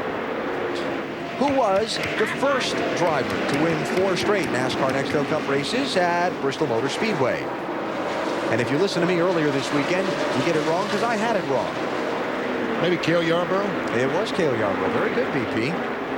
Hey! How about that? Good, BP. Cale won 4 straight races here, sweeping both the 76 and 77 events, all driving for Junior Johnson while racing for 3 straight championships. Of course, Darrell Waltrip, another 4 straight winner here, part of his record 7 straight Bristol victories. And now Kurt Busch going for his 4th straight win at Bristol. You better hurry. Yeah, you better hurry. He's running out of time, Wally. Cale and Darrell both driving for Junior Johnson when they won all those races here at Bristol. Here, battle for second spot. Newman goes to second. Only one problem for him. He's 4.5 seconds behind Dale Jr., Matt. Alan, the big picture for both Dale Jr. and Ryan Newman is the championship this year. The big picture for the 30-car Jeff Burton, just put that car in victory lane before season's end. Their bigger picture is 2005. They're continuing to try to gain confidence, continuing to try to gel. The best finish this team has ever had was a second 2 years ago with Jeff Reed in New Hampshire, trying to knock down a top 5. They are having a very stellar night. Yes, they are. I tell you now, he's got some pressure coming from behind by Jimmy Johnson in the 48 car. You know, Jimmy told me Friday, just before qualifying, he said, I just cannot qualify at this racetrack. I seem to race okay, but I qualify poorly. And boy, is he correct. He does race well. because he had to start at the rear, and here he is trying to battle for the third spot. He is battling for the third spot. Jimmy Johnson's team pitting at lap 21 under an early yellow, then not pitting at lap 57 when most of the front runners did. It got him near track position. Moved him up to 4th, as a matter of fact, at that time. And Johnson has held his spot near the front of the line the rest of the night. 4.6 seconds behind leader Dale Earnhardt Jr. I tell you, he's going in a hurry, and you better get out of his way, because if you don't, he's going to move you out of the way. Did he do that? He came up behind Scott Riggs here off of turn 4, and look at the closing speed he had. Got it back. Riggs did a great job saving that car. But Junior's got to be careful. I mean, that could have bit him. He's so much faster than most of the other cars. He's having a problem trying to judge his speed relative to theirs. He's got the best car out there. He's just got to be patient right now and pick his spots. He can't just sit back and cruise because you got Ryan Newman behind you, but he's just got to be careful. So Junior clearly in command. I use the word for purpose. Another way to follow the race during the action is to log on to NASCAR.com and check out Pit Command, real-time telemetry. Set up your favorite driver's view. Follow along, in this case, with Junior and Ryan Newman, comparing their lap times, their telemetries, and all the rest. As you see them go around, you see that Junior's one full corner in front of Ryan Newman. NASCAR.com for more. 44 laps to go. Here at Bristol, now 43. Our last break during green flag action. Will Dale Earnhardt Jr. go to victory lane for the 4th time in 2004?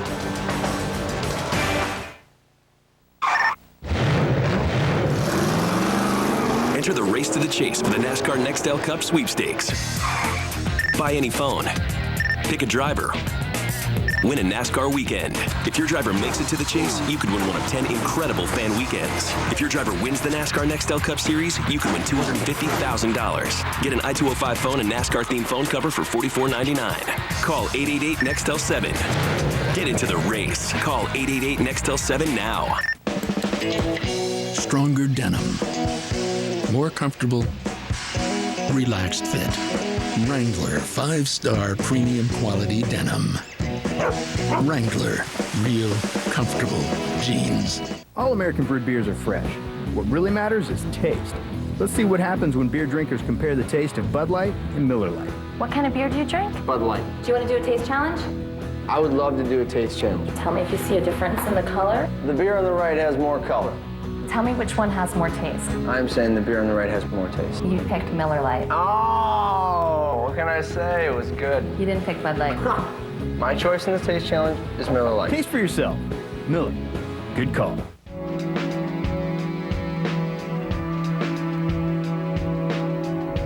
Somewhere between where you are and where you're going, there's a Super 8. See you along the way.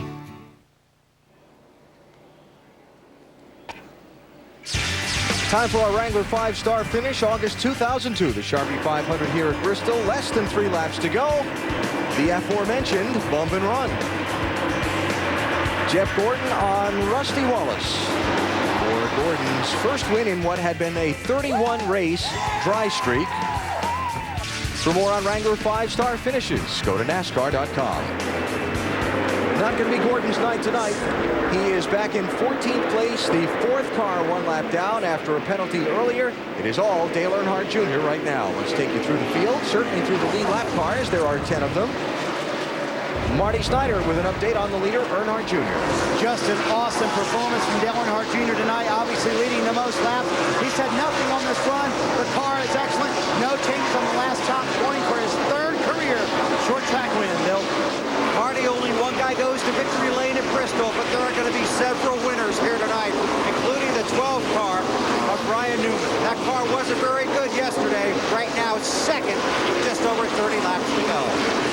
Last Last week, Jeff Burton debuted in this 30 car, scored the team's best finish this season of 12. Tonight, he's working on their first top 5 finish since last summer with Steve Park in Michigan.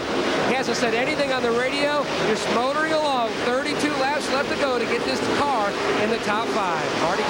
Matt, 3 laps ago, Jimmy Johnson came on the radio, said the car is getting tighter, but after 3 weeks of engine failures and being in a backup car this week, this is a solid run for the 48 team, having a very, very good night. Elliott Sadler, the 38 car you're looking at, sliding around, no grip, hanging on though. Todd Parrott, his crew chief, telling him you're doing a great job. Todd? Dave? 40 car of Sterling Martin. Remember, he started 3rd tonight, ran in the top 10 all night long. And even after he got spun on lap 370, has done very well. Fitted for 2 tires on lap 391 with no changes. Marty, back to you. Dave, Jamie McMurray told me before the night started, we just need a top 10 tonight. So far, they have that, running in the 7th position. The man 15th in points. Pretty happy with his car. What a rebound for Kurt Busch. Was 36 in this race at one point. Has gotten back on the lead lap. Loose when the car starts out. It gets tighter the longer he runs. They'll salvage a top 10 out of what could have been a much worse night, Dave. Marty, Matt Kent's stopped for 4 tires on lap 391 and made a wedge adjustment, but he just radioed in and said, my car's too tight. I just can't do anything with these guys. Behind him, Dale Jarrett, again stopping on lap 391, just went down a lap to leader Dale Earnhardt Jr., but they stayed on the lead lap after making all those repairs, and now Jr. fighting, actually Dale Jarrett fighting in 10th place, Alan. We knew what you were trying to say there, Dave. DJ trying to hang on to his top 10 finish at this point. Greg Biffle, the next guy he is racing for that spot. It's pretty confusing because everybody, you know, so scattered on who's on the lead lap and who's not. So the race to the chase, Jeff Gordon losing ground to Jimmy Johnson tonight if they finish as they are. With Johnson running 4th and Jeff running 14th. Ryan Newman moving back into the top 10. And guys who earlier tonight looked like they had opportunities to crack that group, finding problems at various points through the night and really not getting any help. Still tight. Very tight. But what might have been. Dale Jarrett was running 2nd when he got spun around. Now, Junior's in a lot of traffic right here. This is where Ryan Newman can make up a lot of ground if he can't get through the traffic. Don't forget, next weekend, it's the new Labor Day weekend event for the NASCAR Nextel Cup Series in the California Speedway. Under the lights, 7 o'clock Eastern Time on NBC. 1 week from tomorrow. The race to the chase down then to 2 events. Then it's back on TNT in Richmond, Virginia, 2 weeks from tonight under the lights.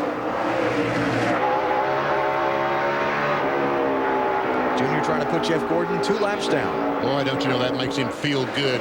Talking about Junior, because he is Jeff Gordon had sat on the pole and looked like his car looked like he was the favorite to win this race, and Junior's now lapping the 24 car. You know, it makes an awful lot of people wearing red shirts in this crowd feel good, because a lot of them were just jumping up and down. 21 laps to go. What a night for Dale Jr. Started back in 30th place, pitted early in the race. Back on lap 37, then stayed out on lap 58 when the other front runners pitted, got himself track position, and has held it for the rest of the night. I'll tell you one thing, that's going to be one exhausted young man when this thing is over. I think every driver out there, all 40 of them or 30 of them are going to be exhausted when this thing's over. That 200-lap run of green flag in the middle just got the most of them. Jimmy Johnson just got by Jeff Burton for a spot. Beat for 3rd place. So good recovery. Knock on wood for the 48 driver after 3 straight weeks of problems that found him in the garage long before the checkered flag was scheduled to wave. And going to California next week, a track where Jimmy Johnson runs very well. Former winner there. Yeah, you know these guys on a 30 team got to be pretty happy. I would think. They have struggled this year. Jeff Burton finished 12th in 4 of the last 5 races in the last 3 straight. So he's going to be very happy to come up with a top 5 or top 6 finish tonight. See Biffle there in the 16 car last week's winner in Michigan. This last run, green flag, he has been pretty fast in this 16 car. He is a lap down. He's currently in the 11th position. I don't know that he can catch Dale Jarrett. Don't think he has time, but got 15 laps to do it, BP. And he's got some ground to make up. So up front, question is, will Dale Jr. get hung in any traffic? If so, is it enough to help Ryan Newman? Answer is probably not, as Newman is about a straightaway behind him at this point. These guys have been at it for about 50 to 75 laps right here. Robbie Gordon in 31, Mark in the 6, Sterling in the 40. You got McMurray right here in the 42. It's all, these guys have been racing hard. And Mark realizes, well, that's 3 points in that 31 car in front of him if he can just get by. Mark is racing Robbie for 12th place. Sterling Marlin not racing with these guys for lead lap spots, but Marlin is racing the 42 and the 97 of McMurray and Kurt Busch right behind him. And then you've got Matt Kenseth, and then the leader, Dale Jr., closing quickly on all of them.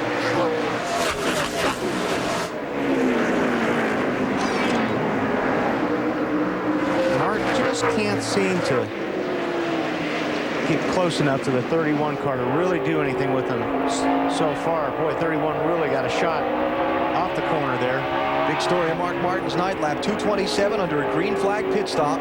He came down both pit roads instead of just the one that you do under the green flag, and it dropped him way back in traffic. He never has made up the ground. And just think what might have been. Oh, he was easy top 5 car. I think so. Easy. He'll be heartbroken. Leader Dale Jr. just passing Matt Kenseth, putting the 9th place driver a lap down. Marty? An even more impressive night considering, Alan, on the first stop of the night, they made a wedge and air pressure adjustment. On the second stop, they undid what they did on the first stop. Since then, only 2 air pressure adjustments for the 8 car. It's been awesome from the beginning. Much needed night of recovery for this Budweiser racing team from Dale Earnhardt Incorporated. Dale Earnhardt Jr. last one on May 15th in Richmond, Virginia. Led the championship after 9 races this season. Was second after 5 more. Dropped to 3rd at the Pocono race. Sorry, Alan, but I'm looking at stuff out the window. Yeah, Matt Kenseth got bumped and there's the around. retaliation bump. Yeah. Boy, he had a 17 way out of shape coming off turn 2. They got away with it. So anyway, about Junior. I'll let you know if anything happens out here. Ooh. One of those kind of things.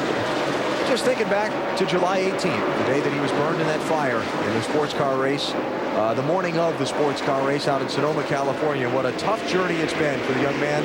Remember watching him walk into the garage area in New Hampshire, limping badly, the neck bandaged, wondering probably in the back of his mind if he'd thrown his chance at a championship away or how badly he'd hurt it. Certainly they've had reason to question that over the last month and a half. But that's one good thing about this new point system that NASCAR's put in place, the chase for the NASCAR Nextel Cup. He could loaf a couple of races when he was hurt, and he still is in contention. I'll tell you what, it's great. These next 2 weeks are going to be a lot of fun. There's a lot of pressure right now on top 15. Coming around to 2 to go for Dale Earnhardt Jr.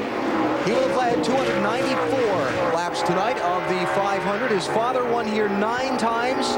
He's trying for his first. And what he does not want to see is white flag this time, Bob. a caution flag.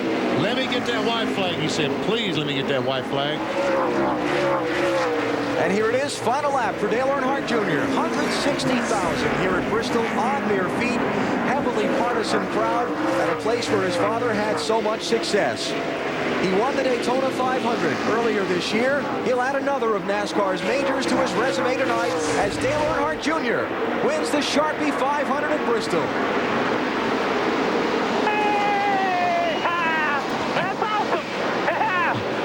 Good job, Yuri! Hell yeah!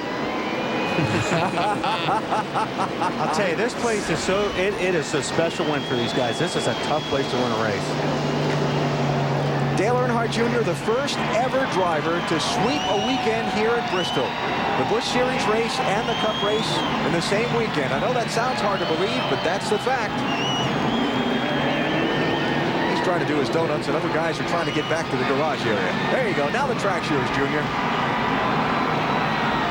That's why you make the bumper strong, right there. Marty?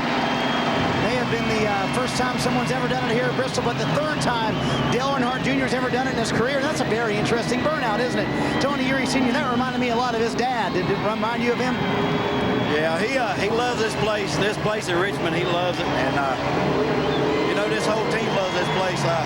Where could you go race in front of this many people, you know, and they all, looks like the whole stands are red up there, so a lot of Budweiser stuff. But, you know, we've lost this race twice and threw it away a couple times ourselves, loose wheels and stuff like that. So we're just glad to bring her home tonight. That Budweiser Chevy's been awesome all night long, and we needed this because last 2 months, man, we've been awful, and you know, we just we've had a slump going, and we got it straightened out tonight, I hope. What a recovery for this race team. An awesome night for Dale Earnhardt Jr. I mean, he's still got tires to roll on. But he burned them off by now.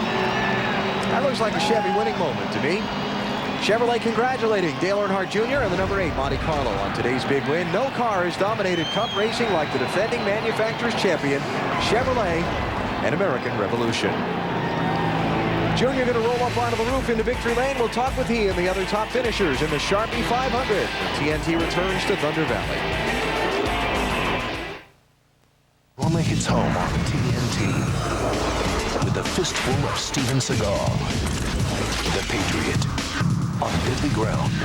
Under Siege 2 and Fire Down Below. All Seagal, all weekend on TNT. Freeze! They're gonna put you in jail for the rest of your life. Why did you kill her? She deserved what she got. You have the right to remain silent. Why did you lie, Mr. Kamen? Copper! New Hampshire, Homestead, Miami.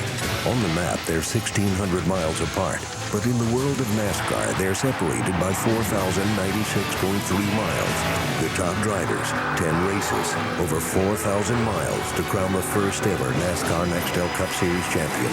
It starts here. It ends here. In between, every mile counts. The chase for the NASCAR Nextel Cup. Miss a lap. Miss a lot. Stop weighing yourself every day. You'll make yourself crazy. I'm Dr. Greg Cinnamon, and there are diet pills that lure you into thinking you're losing fat when all you've lost is meaningless weight. Cortislim suggests you hide your scale for the next 30 days while they show you a smarter way to measure weight loss success. How you look in the mirror and how loose your clothes fit. It's that easy. Cortislim, coupled with intelligent diet and exercise, impacts so many weight problems, including the cortisol hormone that stashes excess pounds and inches around your stubborn weight loss areas. One popular radio personality tells his audience he stopped weighing himself, but knows Cortislim is working because he's fitting into clothes he couldn't come close to wearing in months. Make Cortislim the scientific centerpiece of your healthy diet and exercise regimen and fit into the clothes you want to wear. Call 1-800-443-1657. That's 1-800-443-1657.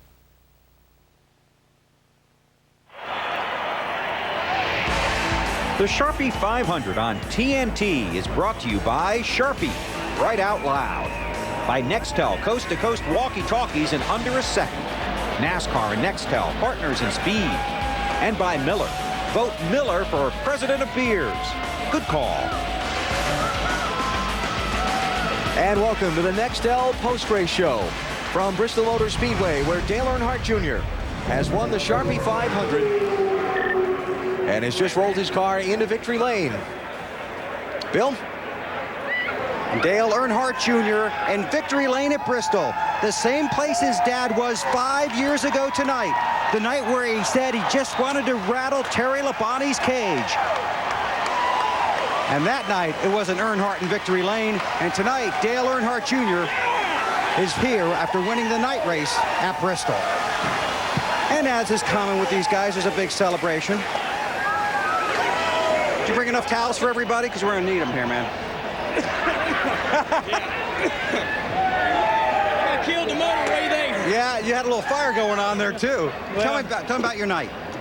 Oh, man, I'm wore out. That's a long green flag run. I think it wore everybody out. First off, I want to say hey to my grandmother, Martha. My Uncle Randy had some heart surgery. He's getting better. And Happy birthday again to my sister, all my family members. Man, this is one of the biggest wins in my career. Why is that? It's Bristol, baby. But it was a long road getting back to victory lane if you go between your last win and this one, Dale. You've had some tough days. Yeah, you're going to have that, you know. You can't be number one all the time. That's what makes them sweeter, man. That's what makes the win sweeter. If they's handed to you, you know, wouldn't enjoy them as much. So, man, this is huge for me. This is awesome for my team. We really needed that. Hey, Teresa, I know she's enjoying this. This is awesome. You've been coming here for a long time. Special to get up here.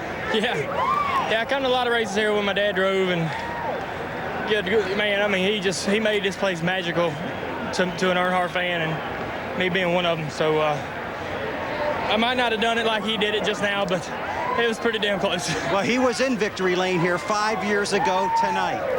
Yeah, we seem to keep on matching numbers somehow or another, but wherever he's at, he's laughing. He's got to be enjoying that butt kicking. That was a good race. I didn't think I had that good a car, really, but she was bad. You gonna celebrate? You gonna celebrate? Oh, man, we got Sunday off. We don't get that all the time. It's going to be awesome. Dale Earnhardt Jr. in victory lane at Bristol. I think he's happy, Dave. Ryan Newman started 4th today, fell as low as 25th, a lap down. Are you happy with 2nd? Yeah, I mean, that was an awesome run for our team. We got more happy guys on our team than have ever landed on the moon, I'm pretty sure. But just a great run for our Alltel Dodge.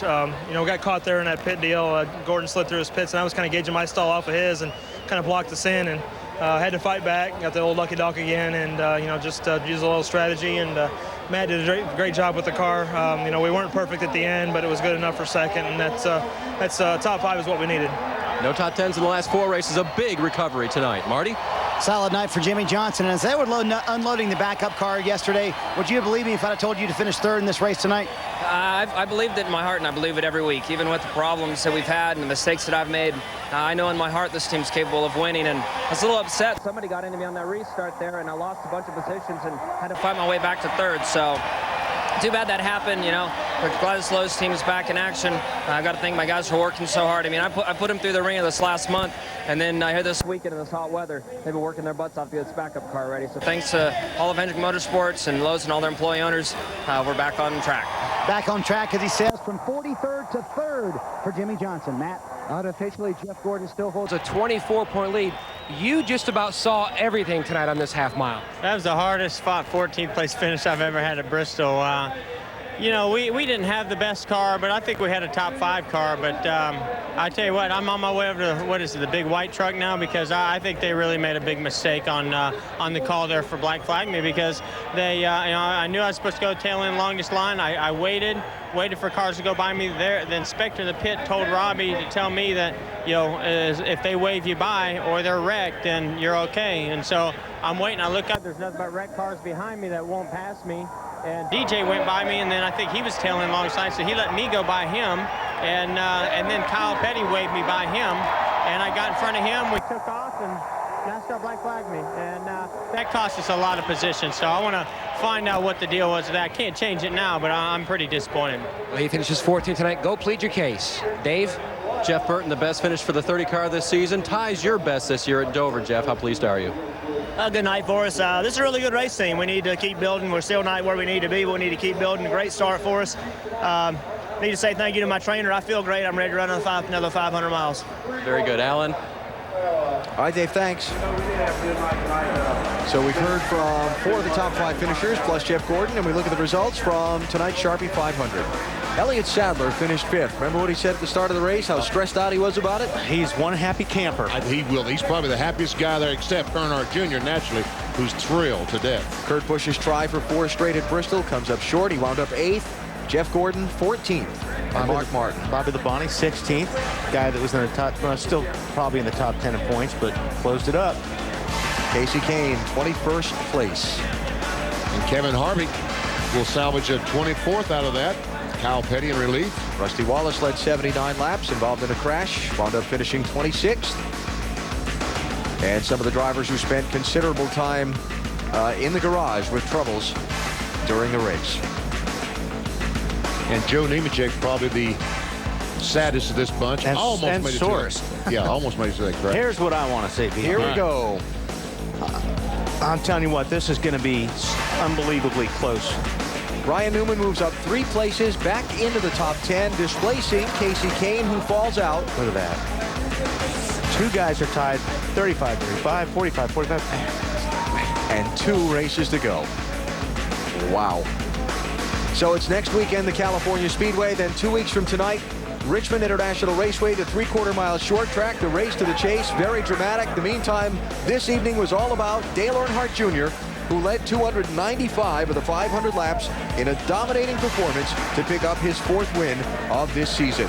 Next Saturday on NBC at 3 Eastern, the NASCAR Busch Series race from California presented by Best Western. Next Sunday on NBC, 7 Eastern, NASCAR Nextel Cup Series racing from California. Coverage starting with Discover Card Countdown to Green. Under Siege 2 Dark Territories next on TNT. Dale Earnhardt Jr. is your winner tonight.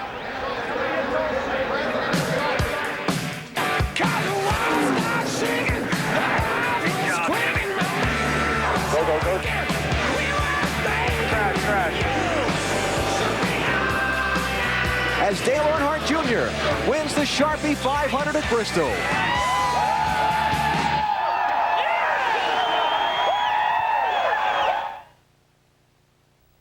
This copyrighted telecast may not be reproduced, retransmitted, or used in any form without the authorized written consent of NASCAR Broadcasting. NASCAR would like to thank all of our loyal fans for your continued support, and we hope you enjoyed today's broadcast. This has been a presentation of TNT Sports.